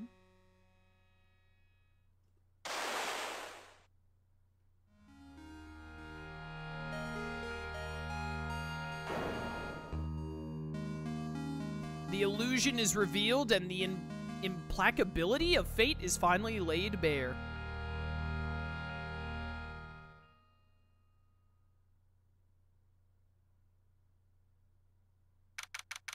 February 6th, Wright & Co. Law Offices. Hey, Nick! Yeah, what is it? You know how I've got spiritual powers, unlike you? Sure. You are a spirit medium, after all. But just like you, if I don't keep my powers sharp, they get dull, right? I guess so, yeah. Glad you agree. Okay, Pearl, you're up. Oh, Pearl is back in the game? Pearl? So, that's why we need to go on a special spiritual hotspot tour, Mr. Nick. Huh? I'm lost. What's this magazine you're shoving in my face? It's the New Year's issue of Oh Cult, Winter Spiritual Location Special. What? Oh, Pearl looks so happy. Maximize your spiritual powers with just one night of intense training. Oh, it sounds too good to be true. I'll say. It sounds more like a scam to me. It's at a spiritual retreat called Hazakura Temple. It's way up in the mountains, and I bet it's nice and cold. Just perfect for training. No, I definitely don't want to go. You know, I think I've heard of this temple before. It's a famous channeling dojo. Oh my goodness, is it on, whatever the mountain was called? The Eagle Mountain? No, it's Eagle River. Whatever the mountain is called. It's hard for even real spirit mediums like us to make reservations up there. Reservations? For a temple? Don't worry, I've already made special reservations just for us. Yeah. And I signed up for the special course. That's nice, and the timing couldn't be better. Since we don't have a case right now anyway. Alrighty then, it's settled. Well, come on, don't just stand there. Start packing your stuff. Yes, Mr. Nick, you'd better start packing your stuff. Huh? Me? Why do I have to go? Well, we have to be accompanied by someone over 20 years old. Okay, I don't have anything to do with spirit power. The only thing I can channel is a TV. So, is there a heated pool at this Hazakura temple? No, but you can stand under a freezing waterfall. Sorry, but I think I'll pass. I hate cold places. What? No way! How can you be so selfish? Come on, Mr. Nick, look at this place. Doesn't it look beautiful? Nope, not going. I'm gonna be nice and toasty at home. What the? Is that Dahlia on that picture right there? What is it, Mr. Nick? Let me see that magazine. Oh my goodness, it is! This nun. Is she a friend of yours or something, Nick? This girl, it's... Who is the other freak at the bottom left corner? My name is Dahlia Hawthorne. I just want to say it's an honor for me to be here in your noble presence. Honestly, how can any woman ever count on you for anything? You disgust me. But it can't be. She was found guilty and should still be in prison. Mr. Nick? I'll go. Huh? Hazakura Temple? I said I'll go. Yay! Isn't that great, Pearl? Yes! Oh, thank you. Thank you, Mr. Nick. You'd do anything for Mystic Maya, right? Even walk over burning coals, right? Well, maybe for Mia, I would. Oh, Cult Magazine. Ugh. Dahlia Hawthorne? I knew there was no way she could possibly be at that temple. But I just had to see for myself? I just had to see for myself. Who writes the text in this game? Who spell checks? They need to be fired. Can't believe they made a spelling error like 3 times over 3 games. Who this nun really is, or really was, words. I guess we're just here. Look at that snowmobile. Bum-ba-bum. It's so cold here, Nick. Maybe you should put on something warmer for a change. Well, it's supposed to be cold. It's training. Achoo. Her teeth are chattering so loudly, it's all I can do to make out what she's saying. Wow, Mystic Maya, so this is the famous Hazakura Temple. Pearl, achoo. Well, well, well. No, this is the other person in the picture. How nice to see you here. Welcome to our temple. Ah, thank you, achoo. Oh, my, thank you for coming all this way. Come now, you must have been cold. What's with the past, it auto-skipped. What's with the past tense, it's freezing or something? I couldn't read it fast enough. Well, we're high up in the mountains after all. In any case, we should, dang it. Stop doing that. We shouldn't hang around here probably. Thank you, stop! Stop auto-cycling, I hate this case. Oh, yes, I almost forgot to introduce myself. I'm the head nun here. Your name is Bikini? My name is Bikini? Die in a fire? Bikini. That's right. Actually, that's my temple name. What do you think? It's a tradition to have one, and I wanted something that has a nice image to it. So I thought, why not choose a bikini? Besides, it makes me seem younger. Alright, you freak. I hope that you're a villain somehow. It certainly does. Oh, I signed up for your special course. Well, my, quite brave of you considering how cold it is. Check your skip options. Hold the circle button to... I'm not holding circle, though. I'm pressing X.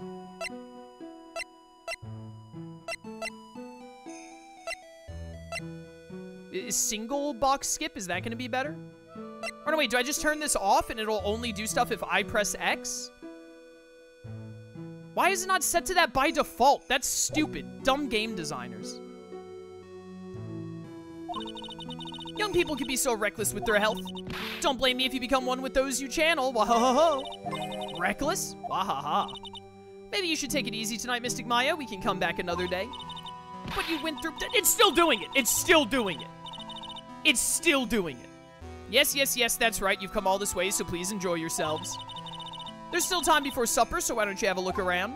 Alright, this has been the most frustrating set of dialogue ever, where it just skipped most of the dialogue. Really cool game design, developers. So what's a channeling dojo anyway? My, you don't even know that?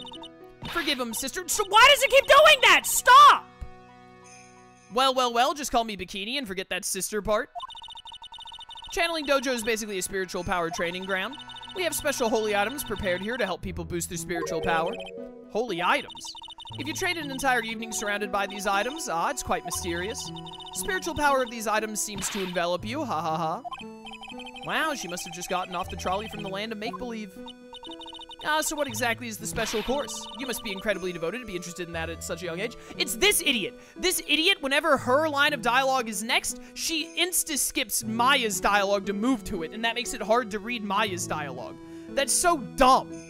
What awful game design. It's a training session where you sit on a block of spirit ice and chant a spell. 30,000 times, all while being showered in freezing cold spirit water. Huh? It's February now, right? You have to be careful this time of the year. If you don't watch it, you'll catch pneumonia or maybe even die of hypothermia. So be careful, you hear? Ha ha ha. How am I supposed to be careful? Oh no, I knew I shouldn't have signed Mystic Maya up for this. The other nun. Sister, about this picture. Well, well, look at that. I must say I look rather divine here, don't you think?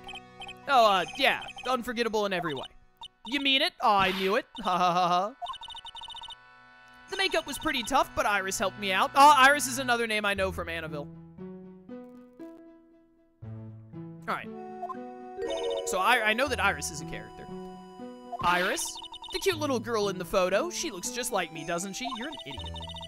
We're just a small temple here, so she and I run the entire place. Really? That kind of sounds like fun. Sorry to cut in, but this Iris, where is she right now? Ah, just listen to you. You haven't come all the way up here just to find a girlfriend, have you? Glare. Shut up, girl. No. That's not what I had in mind at all. Anyway, Iris is in the inner temple preparing for this evening. Inner temple? Yes, that's right. Iris will be back this evening. Why don't you go have a look at the main hall for now? So she's in the inner temple, huh? Let's go look. The suspension bridge? Oh, great. Another bridge. Wow, look at this broken down old bridge, Nick. Yeah, and look at that big canyon below us. Hey, there's a river down there. It looks like it's flowing real fast. Oh, so it's recreating the, setup. What's wrong, Nick? You look like you've seen a ghost. I'm just not very good with heights. Ah, hey, I've got it. Maybe you should face your fear and try hurling yourself off the edge. Are you an idiot? This is also called Dusky Bridge? Do you see that on the right? What the heck? You know, 1, 2, 3, jump. It might be just what you need to get over your fear of heights. Oh, no, wait, is this the same bridge? Are we at the same mountain? Yeah, death is a real good way to overcome phobias, all right. Anyway, it sure looks like a rickety bridge. Can't argue there. That's probably why it's called Dusty Bridge. Oh, no, it's called Dusky. Read it again, Maya. It says Dusky Bridge. Okay, it is Dusky. Well, it's practically the same thing. Some letters are engraved onto a roughly cut boulder. Dusty Bridge, huh? It says Dusky Bridge, okay? Come on, Nick, take a look at that bridge and tell me it's not supposed to be dusty. This sign is obviously wrong, and I'm gonna fix it. Now give me a pencil, Nick. I'm gonna throw you off this bridge. Do I look like a pencil holder to you? Come on, Nick, why don't we hop across the bridge? It'll be fun. I'm not so sure. Looks like a bunny hopping across the bridge would destroy it. Okay, Nick, then let's try to find a cute, fluffy little bunny and test your theory. That right there sums up the fundamental difference between sane and insane. Can't believe there's a public phone here. Who would ever use it? People who live here, I guess. I doubt they have any real phones here. Yeah, but it took like 20 minutes to walk here from the main hall. It would have been smarter of them to build the main hall here, don't you think? Maybe you should work on channeling someone who makes logical sense, Maya. Yeah, please just bring Mia back. Looks like it's about 20 yards to that cliff over there. Guess that's where I'll be training tonight. Do you want to train with me, Nick? And do the special course? I think not. But it'd be so great if you had spiritual powers, too. Really? I see dead people sounds more like a cause for alarm to me. There's a narrow path going off in a different direction than that of the main hall. The sign here is so old, the text seems to have vanished. Path leads to a wooden staircase that goes down to the bottom of the canyon. Okay, alright, wooden staircase on it then. Do you really think that's necessary? You'd have to be blind not to see the stairs. Well, it can't hurt. Just pass me a pencil, okay? Graffiti is a crime, Maya. Something crime doesn't pay. These footprints. Nothing important, I guess. Alright, back to the main gate. And I should examine here as well. Oh, look, it's one of those snow motorcycle things. Most people call that a snowmobile, you know. Snow motorcycle things, snow blow meal, same thing. Shut up, Maya. Too bad we didn't invite Desiree. I bet she could race like the wind on this snowmobile. Or maybe she'd give me a ride on this blow snowmobile. Shut up, I told you it's snowmobile. I'm tired of trying to read that. That looks like the main hall where we'll be staying tonight. From here, it looks like one of those ice hotels you always hear about. They gotta have a heater or something in there, don't you think? I don't want to die. I'm not worried. I brought my hot water bottle. Did you bring one for me? What are you talking about, Nick? Who carries around 2 hot water bottles? If the cold doesn't kill me, the ice queen over here will finish the job. Wait. There. What do you think, Nick? Pretty awesome gate, huh? Sure is. Looks pretty well maintained, too. This thing kind of puts your hometown to shame, Maya. Yeah, well, a lot of things have happened in Crane Village. We used to be a lot richer back when people hired us to perform channelings. I see, but now the place looks a bit run down. Yeah, I guess I was just born in the wrong time. Big bell. Oh, look, it's a cute little bell tower. Absolutely love the sound of a giant bell. No? So which do you like better? That or the sound of money? Sorry, but I'll take money for the win, Nick. What are you apologizing for? Silly girl.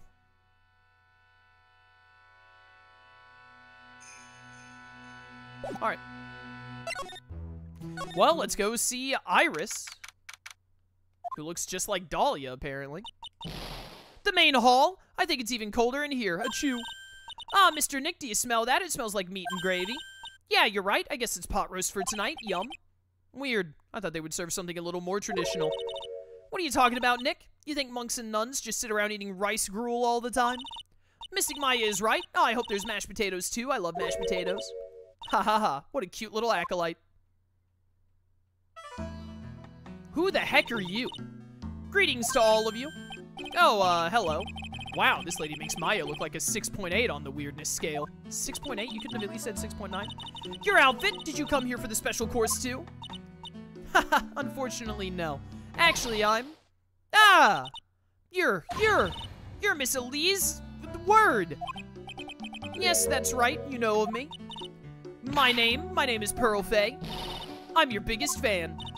Is Maya gonna possess this lady at some point? Because in the episode, like, screen thing, it looked, or not Maya, Mia.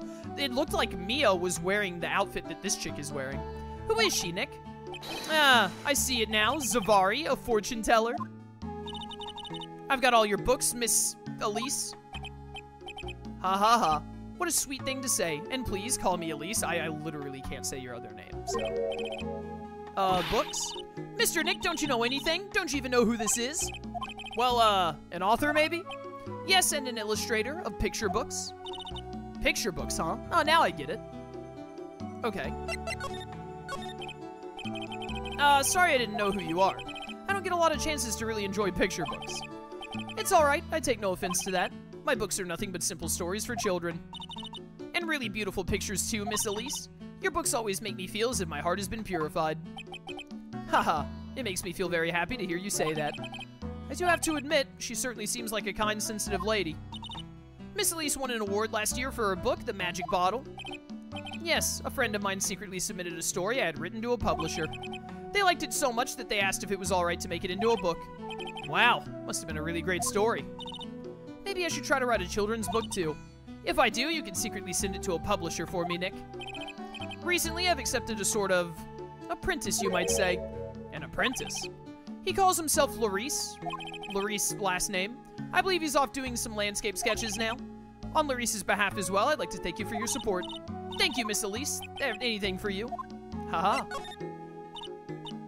Why did you come to Hazakura Temple, Miss Elise? Are you here to do some spiritual training? Ha ha ha. No, that's not it.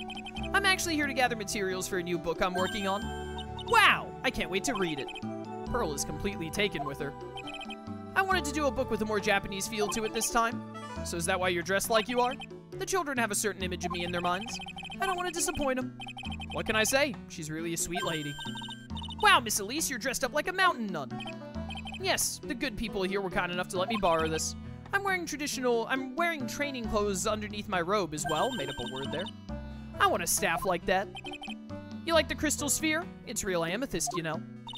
Maybe we'll find one like that up here on this mountain. Good luck, Nick. I know you'll find me one. Well, you have to excuse me now. I have to go help with the dinner preparations. Wow, you mean you're cooking dinner tonight? That's right. Would you like to help too, Pearl? Yes, yes, I want to help with whatever I can. Pearl looks like she just won the lottery. Oh, I'll help too then. No, it's fine. Please don't worry about it. Feel free to relax and explore the area with your friend. Alright, that's a little sus. Huh? But... Oh, yes. Please take this. I think it will be of help to you. It's dangerous to go alone. Take this. Okay, there's the inner temple. It's across the bridge. It's a map of the area. We wouldn't want you to get lost now, would we? The inner temple. There it is on the other side of the bridge. Well, if you insist, I guess we'll take this chance to go check out the other temple. Shows Hazakura Temple. Okay, I'll see you two later then. Remember, you're not allowed to fight. Come on, Nick, let's go. At least we'll stay warm if we keep moving. Oh, is the inner temple across the bridge? Is that where Iris is right now? It's an altar. It looks a bit old, but someone does a good job taking care of it. Speaking of altars, I remember seeing one like this in Crane Village last year. Guess they really do have something to do with spiritual powers after all.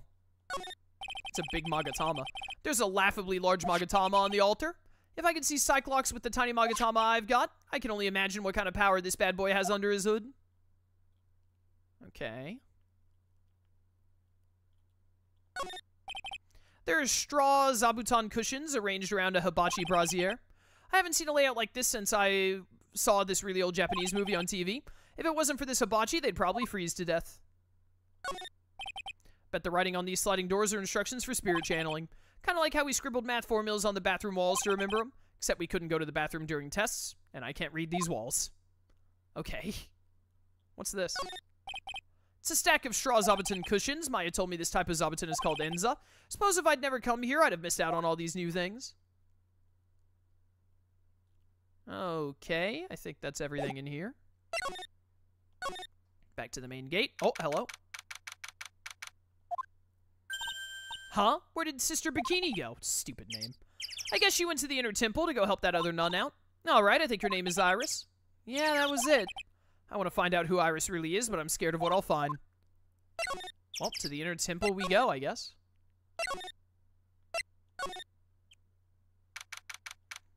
February 7th.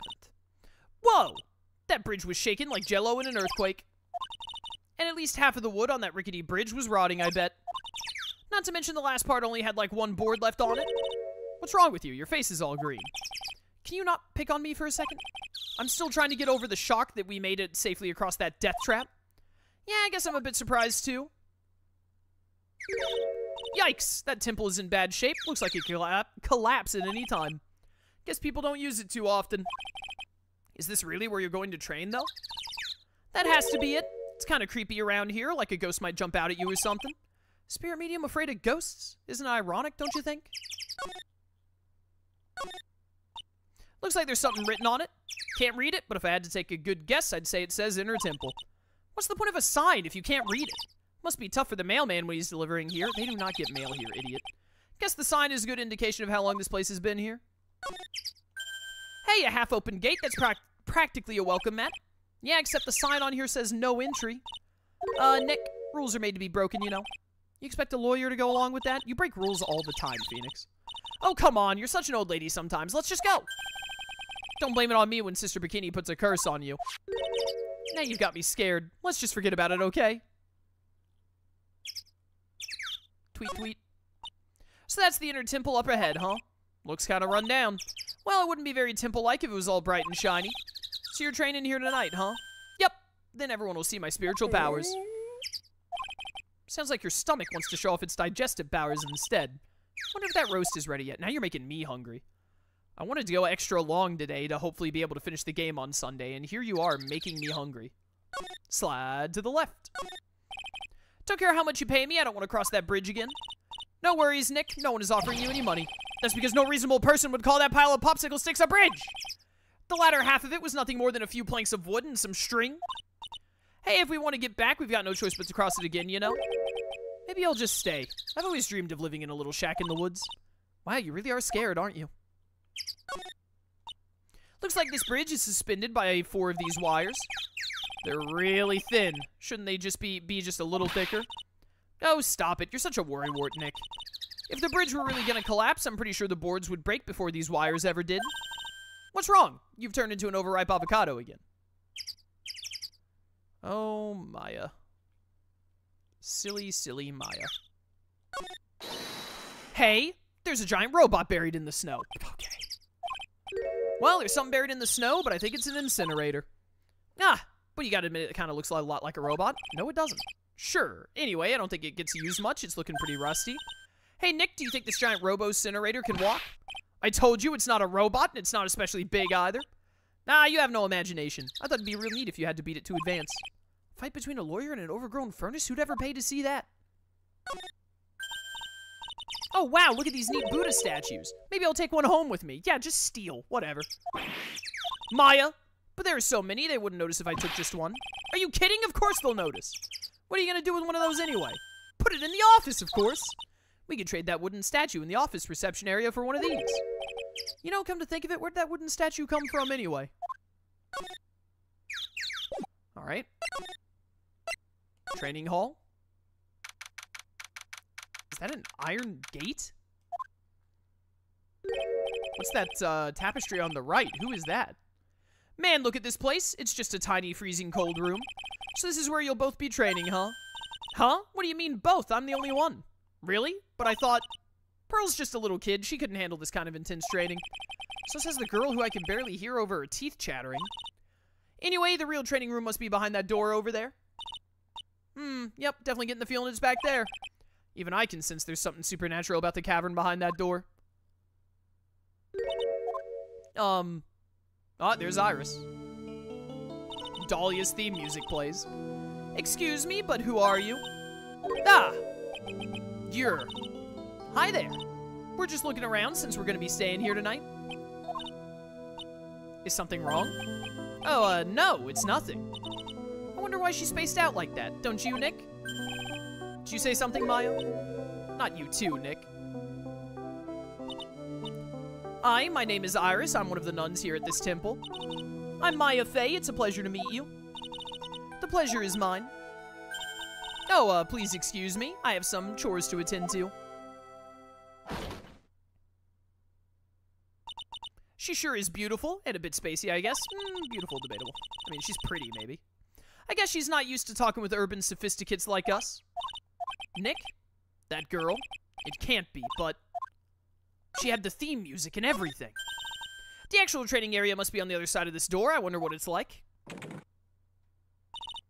Phooey, it's locked. Come on, Nick, you know you want to open it for me. I can't. You've been in kind of a bad mood lately, haven't you, Nick? Zavari, I know what it is. Iris. Ha ha ha ha. Iris and Nick sitting in a tree. K-I-S-S-I-N-G. A hanging scroll. It insta went. Ah! Ah! What is it? Why'd you scream like that? This scroll? It's my mother. Ooh. What? It's Misty Fey, the master of the Crane School of Channeling. Are you sure? Yes, that crest at the top of the scroll. That's the special mark of the master of our tradition. So that's what the mark means. What is it? Nothing. It's just that I last saw her over 15 years ago.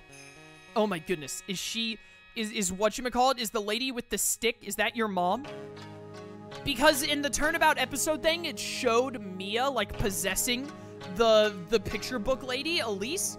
Is that actually your mother, like, pretending to be someone else? If it wasn't for that crest, I wouldn't have even known it was her. My own mother, and I can't even recognize her face. You couldn't tell that it was her because you can't recognize it. Dude, I bet that Elise is your mom. I bet. Maya. Shows Misty Fey, master of the crane technique. Alright. I can interact with it again. It's hanging wall scroll showing Maya's mother, Misty Fey. It's not that old. That crest at the top is the official mark of the master. Wonder if this temple has some sort of connection to the Fey family. I think it does, actually. Supposedly it was founded by a branch family member of the Crane School. I have to ask Bikini in more detail when I get the chance. About Maya and the Fey family in general. What's going on over here? Look at this antique dresser. I wonder if there's anything valuable inside. Let's have a look. Huh, nothing. Just a bunch of clothes. Hey, Nick. Huh? Oh, sorry, I was just thinking. Oh, about Iris, I bet. Looks like you've been bitten by the love bug, Nick. Okay, okay. Anything else? Not looking like it. There are a bunch of musty-looking blankets and bedding sets piled up here. Wonder why they're even here in the first place. It's because all spiritual training is done under the supervision of a nun.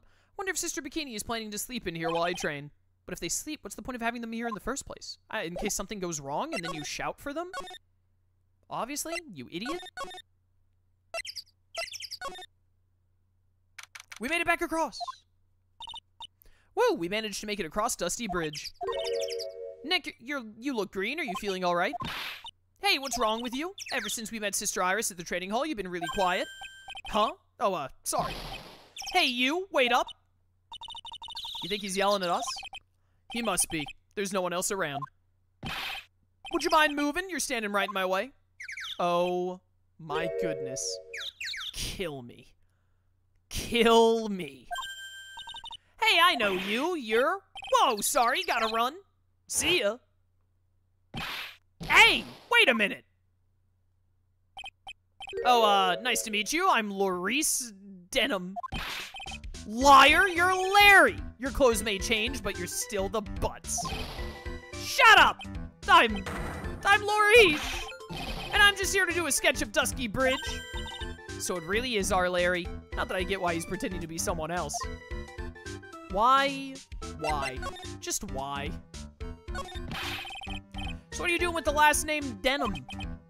Well, I wanted to start over again with a clean slate. Clean slate? You remember, don't you, last time? The Mask-to-Mask case. After that, I started to realize I didn't like this guy known as Larry Butts. And that's when I came across it, the Book of Destiny. The Book of Destiny, do you mean? The Magic Bottle by Miss Elise Denham. It's so beautiful, so moving, so gentle. My heart felt cleansed, I was saved. Maybe I should buy a copy of the Magic Bottle. Wow, Larry would make a great book salesman. I really want to get that book now, too. Okay. Oh my goodness, I dropped my controller. Whoops. I was moving my headset with one hand to, like, scratch my ear, and then my controller just slipped out of my hand. She's the most wonderful person I've ever met. I'd follow her anywhere. Anywhere, you say? Well, she certainly is a very elegant lady. I'm pretty sure that she is your mom. I'm pretty certain that she's your mom. Well, she certainly is a very elegant lady. You see? Here's a photo I took of her in secret. All right, that's a little creepy.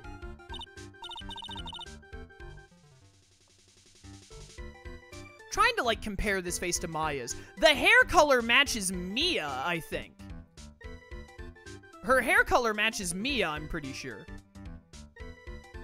Wow, it's a beautiful photo. You want a copy, don't you? It's okay, I just happen to have made extra prints. Taken by her only pupil, Laurice. Okay, weirdo. Still, it's kind of hard to imagine you as a picture book illustrator. So tell the truth, you must have some kind of ulterior motive, right?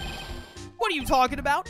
I don't trust anyone anymore, especially not women. You're apprenticing under a woman. Talk about a bad case of denial. Anyway, can you even draw well enough to make a picture book? Art isn't only about technical skill, you know. It's also about having a pure heart, idiot. And that's why I'm asking. Can you draw well enough to make a whole book? Now that you mention it, I wonder. Looks like you still have some doubt in your heart. It's true, I do. But when I first saw her, I felt it. Something inside me ended and something else began. Oh, Larry. Sounds like you've fallen in love with Miss Elise. Her hair looks darker in that picture than the other one. No, you're wrong. It's not her. It's the other girl. Other girl? Uh-oh. I got a bad feeling about this. Oh my goodness. Are you talking about Iris? Ooh, yeah, her, my little Iris. Oh my goodness. Is there any male character other than Gumshoe that doesn't fall in love with this chick? I'm telling you, this is why Gumshoe is the best. When Gumshoe was in a room with Dahlia and Mia, the only one that he was like, oh wow, you're really pretty, was Mia. Was he in the room when Dahlia was in the room? I don't remember, but the point is the Gumshoe is the GOAT. She's really pretty. This girl, she's perfect. She's exactly my type. Is there any woman that isn't your type? I wonder if she would model for me. I want to draw a portrait of her. Yeah, you always liked those model types, didn't you, Larry? Hey, wait a sec. Didn't you say you were swearing off women? Huh? Yeah, that's right. Of course I have. I have, basically. But Iris is different. I feel like I still have one chance left at the dream. This guy will never change. Everyone! Pearl is here. Hey, Pearl! Dinner preparations are complete. Please come quickly to the main hall. All right. Can't wait to dig in, Pearl. I'm gonna go to the inner temple and call Sister Iris. I also want to have a look at where Mystic Maya is gonna be training. You gonna let her go across that bridge on her own? Yo, if Iris is Dahlia, she's gonna, like, kill her? Boy, am I stuffed. You sure it's alright to eat that much before your training? Well, this kind of training is a battle of endurance. Mystic Maya, please don't do anything that might put your health at risk. Never mind, she's fine. She's okay. Ha ha ha. No pain, no gain, I guess. I'm still worried about you. Well, well, well, let's not dilly-dally, shilly-shally. What? You must get ready for tonight. Good luck, Maya. Alright, here I go. I'll see you all tomorrow, I guess. That's gotta be your mom. They've built up Misty Faye being important for, like, basically all 3 games, but especially the last one, so the second game. So, like, she's gotta show up at some point, and this was the 3rd game in the trilogy, so presumably they would think, like, we might not get to make any more Ace Attorneys, so they would have tried to, like, cover it up, like, wrap it all up here, I would think. I'm so dangerously close to being out of water. Iris, please ring the bell at 10 for lights out, alright? Yes, Sister Bikini. And then after you ring the bell, I want you to come join us at the training hall. I understand, Sister Bikini. Maya and Bikini really seem excited about this training thing tonight. Well, Pearl, what are you going to do tonight? Well, if you'd like, you can come to my room. Perhaps we can read some books together. Really? I'd love to. I'm not very good at reading. Haha. Well then, would you like to practice reading with me? I'd love to. Pearl is absolutely smitten with Miss Denham. So, Larry, what are you gonna do? What on earth are you wearing? Me? Well, I'm just gonna hang out in my room. I can't stand the cold at all. Totally hear you there. Miss Elise, so for example, how do you read this? It says gravely. That's kind of a tough word. Ah, okay, and what about this word? That's another tough one. It says roast. Roast is not a tough word. What kind of a book is she reading anyway?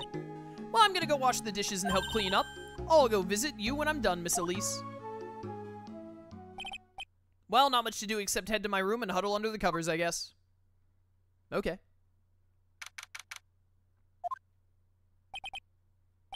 Is PopCon this weekend? No. PopCon is next weekend. I still got a week before I go on my vacation. It's a whole different type of cold up here in the mountains. Why couldn't the nearest bathroom be just a little closer to my room? Mr. Wright? Ah! Ah, Miss Denham. Are you going to use the bathroom too? No. But have you seen Pearl? No, not since after dinner. I thought she said she was going to go to your room. I know, but she never showed up. Ruh-roh. I'm going to go look for her. Excuse me. Miss Elise Denham, a woman as mysterious in origin as her last name. But the really mysterious one is... Sister Iris. Good evening. The really mysterious one is this girl. Are you on your way to the bathroom too, Mr. Wright? Can't let this chance pass me by. I should try to talk with her and maybe get some answers. Yeah, you got Dahlia's same stupid hairstyle. Your sister Iris, right? Yes. So, when did you come to Hazakura Temple? I don't remember. Ever since I was a small child, the temple has been my home. So you've never left? Well, I don't have any family left to take care of me. Sister Bikini, I've come to think of her as my real mother, as it were. I see, but you didn't go to college? And maybe enroll in the Ivy University Literature Department? No, I never had an interest in going to a big university like that. My training is all the education I need. I see. But once in a while, when I get the chance, I make a trip to the nearby town. I can use a computer and a cell phone, too. Well, you definitely beat out Maya on that front. Her eyes look exactly like Dahlia's, too. It's not exactly something worth bragging about. But I don't see any Cyclops. So I guess that means she's not lying. Please don't stare at me like that. What kind of a place is this, anyway? I heard it's for training to increase your spiritual power or something like that. Must seem awfully crazy to normal people like you. Well, I have to admit it is a whole different world up here. Glad to hear you say that. Huh? Talking with dead people? Who doesn't help anyway? I hate it. Really? So then why stay in a place like this? Is something wrong? I didn't realize it was so late. I have to go and ring the bell for lights out. Guess it is almost 10 now, huh? Mr. Wright? Yeah? If it's alright with you, I'd like you to have this. But this is your hood. It has the power to protect you from evil spirits. Come to think of it, Sister Bikini was wearing one of these too. I pray for your safety on this dark, cold night. A magical hood said to offer protection from evil spirits. Okay. I'm sorry, but I must bid you good night. Right, later, loser. Wait a minute, Sister Iris. Yes? Just now, you called me by my name. You said Mr. Wright. How'd you know my name? I never introduced myself to you. That's... Sister Iris, please tell me the truth. You and I. Have we ever met before? Ooh, Cyclops, okay. Oh my goodness. Holy cow. Iris. Oh, it's almost 10. Perhaps we can speak again tomorrow. Sus! Sus! Gong, gong, gong. So my hunch was correct. She does know me. I'll have to try to talk with her again tomorrow. Dot, dot, dot. Oh. Ah! What the? That blood-curdling scream came from the courtyard! Uh-oh. February. That scream, I'm sure it came from around here. Oh my goodness, is it the... Okay, well, I no longer think that Elise is their mom because I think she just got murdered. Ah, someone's there on the ground. Mr. Denim, no! Squish, I just stepped on something soft. Hey, don't step on my tummy like that. What are you doing down here in the snow? I was passed out, what do you think? So that blood-curdling scream was you? Forget about that, hurry up and call the police. Stop auto-skipping the dialogue. Is there even a phone in the main hall? No, but we still get reception up here in the mountains. You must have a cell phone on you, right? I didn't bring it with me. Oh, you're useless. I mean, even Iris has a cell phone. We've got no choice, you'll have to use the public phone by Dusky Bridge. Hurry, hurry, hurry, run as fast as you can. Yes, ma'am. If you don't hurry, Iris will. Iris will. Okay. It's farther than I thought. The bridge is just up ahead. I have to go tell Maya what happened too. Ah! Oh my goodness, the bridge is on fire! Dusky Bridge, it's burning down! What the heck happened? What are you doing here? Ah! Huh? What is it? Is it me? Don't scare me like that, Larry! I almost had a heart attack! My name isn't Larry, it's Laurice! Larry, hurry up and call the police. I'm going to the inner temple. Don't be stupid. The bridge is nothing but a burning wreck right now. Listen to me. There's been a murder here at Hazakura Temple. What? The murderer might have fled across the bridge. I have to make sure Maya is safe. But please call the police. I've got to go. Get out of my way, Larry. It's too dangerous. Nick, wait. I can't believe Phoenix Wright is going to die here. What an end to the series. I must have been crazy. I knew how dangerous it was, but I still went for it. Ah! Nick! Dumb idiot. What good is being on the breaking bridge with? Weakened even more by the fire, the rickety old bridge's plank snapped and gave way, and as I was swallowed by the eternal darkness that surrounded me, a final terrified scream rose up to pierce the frozen air of that horroring night. Oh, to be continued already, huh? Okay.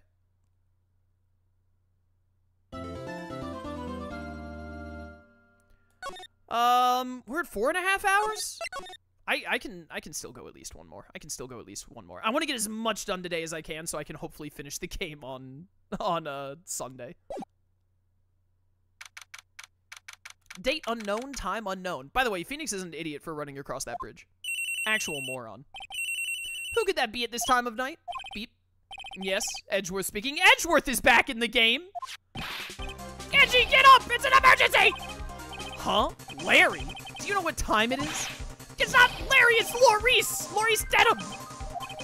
This is nothing more than a terrible nightmare. I'll just roll over and... Wait, don't hang up! It's an emergency! It's Nick! He took a really nasty spill! Well, it wouldn't be the first time, so... I'm not joking, his life is in danger! What? What happened? Tell me! Talk about a guy with bad luck! He may already be dead! Anyway, you gotta come back. You're the only one that can help. My Iris, my beautiful Iris, she needs help. Alright, I don't know what's going on, but I'll be there as soon as I can. Beware, you haven't even asked. I'm at the detention center, please hurry. It's been 1 year since I left that country. I thought I wouldn't have to see him again for a while. Sounds like it won't be a pretty reunion, as if I expected anything to change. Wait, am I Edgeworth now? You're late, Edgy! What took you so long? I don't want to hear it. I chartered a private jet to come as quickly as I could. Well, you should have chartered a faster one. Anyway, just listen. Something happened to Miss Elise and Nick is and it cut off the dialogue again. I'm really sick of that. Why is that happening so much in this episode? Huh? Say something, Edgeworth. I'm giving up on you. Before I came here, I stopped by the hospital and paid Wright a visit. Oh, that's why Phoenix was in the hospital during 3-4. I believe I have a better understanding of the situation than you at this point. murder victim was the picture book author, Miss Elise Denham. Well, I hope that she wasn't actually Misty Faye then. She was found by Wright and the head nun. The suspect is the temple's younger nun. Then later, while Wright was crossing the bridge, it broke and he fell into the river. The hospital says that he'll need at least 2 days of bed rest. Yes, that's right. You got it. But they arrested her, my sweet little Iris. And here I was, convinced he was the one the police had arrested. However, I still don't understand what these 2 items are for. What are you talking about? They're things Wright gave to me when I was leaving his room. This is the first. Oh my goodness, we can do the interrogation jutsu with that. Dude, you get to play as Edgeworth in 3.5? That's actually kind of sick. That's kind of cool. It's way better than when he just showed up as a Deus Ex Machina in 2.4, that's for sure. He said some nonsense about being able to see into people's hearts with this. And the other. He couldn't possibly be asking what I think he is, could he? I don't think that you can just hand your attorney badge to a prosecutor, and that means that they are legally a lawyer. I don't think that's how that works. I'm begging you, Iris's trial starts tomorrow. With Nick out of the picture, you're all I've got left. You're the only one that can represent her. What did you just say? You know, represent, defend. What were you expecting? Why do you think I called you anyway? I'm a prosecutor, Larry. A prosecutor. Do you understand what I'm saying? A prosecutor is a lawyer who... Don't talk to me like a kid. I graduated from junior high, you know. Don't worry about it. I promise I won't tell. What do you mean you won't tell? The judge knows. Like, all of the people in this area know. But I mean, I heard a paper badge had no problem fooling an entire court before. Okay, yeah, he's kind of onto something there, bro. He's actually kind of onto something there. I can't even lie, my man. How could this country's judicial system have fallen into such decay? They let me cross-examine a parrot, Edgeworth. I cross-examined a parrot. Please, Edgeworth. At least listen to her. Listen to Iris' side of the story. Tyler, welcome to stream. I've been watching your videos ever since I saw you play Pokemon XG and Next Gen. Love your playthroughs. My son watches them too. Oh, that's awesome, man. Thanks for watching. Glad you enjoy. So I wasn't joking when he gave me this badge after all.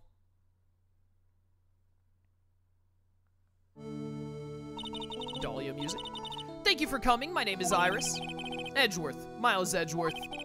I don't know if I can be of any help, but I'll at least hear what you have to say about the murder.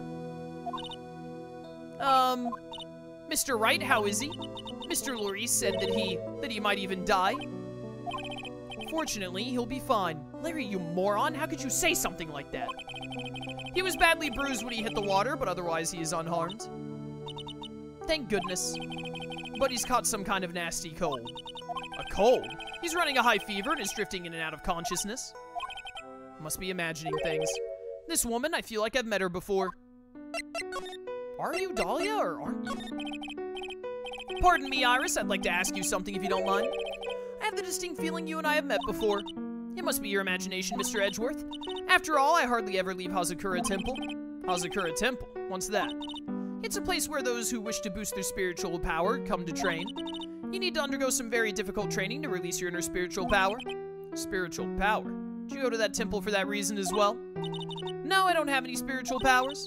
I don't need them. In that case, what are you doing at that temple, then? I've committed some sins. Sins that I need to pay for. That's why I'm there and why I continue to train. To purify my soul.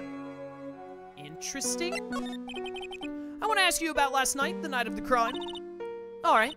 I helped to clean up after dinner and then went back to my room at about 8 o'clock.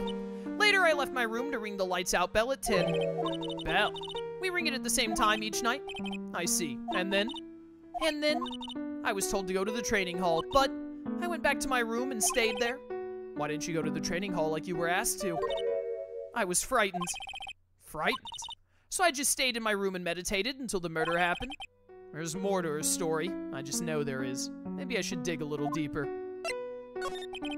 You were asked to go to the training hall on the night of the murder. Yes. However, you didn't go. Because you say you were frightened. What exactly were you so frightened of? Ooh, psych lock already? Okay. Only 2 instead of 5. What in the world? Is there something wrong? Yeah, don't mind me. I've just awoken to my chakra. My Sharingan is activated, and I'm trying to make sense of this interrogation jutsu. I'm sorry, it's nothing. Looks like she's not aware of them herself. These must be what Wright was talking about, the psycho locks. Psycho locks. I believe you said I needed to present this Magatama item to do something. So do you have any ideas as to what really occurred last night? I think it was the result of the tremendous spiritual power that was unleashed. Spiritual power? Yes, spiritual training has been a cause behind many great tragedies. This incident was just another example. Iris, I'm sorry, but I can't accept that. I'm a man of science. You're a man of science? Since when? I don't believe in spiritual power. Yes, I understand, most people don't. And I'm certain that the thing that killed the victim was a human. So please answer me this simple question. Were you the one who killed Elise Denham? No, I'm not the one who took her life. Those psycho-lock things aren't appearing. Suppose that means I can believe that she's not lying. Well, this happened to Phoenix once before. But she was pretty direct with her speech, though. What's wrong? Can't believe what I'm thinking. And here I just finished saying that I don't believe in spiritual power. Appears that's about all that you can tell me. Thank you very much for listening to my story. I visited Wright at the hospital before coming here. He asked me to take care of you. Me? Yes, at the trial tomorrow, he asked me to defend you. If Mr. Wright has that much faith in you, Mr. Edgeworth, then I'll gladly entrust my fate to your capable hands. But before that, I have one question. Yes? Do you know Wright? Why would you ask that? Whenever you came up in our conversation, he would begin to act a little strange. Mr. Edgeworth, what is Mr. Wright to you? He's a very dear and indispensable friend. It was 5 years ago. That's when I deceived him. You deceived him? I heard that he was in a lot of pain afterwards because of what happened. I know what a weak person I am. That's why I thought it was best if he never saw me again. I wanted him to just forget about me without learning the truth. So you are Dahlia? Well, if you ask me, Wright is still suffering. And until he learns the truth, I don't think he'll ever be able to truly recover. Iris, it's not too late. You should go to him. Tell him the truth. I'll defend you, but only if you agree to that one condition. All right, Mr. Edgeworth, I promise. Very well. I'll do everything in my power to get you an acquittal. Okay. That's enough info gathering for now. I should head to the crime scene. Oh, I'm not going to hit her with the Cyclock? Oh, wait, Cyclock. Take that! Interrogation jutsu! I was frightened. Since I've been handed this case, it is my duty to dig up all the answers, understand? Yes, sir. Smallest flame can sometimes bathe a case in a whole new light. In my years in court, I've seen it happen over and over again. That's why I'm committed to searching until I have those answers. Now then, is it really true that you didn't go to the inner temple last night? Yes, I swear, I already told you that. Yes, you said you didn't go because you were frightened. That's right. If that's the case, then the obvious question is, what were you so afraid of? Iris, I wonder, is this what frightened you so much you couldn't even leave your own room? Okay. Well, I don't think I have whatever. Yo, Gumshoe! I don't think I have whatever I need for this. Still don't have enough info. Need to investigate further. Alright, see you later. To the bridge. Well, yeah, it makes sense that this would be boarded up. Sure is cold, alright. So this is it. Dusky Bridge. Oh, Row, it's you, Mr. Edgeworth? My boy, let's go! Gumshoe! Gumshoe! Gumshoe! Detective Gumshoe. Long time no see. It's been about a year, or has it been longer? It doesn't matter, Detective. What does matter is why you're shuffling around up here. Oh, ouch! And there's that sharp left jab. Well, I'm happy to see you anyway, Mr. Edgeworth. Let me guess. You were transferred by HR to the local precinct? A wise decision. The vast amount of nothing up here should be quite easy to guard. I heard you were back in the country and arranged to come all the way out here. Everybody was real nice. They even let me take charge of the investigation, sir. Gumshoe indeed. Like gum on your shoe, he's impossible to get rid of. Alright, the more Edgeworth is meeting the Gumshoe, the less I like Edgeworth. I'm supposed to report on the details of the crime scene, sir. Anyway, here I am, Detective Dick Gumshoe, reporting for duty. Great. Thank you, Detective. I thought Prosecutor Godot was gonna get here before me. That guy's a real mystery, I tell ya. Prosecutor Godot. Yeah, Diego.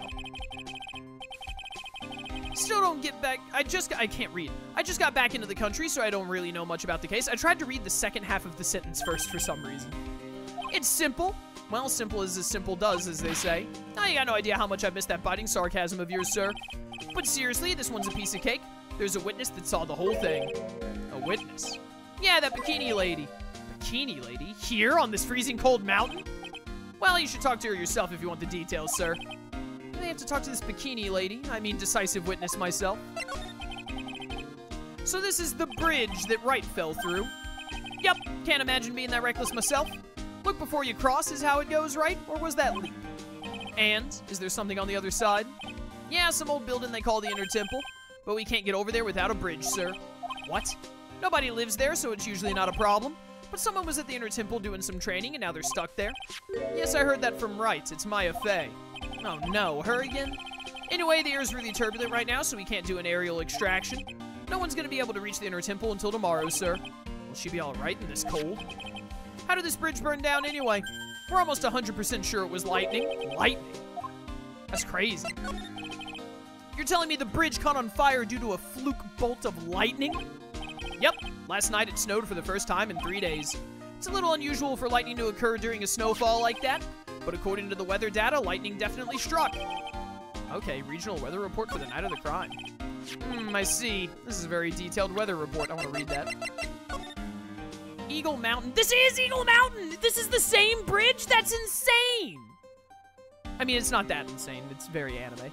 Snow with occasional lightning strikes. Snows 7 to approximately 10:50 p.m. Lightning 10 to 11 p.m. Lightning struck Dusky Bridge at 10:45. Around 30 minutes passed between the fire starting and going out. Alright.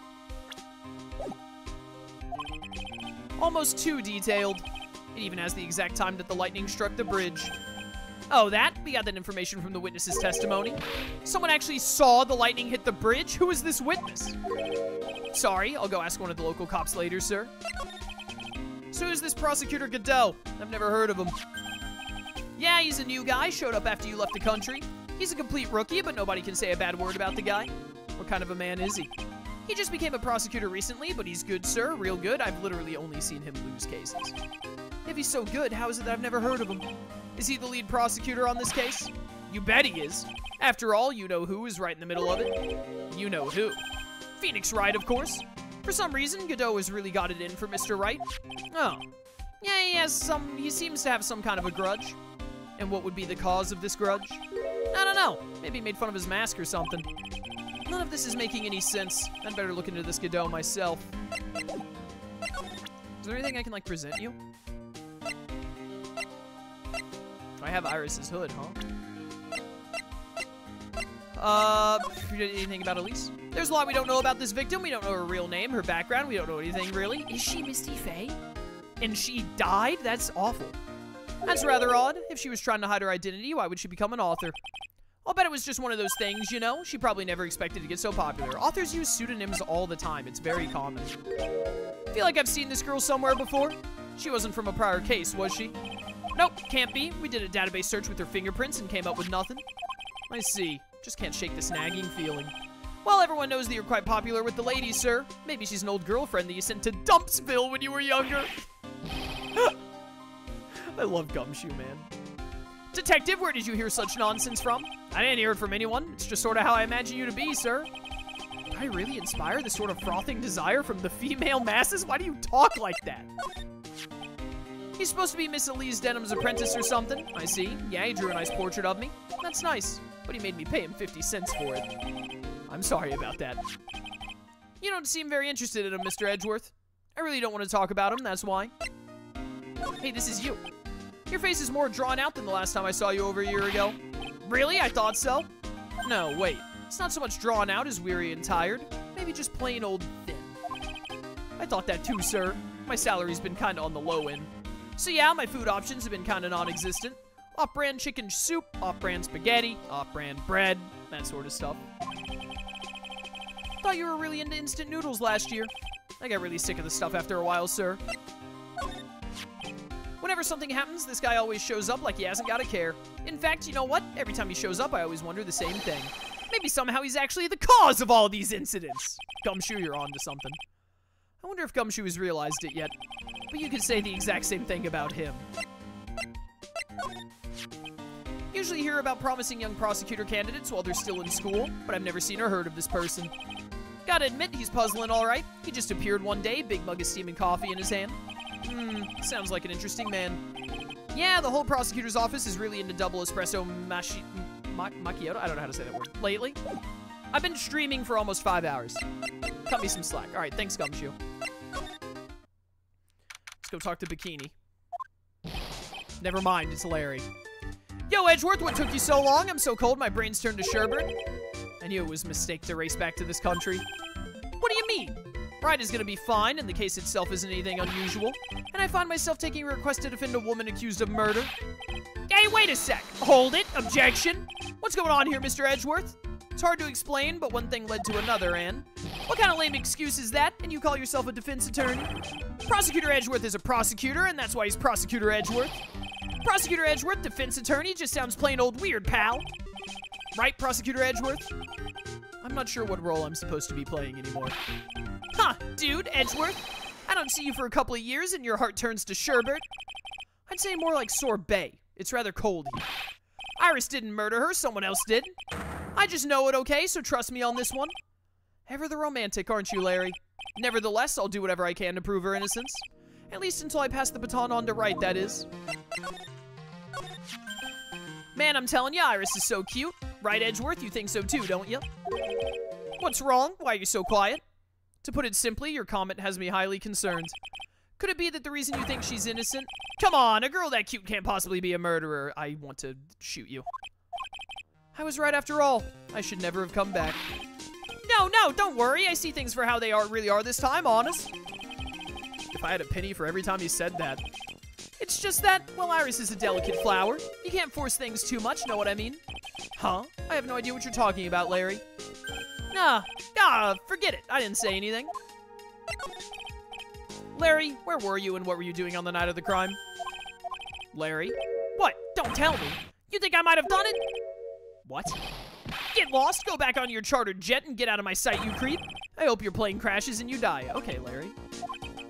I'll ask just one more time. On the night of the murder, where were you and what were you doing? Well, Larry, you dumb idiot. As I suspected, psycho locks. I love that he calls them psycho locks.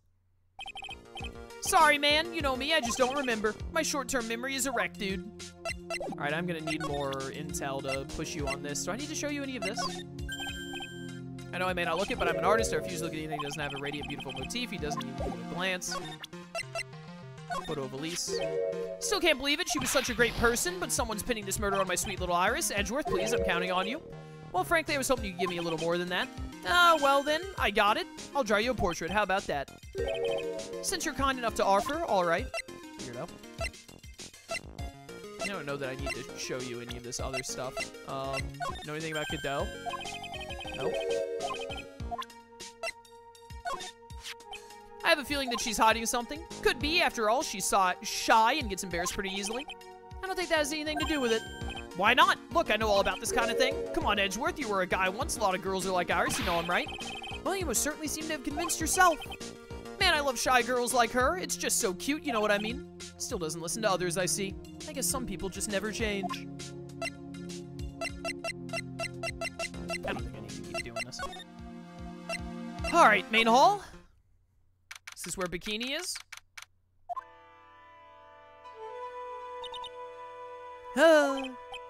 Hey, hello there. How you feeling? Oh, Gumshoe is Gumshoe our Maya? Is he our, like, sidekick? I love this so much. I love it so much. Alright, I suppose. Huh? Who's this? My name is Miles Edgeworth. My, a handsome boy such as yourself is always welcome. If circumstances weren't so tragic, I might just... Please don't call me boy. I'm sorry to trouble you, but I'm looking for a woman in a bikini. Well, you found her. Now, what can I do for you? I'm sorry, but I don't see any bikinis. Ha ha ha! If you ask nicely, I might give you a peek. Big bug. Okay, I hate that. I hate that a lot. Mr. Edgeworth, this is the head nun, Sister Bikini. She's the witness. Why didn't you tell me that earlier? This is exactly why your salary keeps getting cut. My stomach is already growling in protest. So, what's the latest about my beloved Iris? Well, first, I want to hear what you know. Wait a minute, there's a thing behind you that wasn't... What is this? This wasn't here before. There are more Enza cushions in the corner of the room. What's that white piece of paper sticking out from under that stack? Beats me. Would you mind checking that for me, Detective Gumshoe? Yes, sir. I love Gumshoe. Here you are, Mr. Edgeworth. Looks like an old manila envelope. Ah! What is it, Detective? This could be it. An ultra-important clue. A super special clue. Suppose I should read it myself, then. Looks like a letter addressed to Sister Iris. Tonight at 10 at Heavenly Hall, unless you want your secret to be exposed. This sounds like a blackmail letter. Okay, that's pretty intense. Found in the main hall, maybe she dropped it? Nice going there, Mr. Edgeworth. Why can't I ever find clues like that? You're an ultra-important prosecutor, a super-duper prosecutor. Well, I suppose it takes a super-duper kind of dumb to miss a clue like this. To Iris of Hazakura Temple. Salutation here? There is something I must talk... Salutation here? There is something I must talk to you about. I'll be waiting for you tonight at 10 at Heavenly Hall. Make sure you come unless you want your secret to be exposed. Okay. Very interesting. Is there anything else? This all looks the same as last time. It's probably a bunch of repeat dialogue. The night of the crime. First, I'd like to ask you about last night. Well, last night we had an acolyte here for training. After dinner, the two of us went to the training hall in the inner temple. She must be talking about Maya. Approximately what time was that? Suppose it was about 9 when we left here. Training lasts all night long. It's extremely exhausting. The channeling dojo head nun must be in attendance at all times to keep watch. Wow, you're right. That does sound exhausting. Detective, this is no time for flattery. Sorry. Sometime around 11, you witnessed the incident in the courtyard, but your duty was in the inner temple. Why'd you come back here? The way you're staring at me, I'm starting to get goosebumps, ha ha ha. I'm starting to get goosebumps myself, but for a decidedly different reason. Ah, you get the chills pretty easy, don't you, Mr. Edgeworth? Why return? As the head nun, it's your duty to stay with the acolyte at all times, correct? Yes, that's correct. I know I may look strong, but the truth is I've got a bad lower back. A bad lower back? Yes, it's especially bad in the winter, so bad that I can't even lift a bucket. Do you remember how cold it was last night? My bad back felt as stiff as frozen glass. I just wanted to take a nice hot bath to ease my aching back. That's why I returned to the main hall. So you left the disciple all alone. Don't be ridiculous, I would never do that. That's why I ordered Iris to the inner temple after she had rung the bell for lights out. Yes, but she never went to the inner temple, did she? So did this head nun actually see Iris there? I think I better try to get some more details. What did you see? Alright then, I'd like you to tell me exactly what you saw in the courtyard. Must have been past 11. Ah, no, I can't say it. It's too much for my poor heart. Hey, calm down, lady. Let go of my tie. I saw two people. One of them was lying on the ground. The other one was stabbing her from the back with a sword. Did you see this criminal with your own eyes? This is a pretty intense image. I didn't want to believe what I was seeing, but it was Iris. You must have been quite shocked. Of course she was. Try putting yourself in her shoes. It'd be like if you were stabbing Mr. Wright smack in the middle of a courtroom, and I happened to witness it from the witness stand. I'd be pretty shocked, too. I know it sounds insane, but that's what I saw.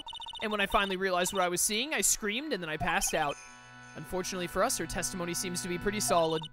However, the idea of Iris doing such a foul act seems unnatural. Unnatural? Unless she's actually Dahlia.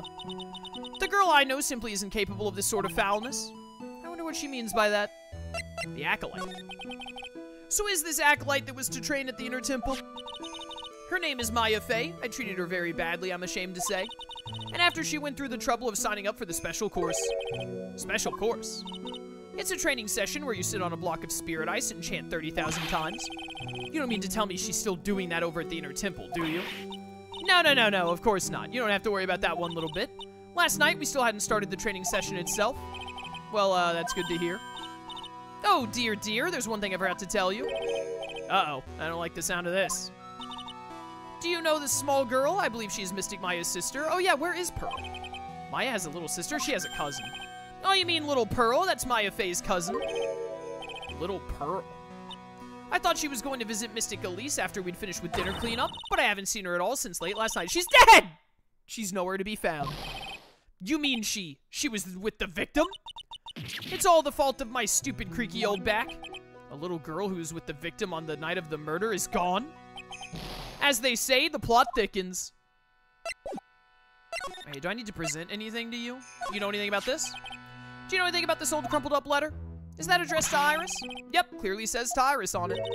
Can't believe it, that girl doesn't have any secrets from me. Ah, so Sister Bikini didn't know anything about it. Anything about the lightning? About this here? Let me see. Well, as you may know, in order to see what reality for what it truly is, we strive to break our attachment to much of the transient material realm. Guess you could call me an immaterial girl.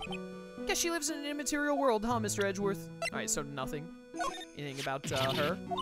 Ah, how could such a terrible thing have happened? It's all my fault. Well, come on, lady. Insta-skipped. Quiet. What do you know anyway? Ouch, you're scary. With that stupid 5 o'clock shadow and that stupid old coat of yours, it's too bad you weren't the one that disappeared. Alright, well, I hope that you die. Why does she have to take it all out on me? Gumshoe, I hope that you got that date with Maggie. Her anger does seem a little manufactured. Iris's hood, maybe? Well, that's a demon warding hood. Acolytes are highly susceptible to possession by evil spirits, you know. That's why we always wear these for protection. Oh, I see. What are you waiting for? You won't get any protection just by holding it, you know? Put it on already. No, I can't. I was just... Ha ha ha ha. Ha ha, it's like it was made just for you, Mr. Edgeworth. What do you mean by that, detective? Looks absolutely marvelous. You've just got to keep it on for a while. Is this some sort of divine retribution? Anything about Misty Faye? Well, look what you found. That's the master of the crane channeling technique, Mystic Misty Faye. Faye. It's been nearly 20 years since Mystic Misty's disappearance. Apparently, she intended to pass on the master title to her daughter. Who is this daughter? Well, I myself am part of a branch family of the Faye clan, but even I'm not privy to information concerning the main family. Well, it was Mia, and now it's Maya. She's a very important visitor, you know, an honored acolyte. Honored? How so? The Faye name is synonymous with the crane channeling technique. Therefore, she must be a spirit medium of great power indeed. Now that you mention it, 1 year ago, there was a case that was about the master of the crane channeling technique. Detective. I detest talk of supernatural drivel. I suppose now you'll say she has midichlorians? Nice Star Wars reference. Ha, so it gives you the creeps, huh, Mr. Edgeworth? That's got nothing to do with it. Oh, this poor girl, where could she have gone? Well, we checked out her home and she's not there. And she's nowhere in the vicinity of the temple either. Which means there's only a few other possibilities to where she could be. Do you think maybe she fell off the bridge and was carried downstream? Why do you have to be such a pessimist, detective? That's a reasonable thing to ask. Shut up. I was just trying to think like you, Mr. Edgeworth. Ironic, I became a pessimist only after I had the pleasure of working with you. Shut up, Edgeworth. Shut up. Alright, that's probably everything. Courtyard. I don't think I've been here yet. Oh, there's the bloody sword and all. And this is where the murder took place, sir. Other than removing the body, we left everything else untouched. Thanks, detective. I'll just have a look around. Looks like the police are still investigating. Oh, yeah, by the way, I thought I'd better ask just to be sure. Are you really going to defend that nun, Iris, at the trial tomorrow? Yes, I will. I gave her my word, and now I must follow through with my commitment.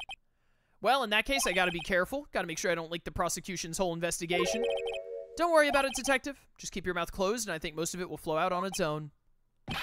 You got it, sir. I'll make sure it flows out like water from a tap. Yes, you do that, detective. Just how much has your runny spout leaked over the years?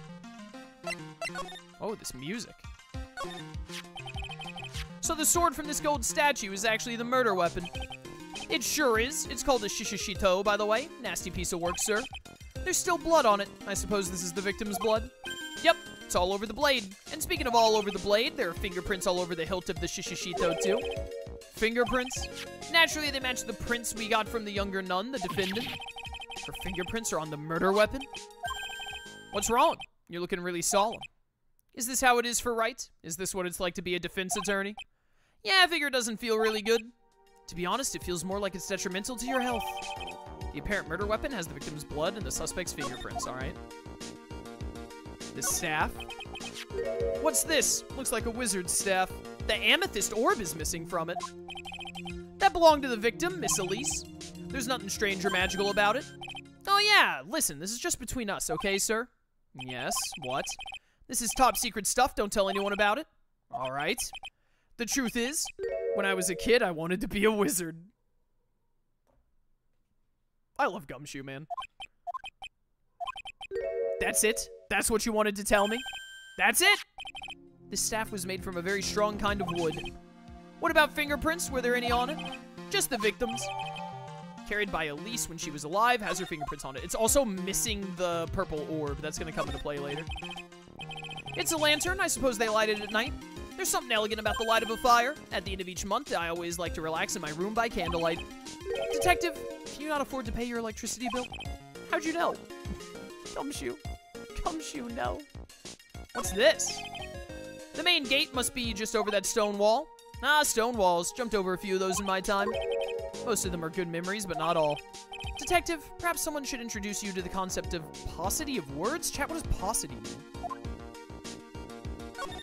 Oh, whoops. Stop! There we go. I just love skiing. Really? You don't seem the type. Well, what about sleds? Sleds? Nah, they're a little too kiddie, you know? Messes with my hard-boiled image. What's with the silence, Mr. Edgeworth? Is the world starting to go mad? Stop being mean to Gumshoe. Oh, wait. The main hall of Hazakura Temple is above us here. Hey, you're right, but I'm pretty sure the main hall didn't have a second floor. Hazakura Temple was built on a steep part of the mountain. The front and back of the main hall are on different levels. Ah, that makes sense. But wouldn't it be easier just to build the place slanted, sir? Fail to see how you can consider that to be an even remotely good idea.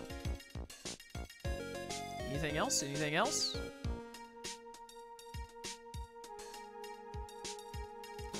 It looks like we're good to go. Alright. Oh, I can actually talk to Gumshoe. The victim is the famous picture book author, Miss Elise. Her entire past up until she won that writing award last year is a total mystery. She might still be Misty Faye, and that she died at the start of this is... Why do they hate the Faye women in this game? Mia, Misty, just kill Maya at this point while you're at it. It's hard to believe in this day and age you can still find people like that. The estimated time of death of the victim was between 10 and 11 p.m. on February 7th. Cause of death was blood loss, resulting from a stab to the back by the murder weapon. The murder weapon? The victim was found skewered with a giant sword, sir. That's terrible. Yeah, but there's one strange thing. Yes. The victim's entire body was covered with bruises. Okay, interesting. The bruises are consistent with falling from the height of a two-story building. A two-story building? That would be about the same height as that room in front of us, correct? Hey, you're right. Way to go, Mr. Edgeworth. So she was pushed out of the building first and then stabbed? That just happens to be the room that Elise was staying in. Maybe she was pushed out of the window after she was stabbed by the sword. No, it would have to be before she was stabbed, right? How could it be after? Now then, detective, let's see if we can summarize what we've learned so far. Okay, let's take a look at the map. According to the testimony of Sister Bikini, the head nun, right after they'd finished dinner, she and Maya Fey headed to the inner temple. Okay.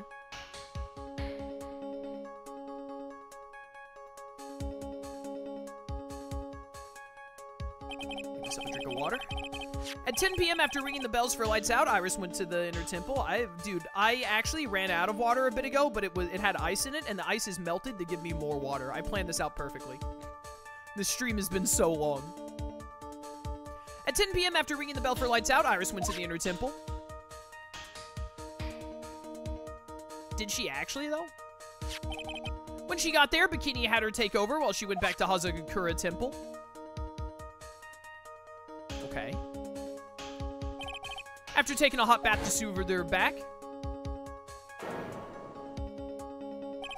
Sister Bikini witnessed the murder in the courtyard. If you want more details, you should ask Bikini yourself in the main hall.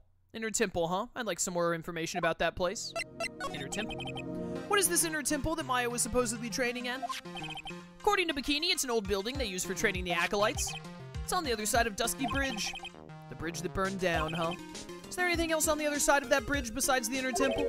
Nope, not a thing. Nothing. The other side is surrounded by cliffs on all sides. In a way, it's kind of like a little island out there. So the only thing there is the inner temple. Here, it's not the kind of place a person could survive in. Please be all right, Maya.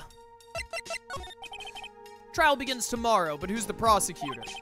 Pretty sure it's that Godot guy, but nobody can get a hold of him, so they're looking for a replacement. What do you mean? It's really weird. All of a sudden, no one can reach him. I wonder if the rumors are true.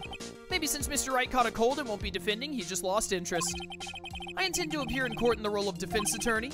However, I'd be quite unhappy if it came out that I'm actually a prosecutor. Yeah, I can see why, but I'm not the one you have to worry about. How would people not know who Edgeworth is in this business? I think the real problem is going to be that judge. Yes, he would certainly remember my face even after such a long absence. That's why I requested that another judge preside over the trial tomorrow. The final case isn't going to have the normal judge? That's kind of lame. That sucks. Please don't be the Canadian. We've only met each other once. There's a good chance he won't remember me at all. Yeah, but what about the prosecutor? Everyone in the prosecutor's office must know you. Wouldn't it be a problem if someone there made a big stink, sir? There's no need to worry. I pulled a few strings and arranged for a prosecutor of my own choosing. Wow, Mr. Edgeworth, I had no idea you had such a powerful string to pull. Are they gonna do the same thing they did to Franziska in Justice for All, where, like, they built Franziska up as the prosecutor throughout Justice for All, and then at the end it was like, she's not in the game anymore, basically. It's actually just gonna be Edgeworth, really. Are they gonna, like, cut out Godot at the very end? That would be super lame, for them to make that same stupid decision twice. I don't know if I need to talk to you anymore. Oh, main gate. I don't see Larry anywhere. Maybe we scared the poor kid away. His heart was shut tight with a number of psycho locks. Guess I'll have to look for him now. What a thorn in my side. Okay, so we have to find Larry. Not here. Detention center. Oh, hello. Iris again. Ah, Mr. Edgeworth. Came back because I need to ask you a few more questions if you don't mind. But I've already told you everything that Iris, please remember. I'm on your side. You can tell me anything. Yes, thank you. I was wondering if we could go to Wright & Co. Law. Inner Temple. Just finished speaking with the head nun of Hazakura Temple, whatever it's called. She testified very clearly as to what happened. She said she saw you stab Miss Elise with a sword. And one more thing. Magic must defeat magic. She said that when Maya Fey began her training at the Inner Temple, you were there as well. What? When I spoke with you last, you claimed that you never went to the Inner Temple. And yet, Sister Bikini says she met with you at the Inner Temple that very night. But I didn't go there. I didn't go to the Inner Temple last night. Looks like she's unwilling to tell me the whole truth. Wonder if they'll find the answers I'm looking for if I break those psych locks. Do I have the info I need to break the psych locks now? How does your psych lock work again?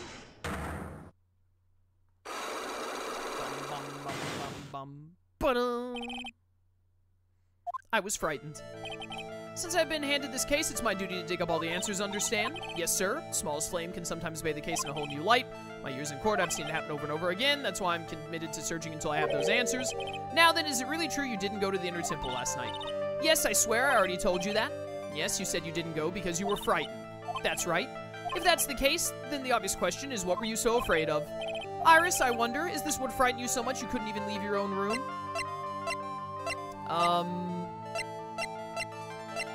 The Shishishito, she was afraid of it. Maybe the blackmail?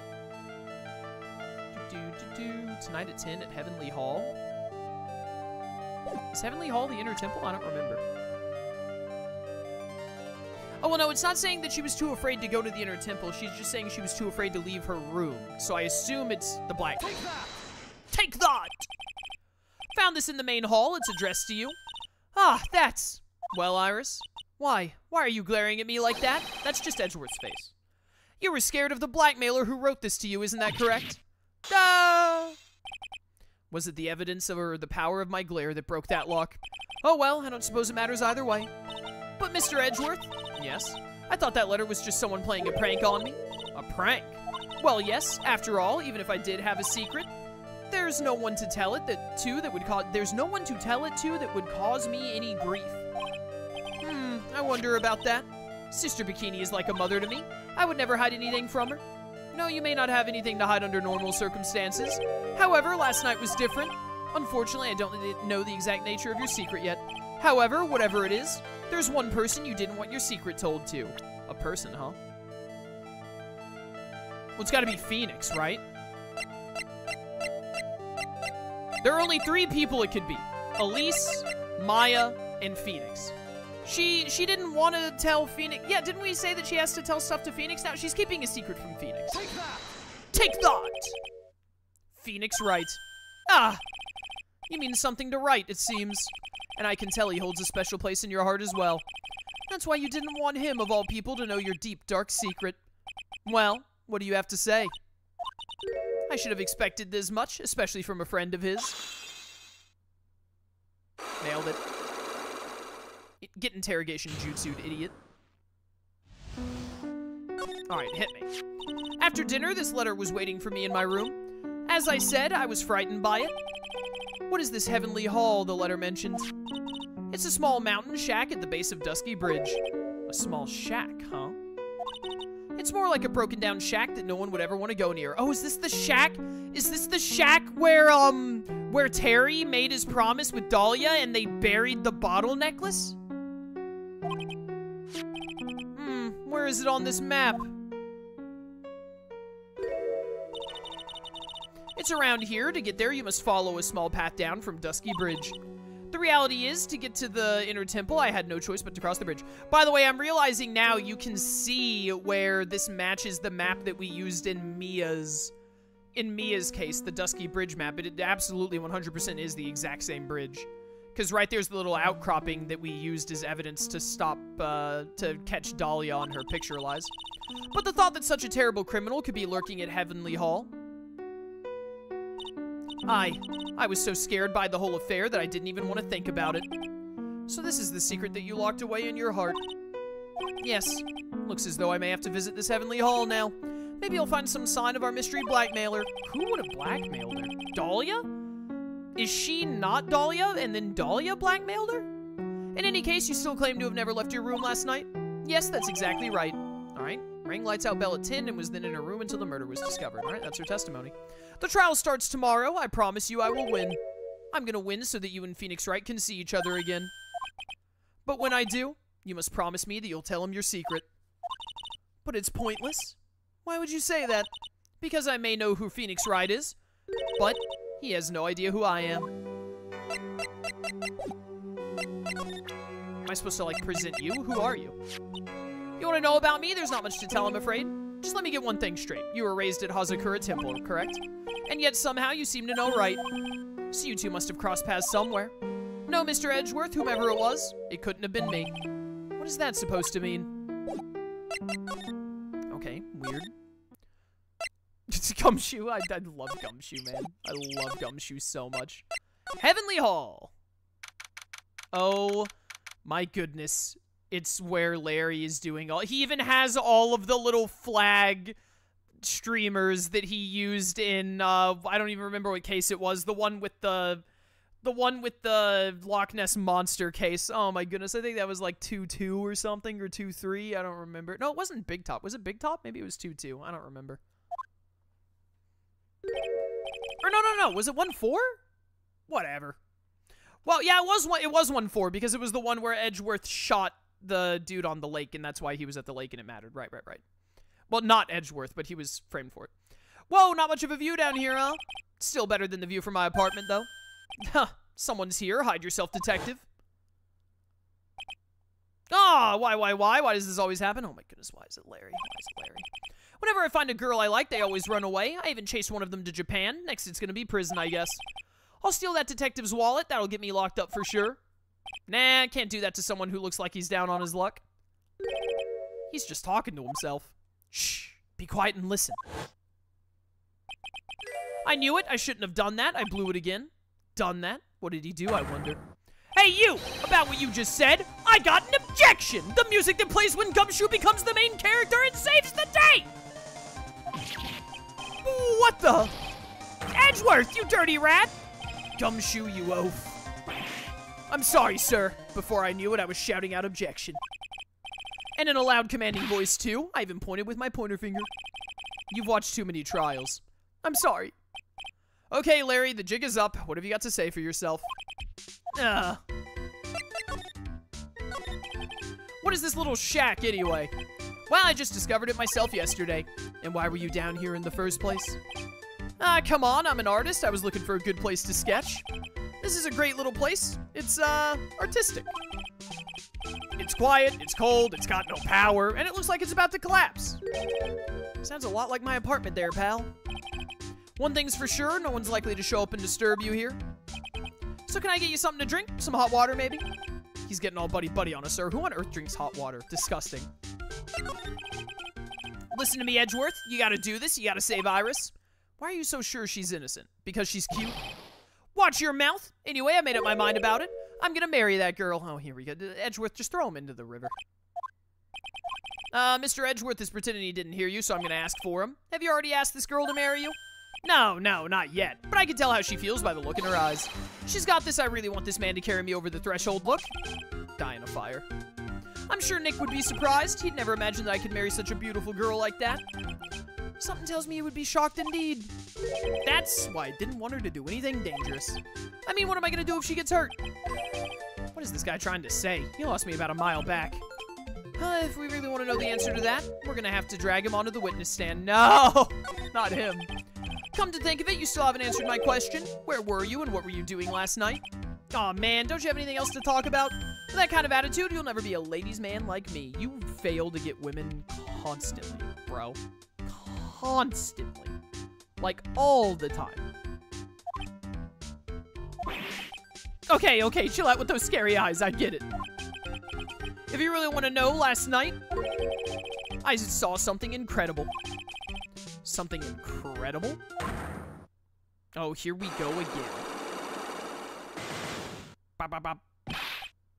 Yeah, but let's not talk about that now. Let's talk about the good old days. What do you say? Oh my goodness. Come on, I'll pour you a nice cup of hot water. Why hasn't he realized that I absolutely despise talking about the good old days, especially with him?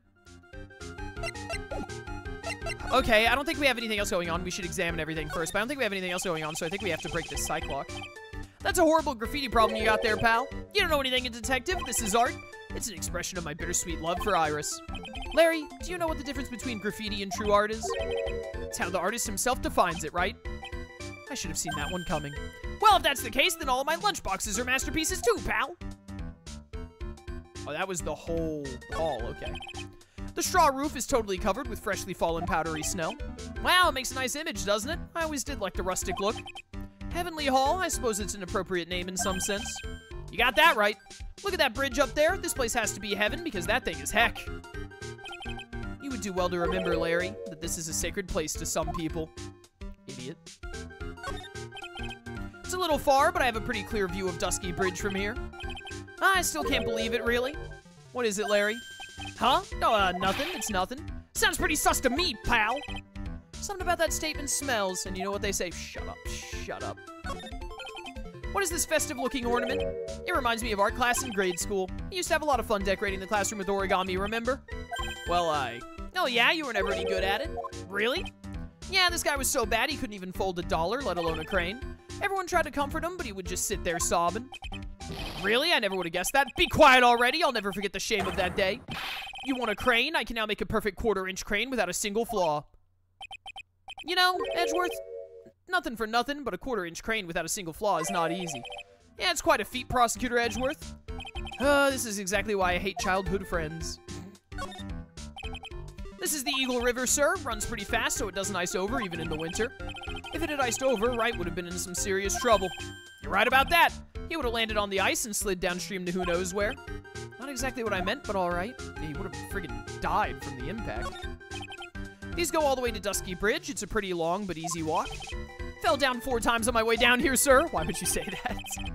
Sorry about that, detective. I ate 4 bananas and tossed their peels on the stairs on my way down here. What are you talking about? What? So that's what I was slipping on. Be careful on the way back. Those deadly banana peels are still out there. That's a real important piece of info right there, Mr. Edgeworth. Oh my goodness. Okay. I think that's everything. Alright, so can I break your psych lock? How does your psych lock go? I don't think I tried it earlier. I didn't try it earlier because I knew I had a bunch of people to still talk to, but we're probably running low on people to talk to by now if we even have any. Alright, now you're gonna tell me what you really saw last night? Whoa, you're really upset, aren't you, Edgeworth? Okay, I'll talk. That was a bit too easy.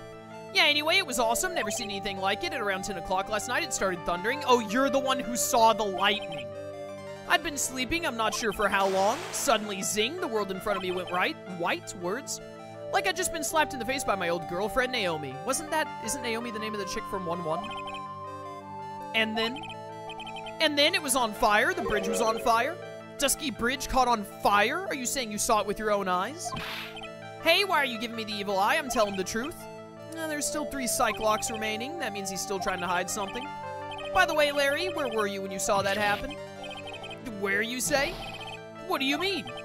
What do you mean, what do I mean? Just answer the question. Oh my goodness. Oh my goodness. Larry! Did you send this? Did you send this thinking it was some kind of love letter, but it clearly isn't, you idiot? I was in my own room by the main hall. No, I bet you were here waiting for Iris, you moron! What is wrong with you? Where else would I be? As usual, you're as transparent as an empty jelly jar. The problem, I suspect, lies there. There? What do you mean, there? It's impossible for you to have seen lightning strike Dusky Bridge from your room. Yeah, do I need the map here? You would have been in Heavenly Hall. Take that! Take that! That's a map of the area. Take a look around the vicinity of Hazakura Temple. What am I looking for? I think that should be fairly obvious. The main hall is surrounded by trees, and it's impossible to see the bridge from here. What? Why didn't you tell me that before? Idiot. Well, how about it? How about what? Do you feel like talking now? About what? Looks like it won't be that easy after all. You leave me no choice, I'll have to move on to the next step. You weren't in your room at the temple, so then where were you? You don't know that.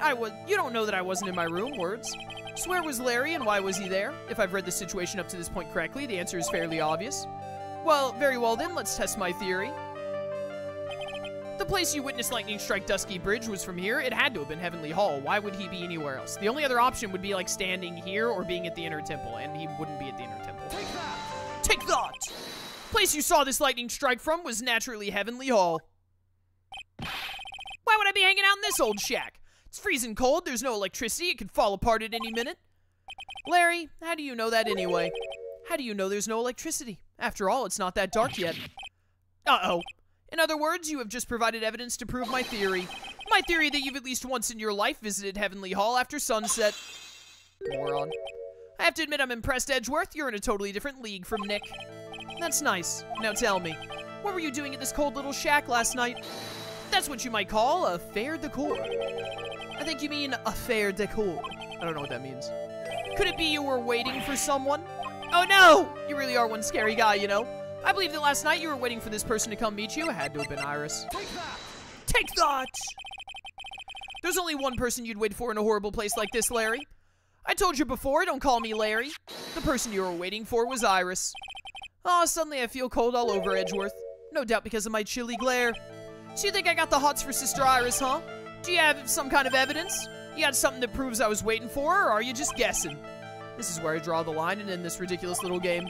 Here's the evidence that proves you're waiting for Iris. Oh my goodness, was I right? Did you actually write this thinking that it was a love letter, you idiot?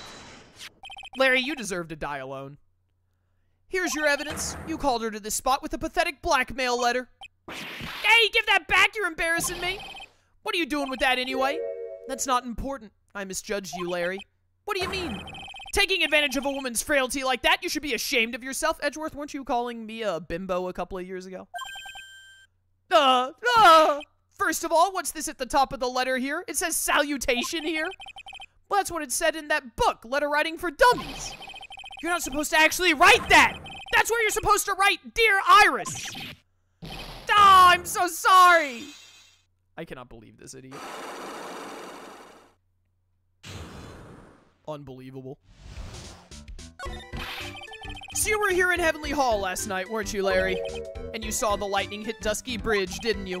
Sorry, Edgeworth. Sorry doesn't cut it, you scumbag. Threaten a young lady like that. Gulp. Wait, hold up. What now, pal? What are you talking about? What threatening and stuff? I'll tell you what, you tried to scare Iris by threatening to expose her secret, pal. What do you mean threaten? When did I threaten her? Unless you want your secret to be exposed. That sure sounds like a threat to me, pal. Blackmail, in fact. Give me a break. It's a love letter. Haven't you ever been in love? You're such a moron. What did you just say? My love for her burns so hotly it could melt all the snow on this mountain. Oh, then what is this secret you mentioned? Come on, Edgeworth, don't you get it? I'm talking about the secret love between her and me. Drown him. Drown him in the river. Obviously, she wouldn't want Old Lady Bikini to know about it, right? About our hot and sour, bittersweet love affair. Alright, then why did you send a love letter in a business-like manila envelope? Edgeworth, pull out your Glock and shoot him, please. Give me a break, it's not my fault I didn't have any other envelopes, yeesh. Then why were you so quick to apologize, pal? It's because Edgeworth gave me that scary look of his. What's wrong, Edgeworth? Why are you so quiet all of a sudden? That's it. That's what all those huge locks were about. I don't understand why you were so defensive. Well, I don't know either. I guess the thing is, you shouldn't expect too much from a guy like me. Hey, come on, don't let it get you down. But Mr. Edgeworth, this guy is still hiding something, I know it. What do you mean, detective? Don't forget what this guy said just a minute ago. If you really want to know, last night I saw something incredible. He's right. Larry, what? You're looking at me like a hungry dog that just found a bone. What was this something incredible you saw last night? It's the lightning, right? You're going to tell me, Larry, one way or another. I already told you, didn't I? I saw lightning strike Dusky Bridge. Yes, and I believe it was the incredible sight you saw. But now that I think about it, something doesn't quite ring true. What doesn't? If that's all there is to your story, your heart wouldn't have had all those locks. Therefore, Larry, I do believe you saw something last night. Something more incredible than lightning. What? When? Where? Why? How? Hey, what do you think you're doing? If you hide anything from Mr. Edgeworth, I'll arrest you on the spot, pal. I love having Gumshoe along for the ride. Oh my goodness, another interrogation jutsu? Oh my word. No! What's wrong, sir? Does this mean I have to do it all over again? Why are you glaring at me like I'm next to be hit by a bolt of lightning? Dude, I love Edgeworth's reaction here. That's so good. I've just about had it with this Harlequin. If I really want to drag the truth out of him, I'll just have to drag him to the witness stand. Oh, we're just going to bring him to the witness stand instead of trying to... Oh, to be continued. Okay. To be continued. Are we at the trial already? I will save my progress up to this point. Does this say trial day? Part 2 on trial. All right. We got through the initial investigation. Hopefully, I imagine that this episode is going to be longer than the average one because it's the final episode and all. I'm hoping that getting through the initial investigation will make it where we can hopefully finish this game on Sunday. I'm going to try my best to finish the game on Sunday. We'll see if it pans out or not. But, yeah, that is going to be all for today because we've been going for 5.5 hours and I am starving. I'm so hungry. But that's going to be it for today. When we come back next time, we'll hit up the first trial day of Bridge to the Turnabout. Very exciting. But yeah, thanks for watching, everyone. Hope you enjoyed. Check the links in the description and whatnot, and I'll catch you next time for more Ace Attorney. Until then, farewell. Alright, chat, that is all for today. Tomorrow's my day off, no stream tomorrow. I'll be back on Friday with more, we're gonna do more, whatever it's called, Wise 10 Nordics, Wise X Nordics, whatever you want to call it, Wise 10 probably. Ease 10.